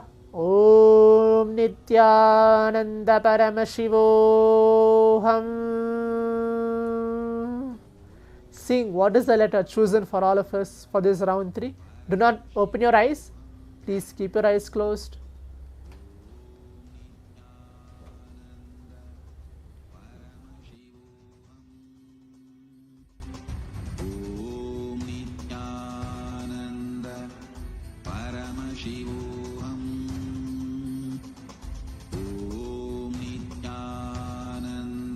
It will be quick this time. The third round will have only 1 minute for this round. It's going to be completely quick. Let us see how much can we manifest.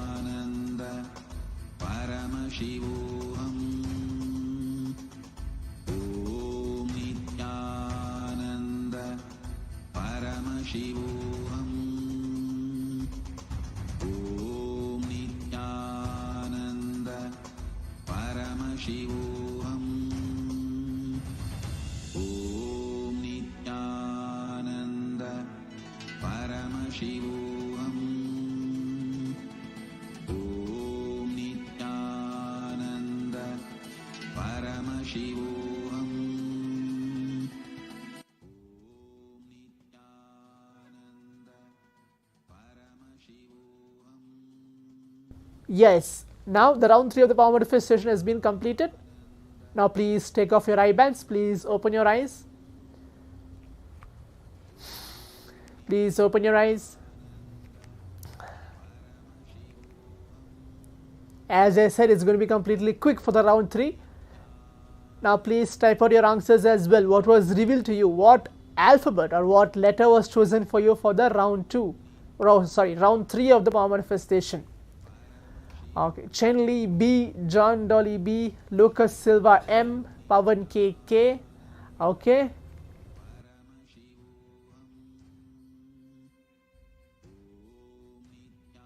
Please leave the message. Alex T. Okay, Alex is telling T. Okay.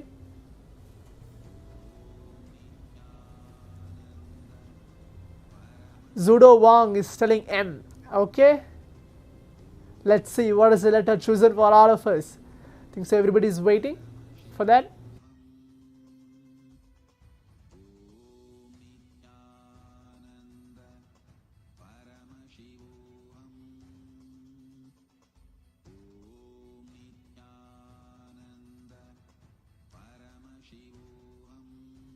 Yes.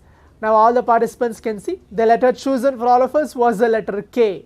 I think so. Pavanaya, you got it. Zudo Wong, you got it. Okay, Ramesh Munisami is putting a message B. Okay, good, you are joining for the third round. But the letter chosen for all of us was the letter K.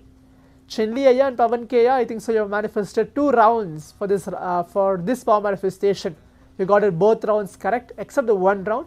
It's good that you have manifested. John Dolly Aya as well. You have got at least I think so 1 round you have manifested. Lucas Silva also, yeah, you got 1 round manifested this round. Good. Moral movie manifest power. Moral movie takes closer for all of us for the Paramashiva, the space of Paramashiva. All the participants enjoyed this power manifestation. Intense 21 minutes manifesting the shares and finally numbers as well. All 3 rounds. Hope all the participants enjoyed. Maybe you can leave Chinli Aya, what you are feeling, you can leave the message as well on the Zoom chat. And Pavan K Aya, Lucas Silva Aya, what is your experience or what you are able to see, what you are feeling when you are manifesting? You can leave that message as well on the Zoom chat, what you are able to feel. I think so. Alex Aya, you are just showing as a sign language, and you're just showing in your hands. That's great that you're able to manifest in even like that as well. More and more we manifest. Anyways, we're going to receive the Supreme Pontiff of Hinduism out of our being, receiving his darshans, initiations as well.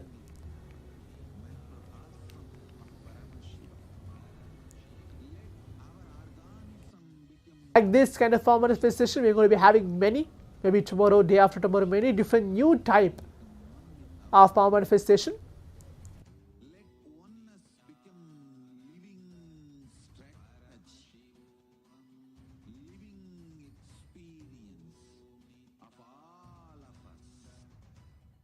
Yes, I can see Lucas Silva is putting a message. I feel like leaving doubts. Okay, that's great. Pavan K, I don't yet see things, but I feel certain intuitive suggestions. Okay, it's fine. That is the big. That's how you will start manifesting actually. When you're seeing some intuitive suggestions, or you're able to feel something as well. So that's great. Even to describe that, you're able to see some intuitive suggestions as well. Okay. What about you, Chelli Aya? What about you?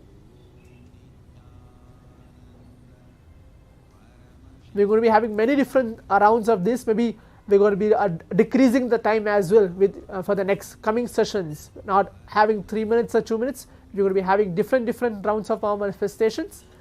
Okay, John Dolly is putting a message. Sometimes I see ropes around certain letters or numbers. That's fine.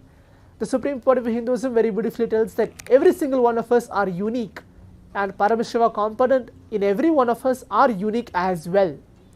When you have doubts, just surrender. John Dolly Aya, when you have doubts to manifest, you are saying, I have doubts sometimes. Just surrender at Swamiji. Just leave it as it is. Let the doubt comes, or you're feeling confused whether should I choose this or should I choose that, whatever it is, just drop that at Swamiji's feet and just see. When you close your eyes, when you take few seconds and remembering Swamiji, what is the first thing which is appearing? Just tell that the straight go. That's it. And that's how the power manifestation is. It's not you doing, it's everything done directly by Swamiji himself. Okay, that's great. Chennai, I have not received any message from you. Maybe you can leave what you are able to feel when you are manifesting this. Maybe we are entering to the 11th day and tomorrow the 12th day. What you are able to feel during this intense 21 minutes of power manifestation.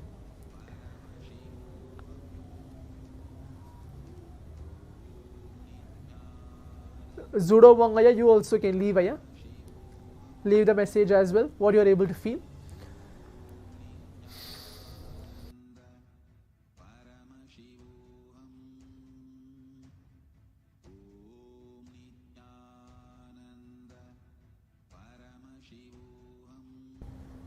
We have few minutes before we move on to the next session actually.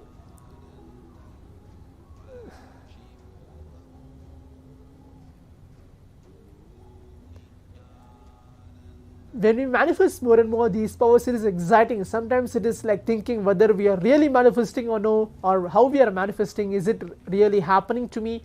Or like many of the participants are telling, it is intuitive suggestions, or I have doubts, or I have something, maybe it's not real. But when you completely manifest, it is completely exciting when you manifest these powers. When you get something correct, you are completely excited. Wow, you are manifesting, I am manifesting this power. When that excitement comes, actually that is a signs of power manifestation happening in your very being itself, manifesting these powers more and more. The first most primary power, means most what I can tell, basic power the Supreme Pontiff of Hinduism initiated all of us, is the power of third eye itself, closing eyes and reading with your eyes completely blindfolded. That's the first most basic power, especially for all the Gurukul kids and the Balasans, which Swamiji himself has personally comes and trained, keeping the eyes closed and even showing something, like how I am showing to all of you, to the participants here through the slides. Swamiji himself has come down and trained each one of us and closing our eyes, like he is closing our eyes with an eye band and then showing us letters, shapes, colors, and seeing how we are manifesting. So those type of experience is very intimate, and like how to tell, it's extraordinary when we are manifesting these powers, because exactly Swamiji is there in front of us directly guiding. It is not like how we tell that, oh my god, we're closing our eyes, maybe sometimes I feel darkness, I don't see something coming, or how it is showing to me, whether it's 2-3 shapes are coming, everything is going on into our mind. When Supreme Pontiff of Hinduism tells, Swamiji very briefly tells, when we are in zero thoughts, when we are in no thoughts, we are entering into samadhi space, the space of samadhi itself directly. When we are in having thoughts, we are actually going to the sleep state, like we are actually sleeping, and sometimes we are dreaming, thoughts comes and differs, goes here and there.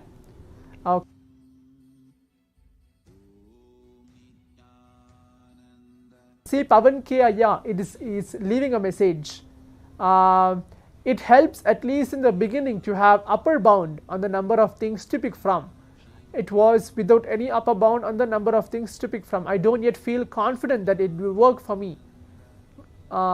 Thank you for making this game format where we pick up from multiple options. Yes, as well.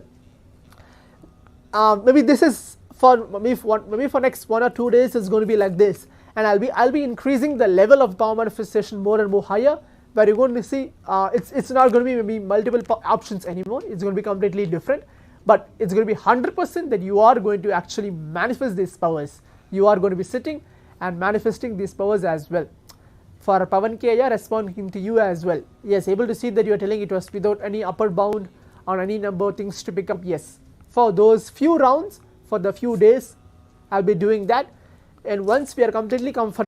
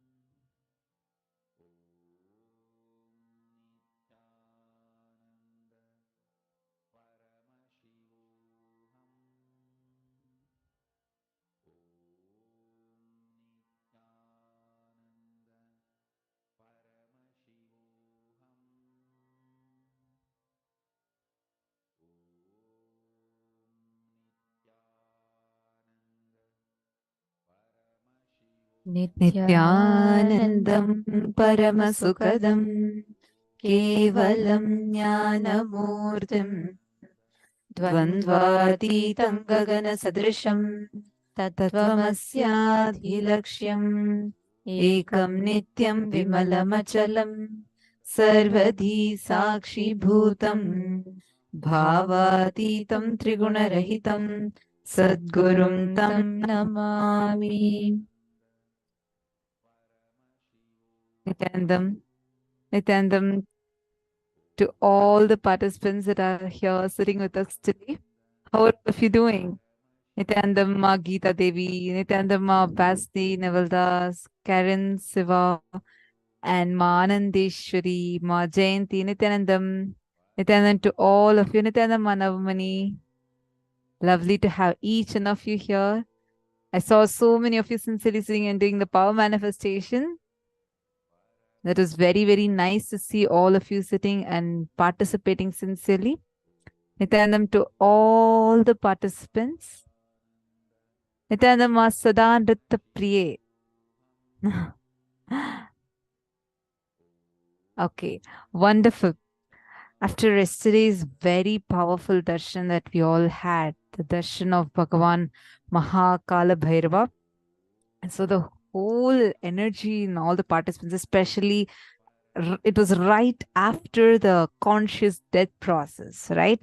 And we all had this powerful darshan of Bhagavan Mahakala Bhairava. The whole energy level in everyone just shot up so high, and now we can see so many of it's like, wow, each of you is like fresh, bright. So really lovely to see all of you. And are you all ready to enter into today's day? Shall we all enter into today's day? Today we have a lot of things that we're going to be learning. Especially today, we all are going to be understanding about the mystical aspects, like, what is exactly these power manifestation sciences, how they work.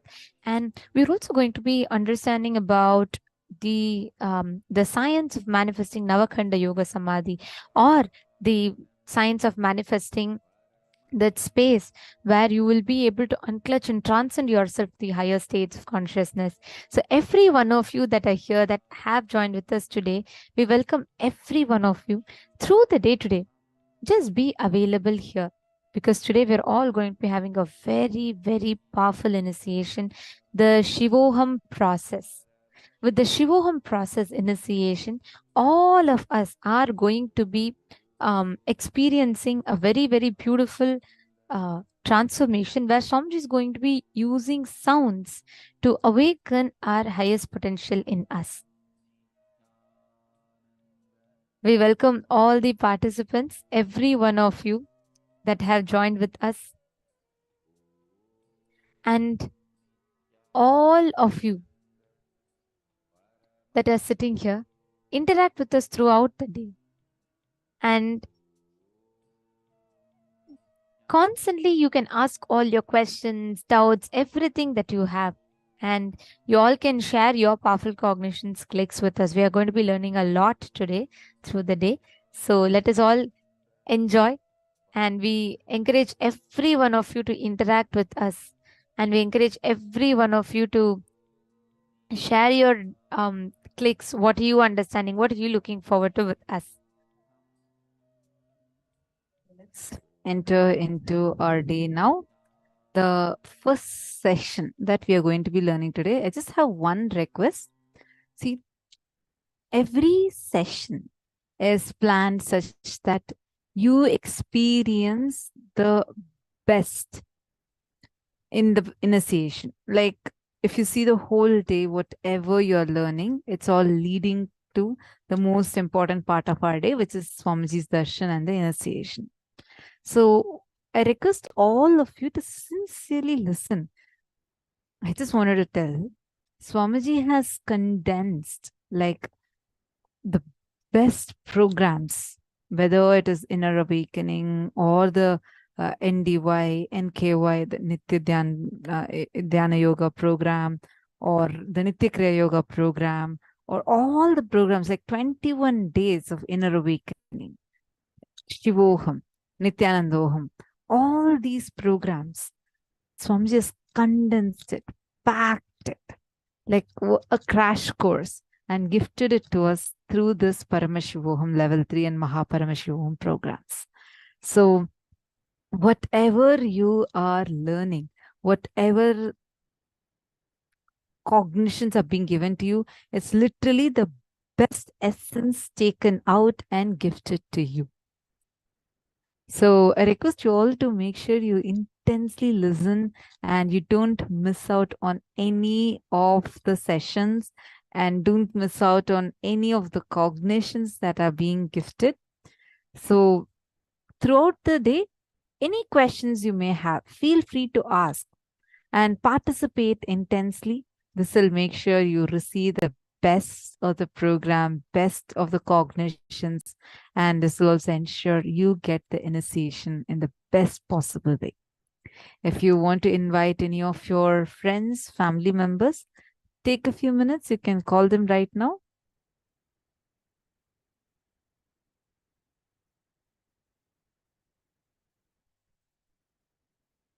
Let's start with our very first session, which is on Navakanda Yoga Samadhi. Navakanda Yoga Samadhi. This is one of the highest states of Samadhi, where what we see, we all think we're able to see things, right? We understand that what we see is what that exists. But let me tell you something. There are tons of things that even though you are not able to see, they are existing. I'll give you an example. As you're sitting right now in this room, wherever you're sitting, do you know how many waves are passing through you?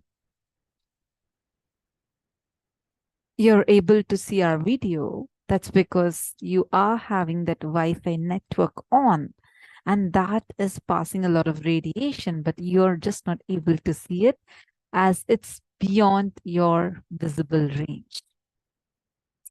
You go to the microwave, you put some food in the microwave, you try to heat it up over there. In a minute or two, you have it hot, ready. But you do not see the radiation that it generates, but you see the effect of it. Even what we don't see, there are things existing because it's just beyond our human visible range. The 70 nanometers of light to 700 nanometers of light.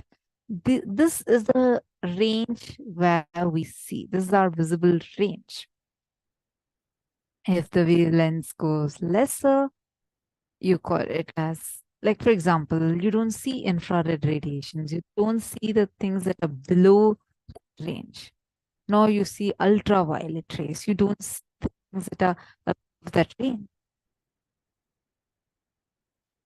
We only see 70 nanometers to 700 nanometers of light. That's the visible range.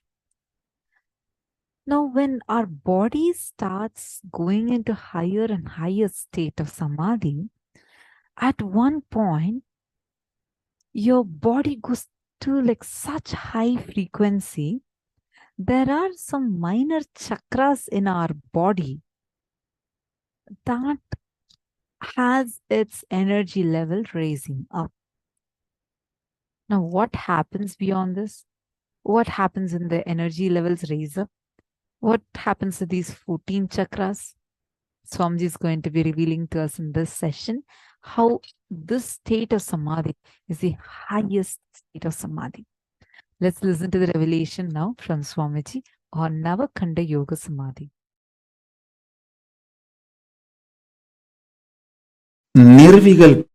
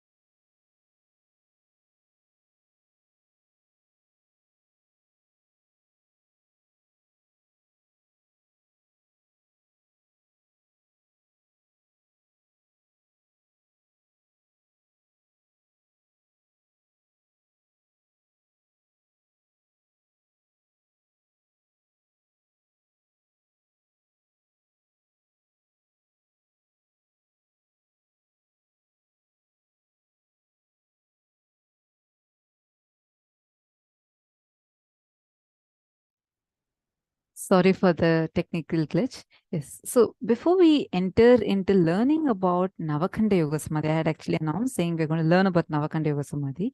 But before we enter into that, we need to first and foremost understand how you can reach that state. See, today we are going to experience the Navakanda Yoga Samadhi. It's going to be the right after first we are going to understand what state we need to be in so that our body can raise to Navakanda Yoga Samadhi. The ultimate space that your mind, your consciousness can reach is Nirvikalpa Samadhi. Once you're established in Nirvikalpa Samadhi, your body, if your body is ripened, your body will reach the highest state of Navakanda Yoga Samadhi.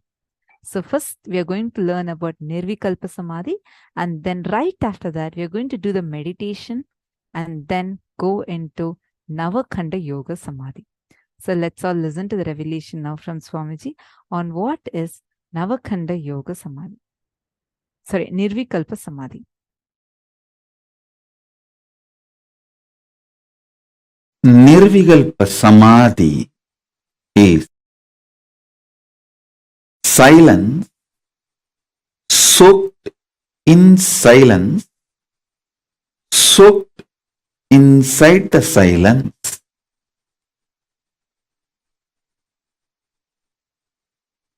Shanti, soaked inside the Shanti, soaked inside the Shanti. Listen. I'll repeat. Nirvikalpa Samadhi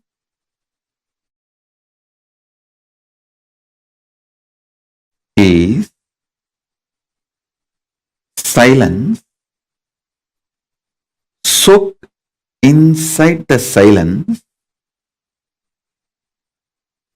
soaked inside the silence.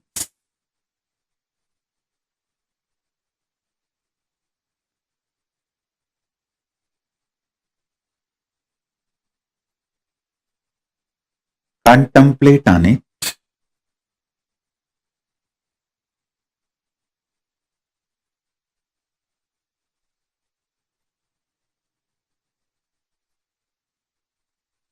Contemplate on it.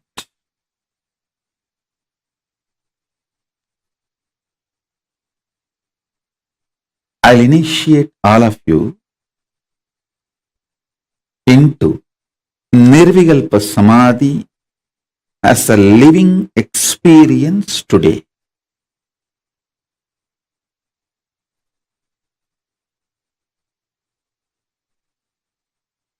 If you are a person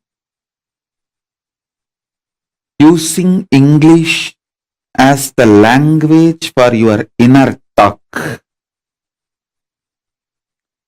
use this line to meditate now.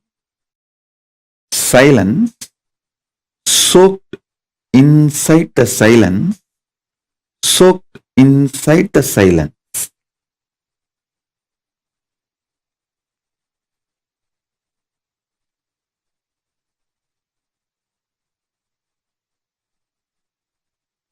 Understand? I'm going to fill you with intense, ferocious, powerful, living silence, not dead silence. Living silence.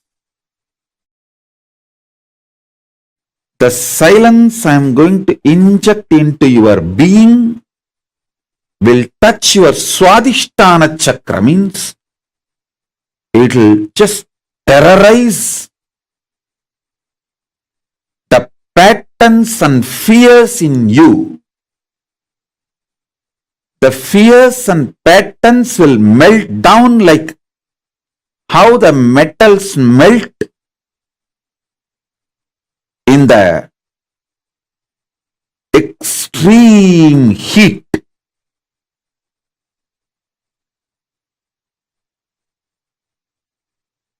in that absolute heat, how the metal melts, same way all your patterns will melt. So it is not dead silence. So listen carefully. It is not dead silence. It's a living silence. I'll initiate you into this living silence. So you are liberated from the patterns. I tell you, freeing yourself from the fear gives you the power to negotiate in life. Understand? Everything is negotiation in the life. Whether the decision you take, what time to wake up, how to wake up, what to use to brush your teeth, what to use to wash your body, everything is negotiation.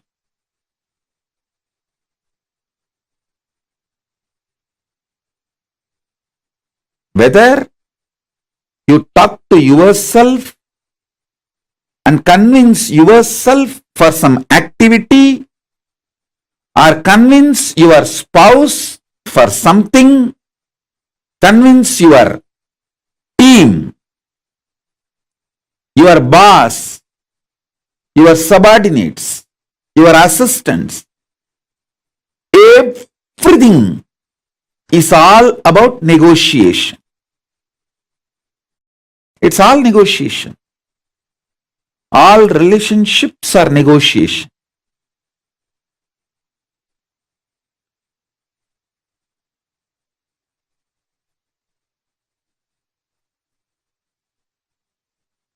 When your fear patterns melts away,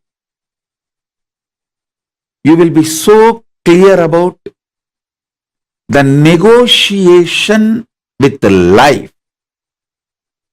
You will create such blissful, happy, powerful ambience around you. And you will know very clearly with whom you should negotiate, what, how. You will be the boss of your life if you master your fears and ability to negotiate. That's all. That's all is life. So with this infusing Nirvikalpa Samadhi in you, melting down your fears, I will empower you with the negotiation power. Negotiation skills.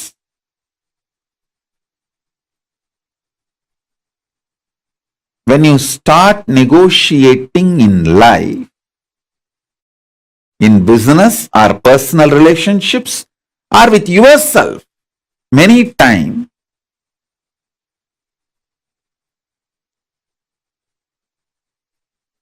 even what time to sleep, what time to wake up, if you learn how to negotiate with yourself, you will be successful in all the lifestyle I am teaching.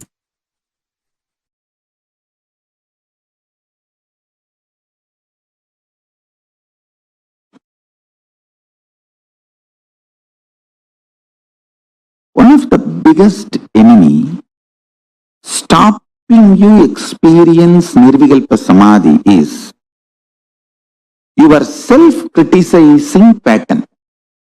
See, you strongly believe you have not achieved oneness Nirvikalpa Samadhi, unclutching, completion, because there is a definition for that state and that definition is not manifesting in you. You are such a, first of all, any person who thinks there is a definition for Nirvikalpa Samadhi, there is a definition for oneness, is a fool. Your mind cannot grasp even the definition. Forget about using the definition as the scale to measure whether you achieved it or not. You can do only one thing. Continuously remember to surrender, consciously declare to Mahadeva, Paramashiva, I am consciously declaring. Manifesting in me, only you can do.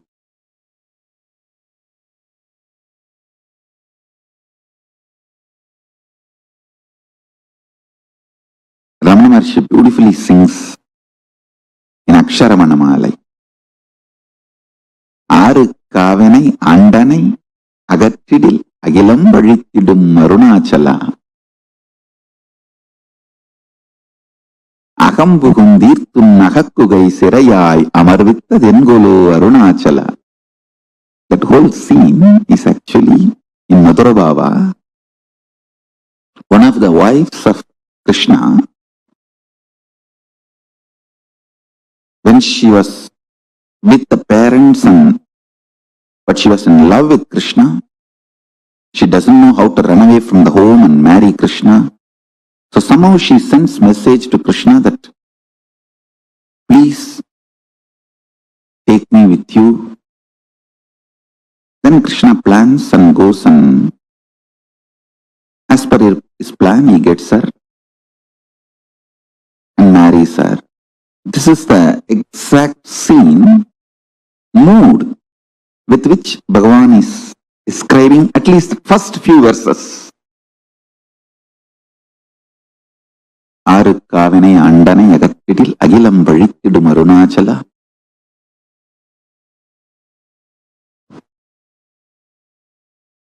Ippadi tappunai yeninai pittai iniyar arulva iniyar viduvar Arunachala.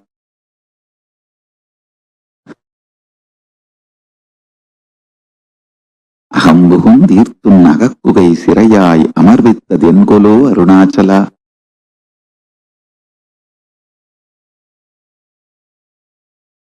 This whole scene of Krishna and Krishna's wife that's exactly the thing which happens in life. The Krishna's wife is an individual soul, all of us. Krishna is Paramashiva. We can only declare to Paramashiva, Prabhu, I am here, I want you to be with me and I want to experience oneness with you. How he will manifest in us, only he knows. If you have a scale, how he should manifest in you, and using that scale, if you beat yourself with the self-doubt, self-hatred, self-denial, you put yourself more and more in suicidal arrogance. I tell you, suicidal arrogance is worse than depression. I am not supporting depression. I am only saying it's worse than depression.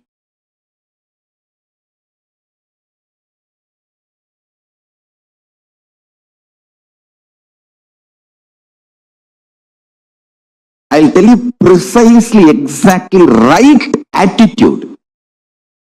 Declare to Paramashiva, Prabhu, really, I personally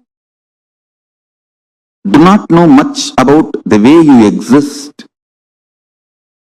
But as per your declaration in Vedas and Agamas and my Guru's confirmation, I have some idea about how you exist. Whether that idea is complete or not, I do not know, but what I know as me, I surrender unto you. I offer me to you. Please, you take away me in you. You radiate. Let you alone exist.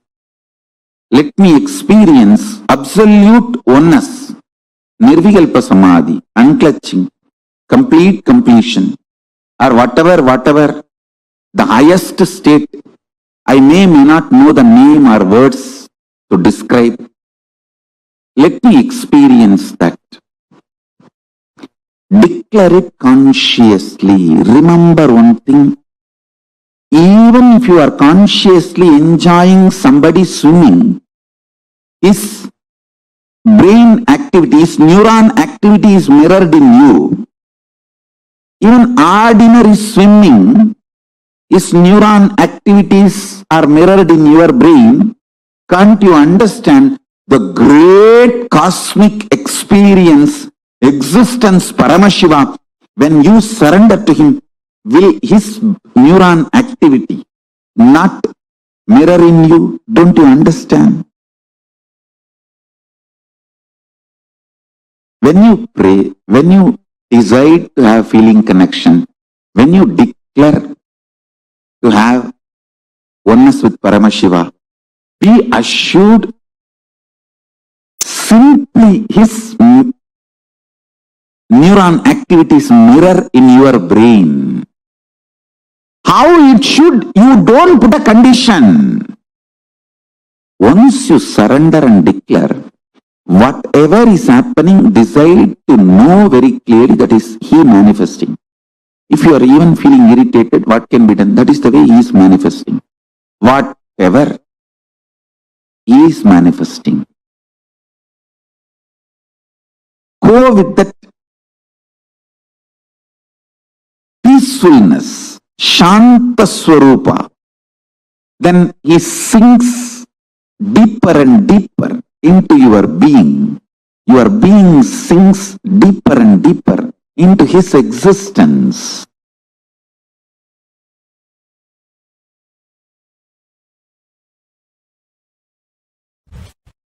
Straight, simple, in one line I can say, source of all knowing is Nirvikalpa Samadhi. It is too easy to achieve because every breath takes turn touching your Nirvikalpa Samadhi space.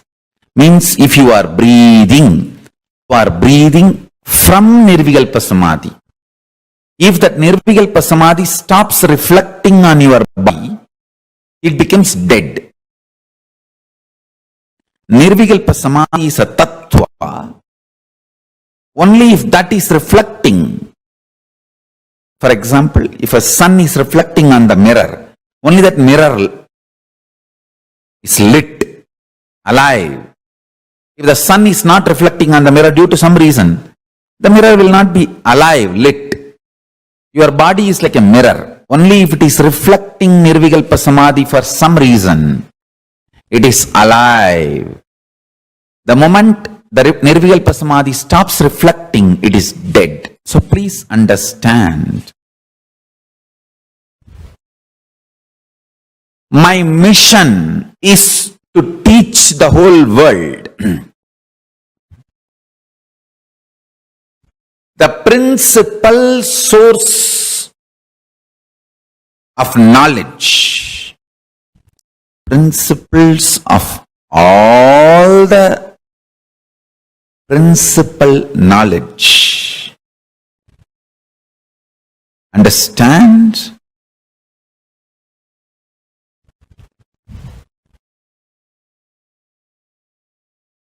Is Nirvikalpa Samadhi.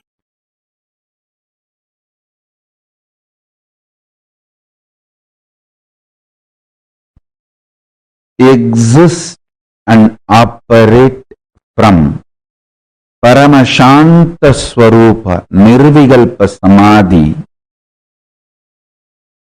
So you will understand, even though operating in the binary logic, binary world,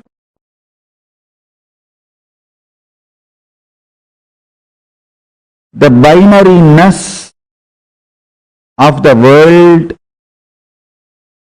is not ultimate truth. Ultimate truth is more than the binariness of the world. Understand? Good and bad, right and wrong, 0, 1. This binariness is easy for operation, does not mean it is ultimate truth.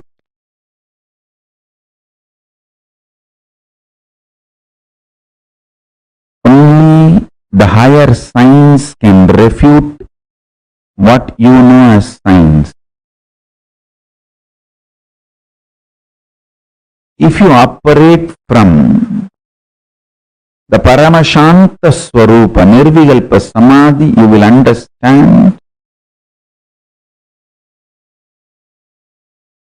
the higher science. So you will know where the regular science which you know as science should be adopted, applied, and where it is inadequate. Listen to these three truths today Paramashiva is revealing. First,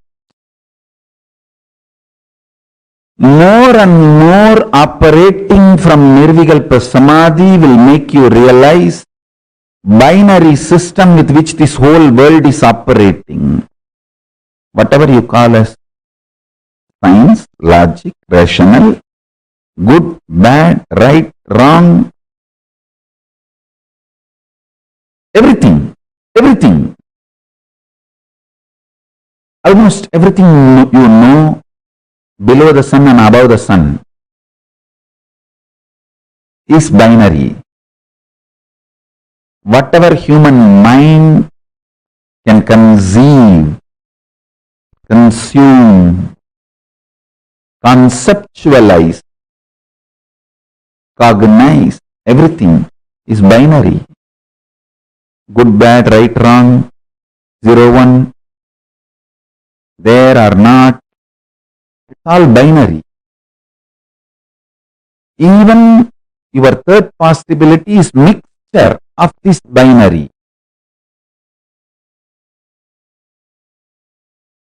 Existence of binary and denial of binary and mixture of binary only forms even your third, fourth, fifth component and cognition. To understand, operating from Nirvikalpa Samadhi will make you understand binary is easy way for coexistence but not ultimate truth. You should know how to coexist beautifully, easily, sweetly, happily, and you should know the ultimate truth. That is the uniqueness of your existence. People who learn only how to coexist happily may have power over the human society. Power over the human society is not always the truth of the existence.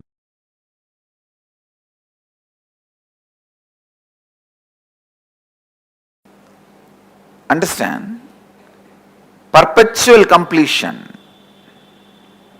means ability to sit in the completion continuously without tiredness, boredom, without any incompletion able to move you.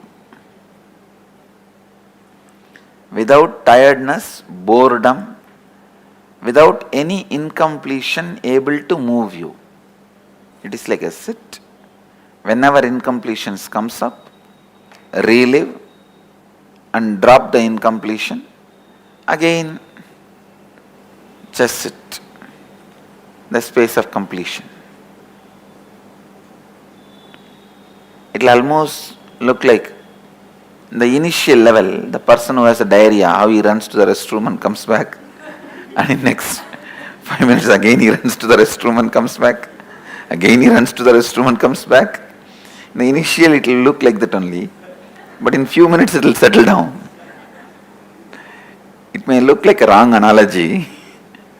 You can sit with open eyes or closed eyes, but you can't engage yourself in unconscious slumber, means sleeping. You can't engage yourself in just getting lost in the flow of thoughts. No. You will only sit in the space of complete completion. I am going to be here continuously encouraging you and guiding you. Listen. Listen to the instruction. You don't need to keep your eyes closed or eyes open. It's up to you. You want to keep your eyes open, keep it open. If you want to keep your eyes closed, keep it closed. It's up to you. But no thought current inside. You will sit in the space of completion. Any thought comes up is an incompletion. Then see the source. Why that thought? Feeling agitated, feeling irritated, feeling tired, feeling bored. Why that thought? See the source. When you started developing the same thought trend, relive, complete, relieve, come back to completion. How many of you understand the process? Shall we start? It will not be difficult, I tell you. Very easy it will be. Only first 10 thought you have to do completion, and then after that it is just a simple decision, you will be in the space of completion. That is all. Permanent pain is nothing but every individual separate thoughts continuously coming. There is no permanent, continuous. Broken leg, every thought. I have had a hand fracture. Every thought of pain is continuous, not permanent. You can look in what mind says pain, from where that thought trend of pain is developing, how I am developing, look in. When you started developing, just see that thought trend and complete, relive. You will see it disappears. So thought will crash the thought and you will be thoughtless. Understand? Completion is also one thought which completes the incompletion. You will be in the space of completion. I tell you, you can complete even with the life incidences happening. For example, if you are continuously abused, decide I am completing with this pattern. You will see suddenly, you will stop attracting the people who are abusing you. Your life incidents can be completed. What you are talking about, small pains.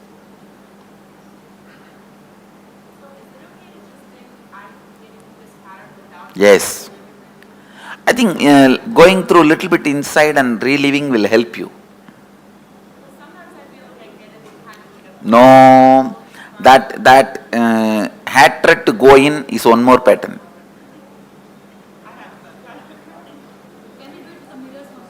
Yes, you can use anything you want, just come back to completion, that's all.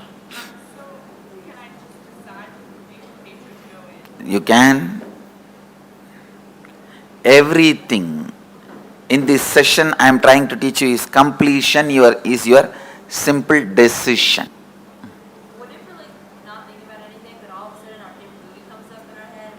That is incompletion. That is what I am telling. Run to the bathroom immediately. Take a diarrhea patient. Complete, drop, and come to the space of completion. Actually, I am teaching you to live in Nirvikalpa Samadhi. Perpetually living in Nirvikalpa Samadhi. Perpetually living in the space of Advaita. Perpetually living in the space of completion. That's what I am teaching you guys now. Say, all these days we pulled out many incompletions from inside and completed. Today, we are just looking, whoever comes to fight with you, you are going to fight with them. That's all. We don't call for Mahabharat war. Whoever comes on the way to fight with you, finish them. No, every thought is a powerlessness.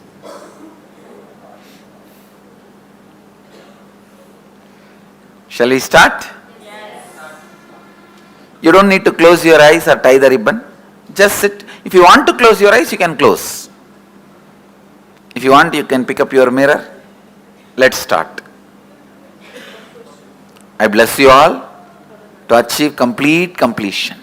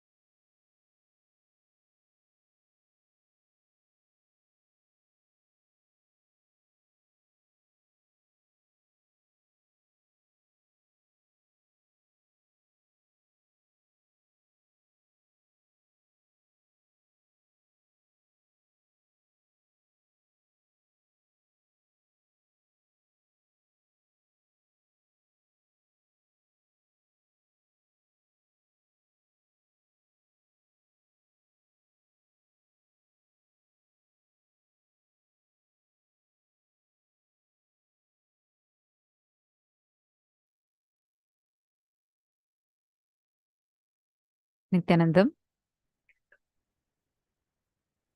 how many of you clicked with what Swamiji revealed and so compassionately walked us through understanding how you should do the whole process of unclutching?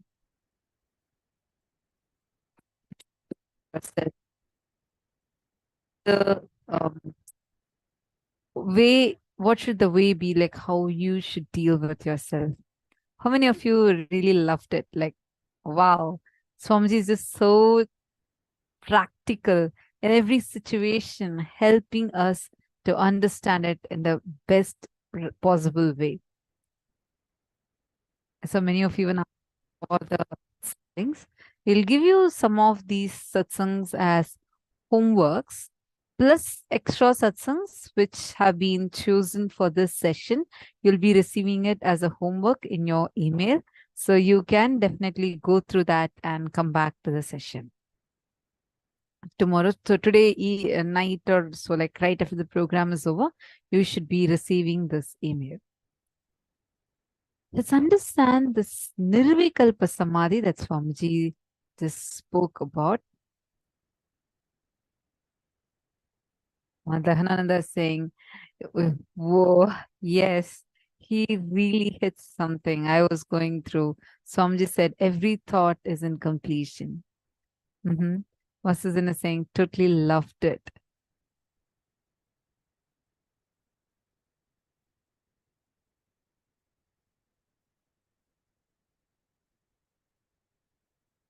Swamiji is so cute. Mashu's saying, yeah, and the way Swamiji, like gives us in a very practical way, you'll just feel like Swamiji just knows every bit of what's running in us and what is that exact point you would be struggling with. And it's just so powerful, right? Now let's just have a quick recap of what we learned.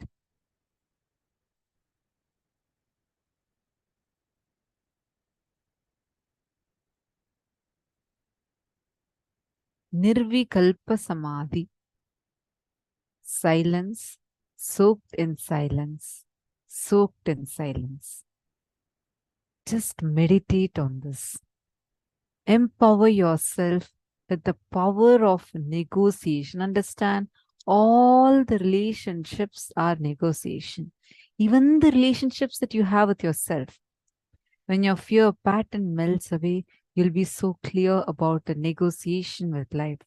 You will create the power of blissful ambience around you. You will know clearly whom you should negotiate with and how.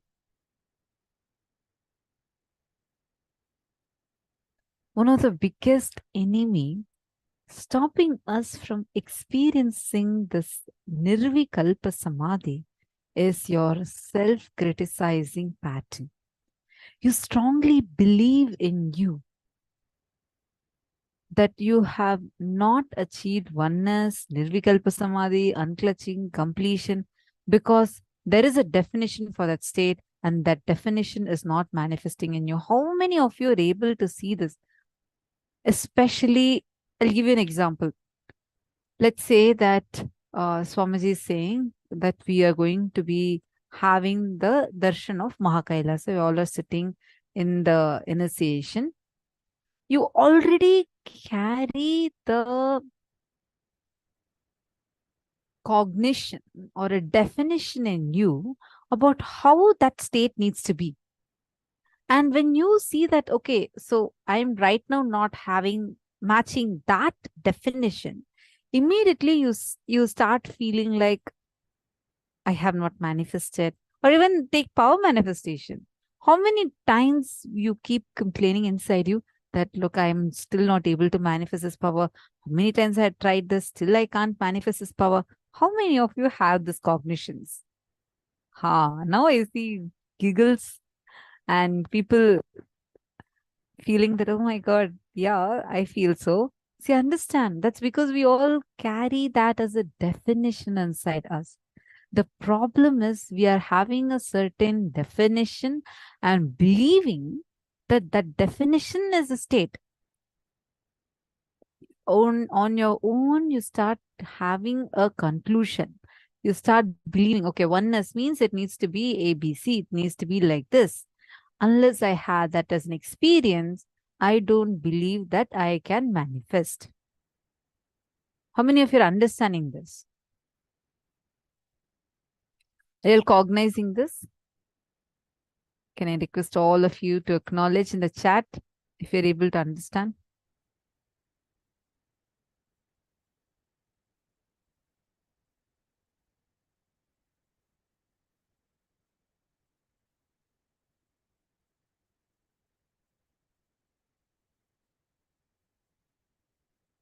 Nityananda Mom, Mahajanani, are you understanding?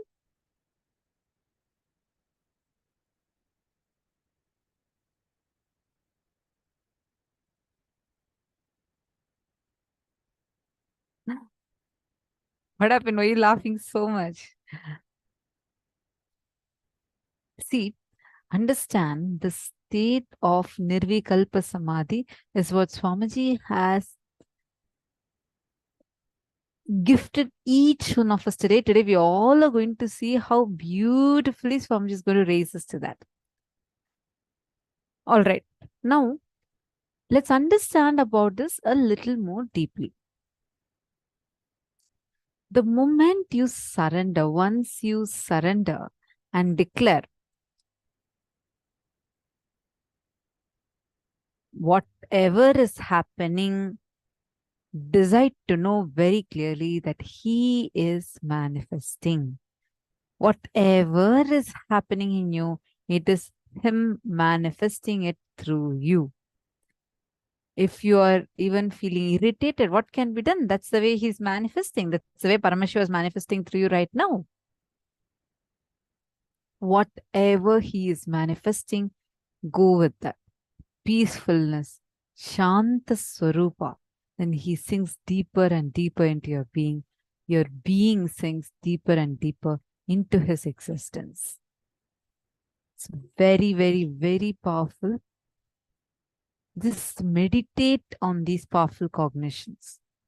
You will understand the power that you yourself have inside you. See, most of the times we keep complaining. Actually, I used to really have this as one of the a very wrong cognition in me. It used to be, is to think that, okay, look, I can't do the body scanning.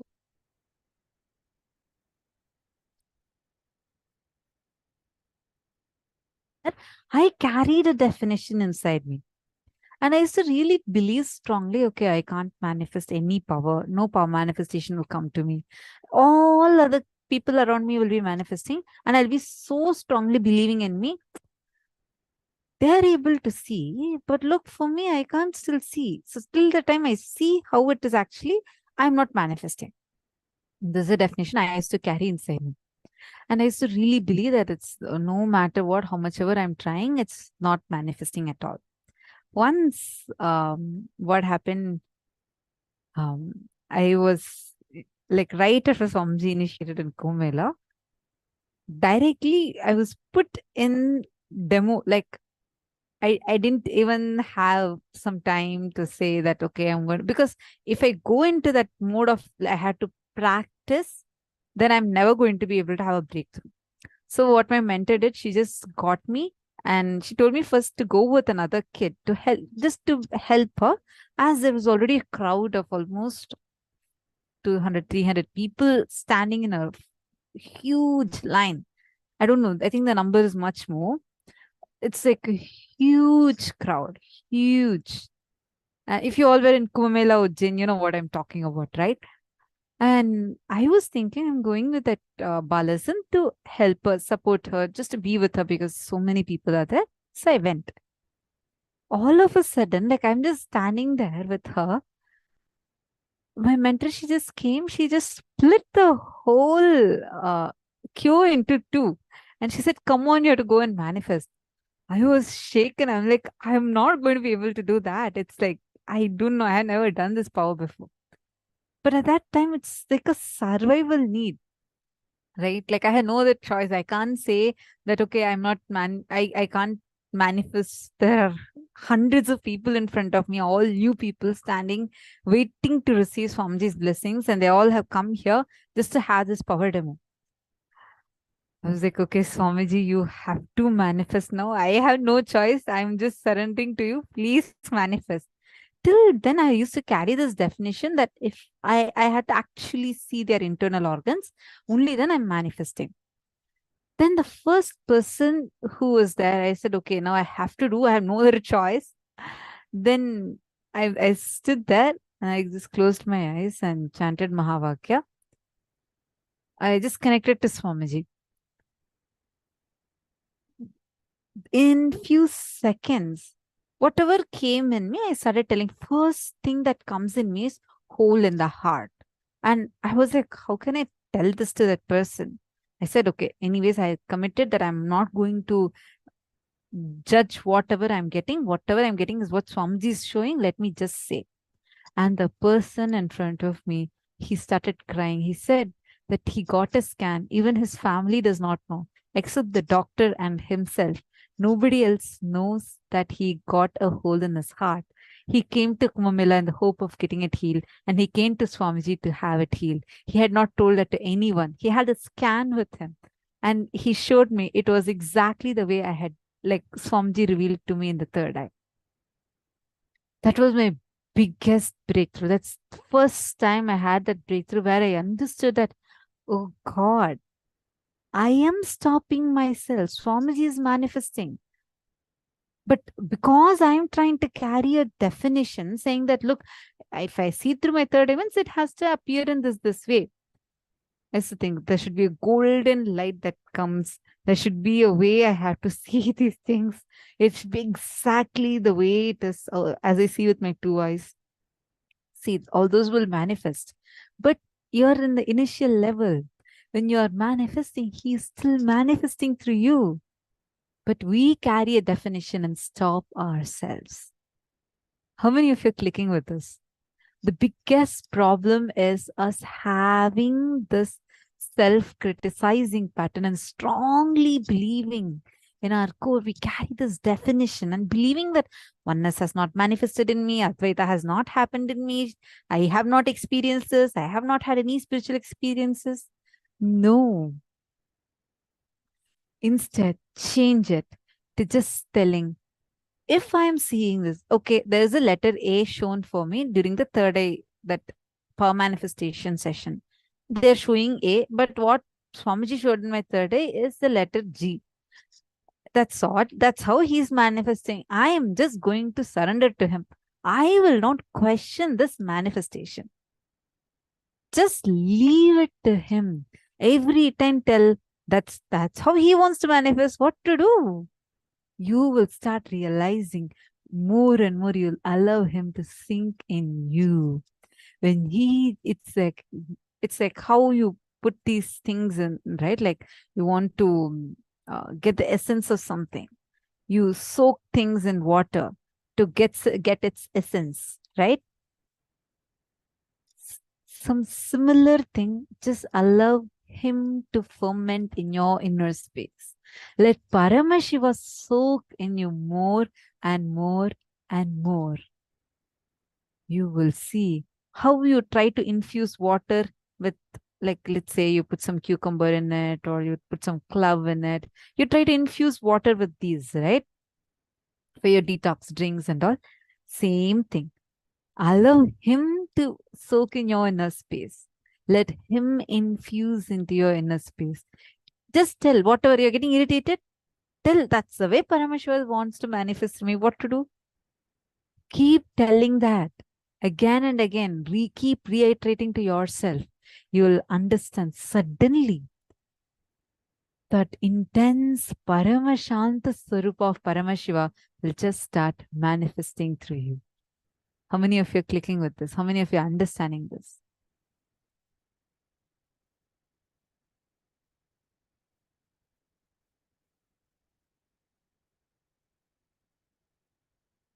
Ma Ariel is saying, same, my anxiety gets high. Just start telling yourself. My Ariel, just start telling yourself. This is the way Paramashiva wants to manifest through me. Right now, it is him manifesting through me. I am not going to judge the way he is manifesting through me. This is how he wants to manifest. Suddenly you will see, actually after that incident, then I had a huge breakthrough. I started sitting through the time and doing this power demos more and more. I started seeing things like it actually appeared for me. I was able to see the internal organs. I started seeing that. But till that time, I did not want to let go of my definition. I was not having that breakthrough. But that push really gave me the breakthrough.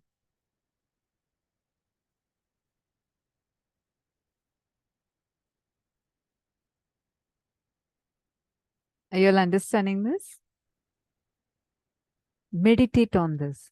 Meditate more and more on this. Whatever he is manifesting, go with that. Peacefulness, Shanta Swarupa. He will start sinking deeper and deeper in you. I request all the participants, take a few minutes and post your clicks. What is it that you're understanding? Take a few minutes and post that. So for whatever you have understood.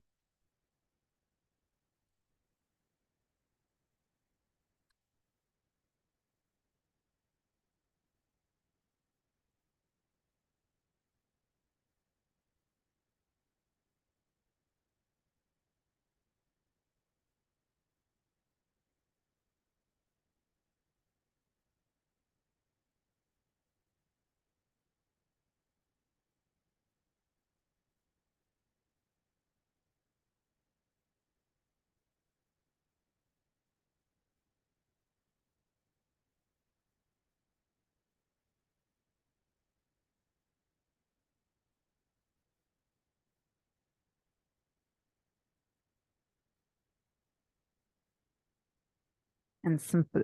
Source of all knowing is Nirvikalpa Samadhi.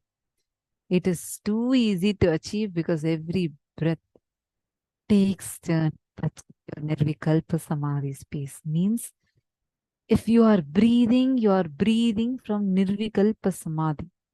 Like how Swamiji gave the example of the sun reflecting in the mirror. Only wherever when the sun is reflecting on the mirror, that mirror is lit, alive. When the sun stops reflecting on the mirror due to some reason, then the mirror is not alive or lit. Our body is like a mirror. Only if it is reflecting Nirvikalpa Samadhi for some reason, it is alive. The moment the Nirvikalpa Samadhi stops reflecting in you, it is dead.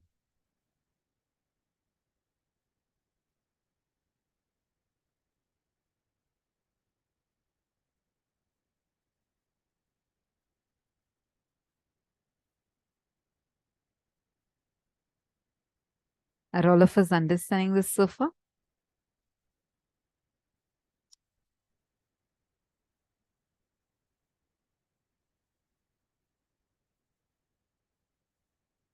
Are all of us understanding this so far?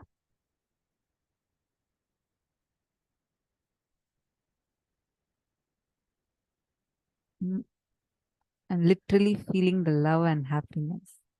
This is so important for me. Thank you for this, for these reaffirming. Swamiji is actually just so, like, how to say, like, you know, empowering us, right? I really love that about Swamiji. Every time you might be in any difficult situation, you just even think of Swamiji. You'll suddenly have some video pop up and exactly Swamiji will address what you have been struggling with.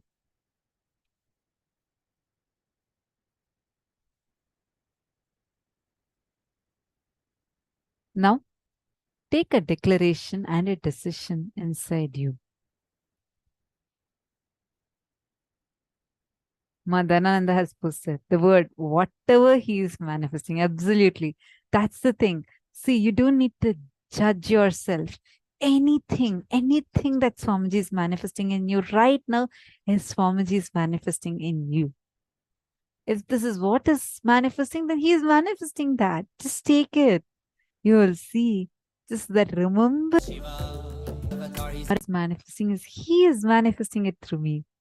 I know whether this is what I'm manifesting in the power or this is what I'm manifesting as my behavior. This is what I'm manifesting in my life or as a situation. Everything is his manifestation. If he has decided to manifest like this, he definitely knows there is something else he wants to give me higher. I am not going to judge anything. It is his prasada. He is giving it to me. And that is enough. Just remember that.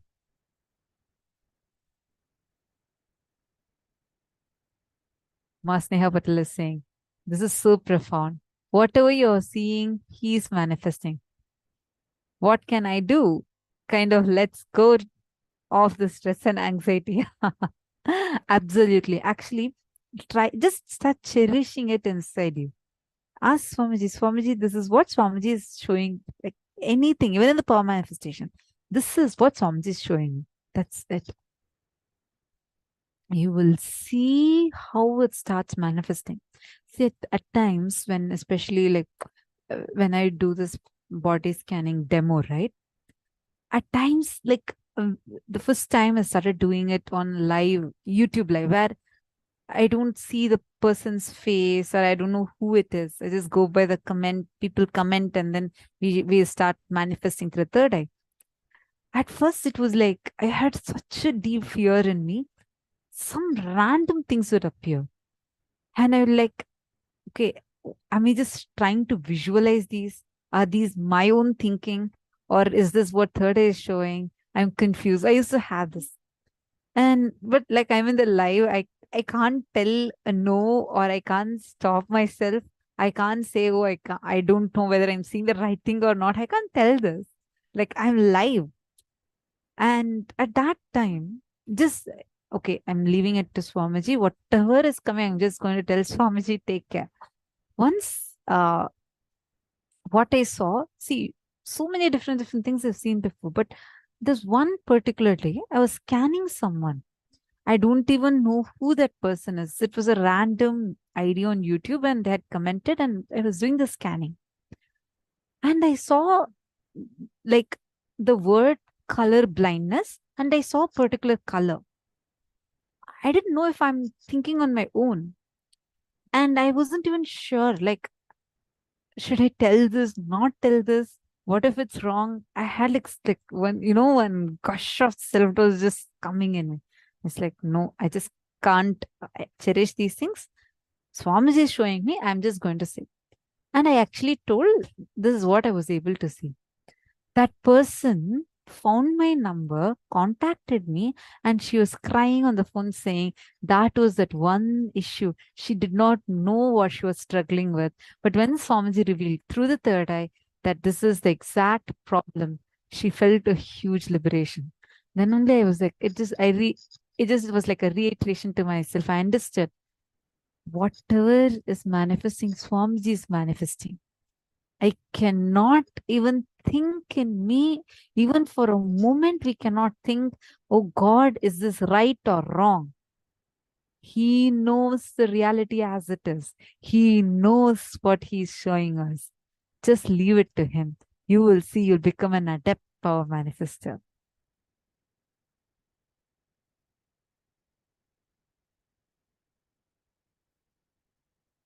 Ma Sneha Patel has posted, I would feel you need years of meditation and spiritual practice to manifest these powers. And hence, I would feel this is not even possible. But this session has opened a different dimension for me.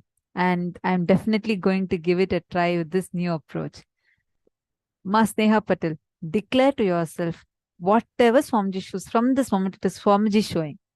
You will see in next 2-3 days, you'll have a breakthrough. Don't ever give up on this thought current. Just hold on to this thought current. Even if you're manifesting, tell Swamiji, this is what Swamiji is showing me. What can be done? You will see, suddenly you'll see a breakthrough happening. Okay? Shall we all start? Great. Now, let's enter into power manifestation session.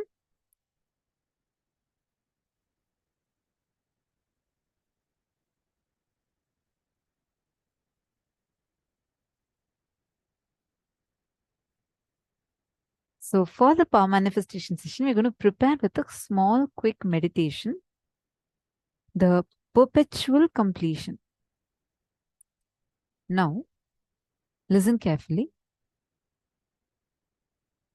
Perpetual completion means ability to sit in completion continuously, without tiredness, without boredom, without any incompletion, able to move you.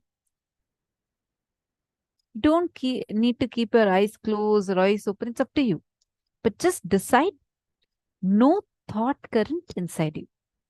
Okay? Sit now. Decide that you will sit in the space of completion. Any thought that comes up is an incompletion. See the source. Why that thought feeling agitated? Why is that thought coming? See the source when you started developing the same thought trend. Relive, complete, relieve. Come back to that completion.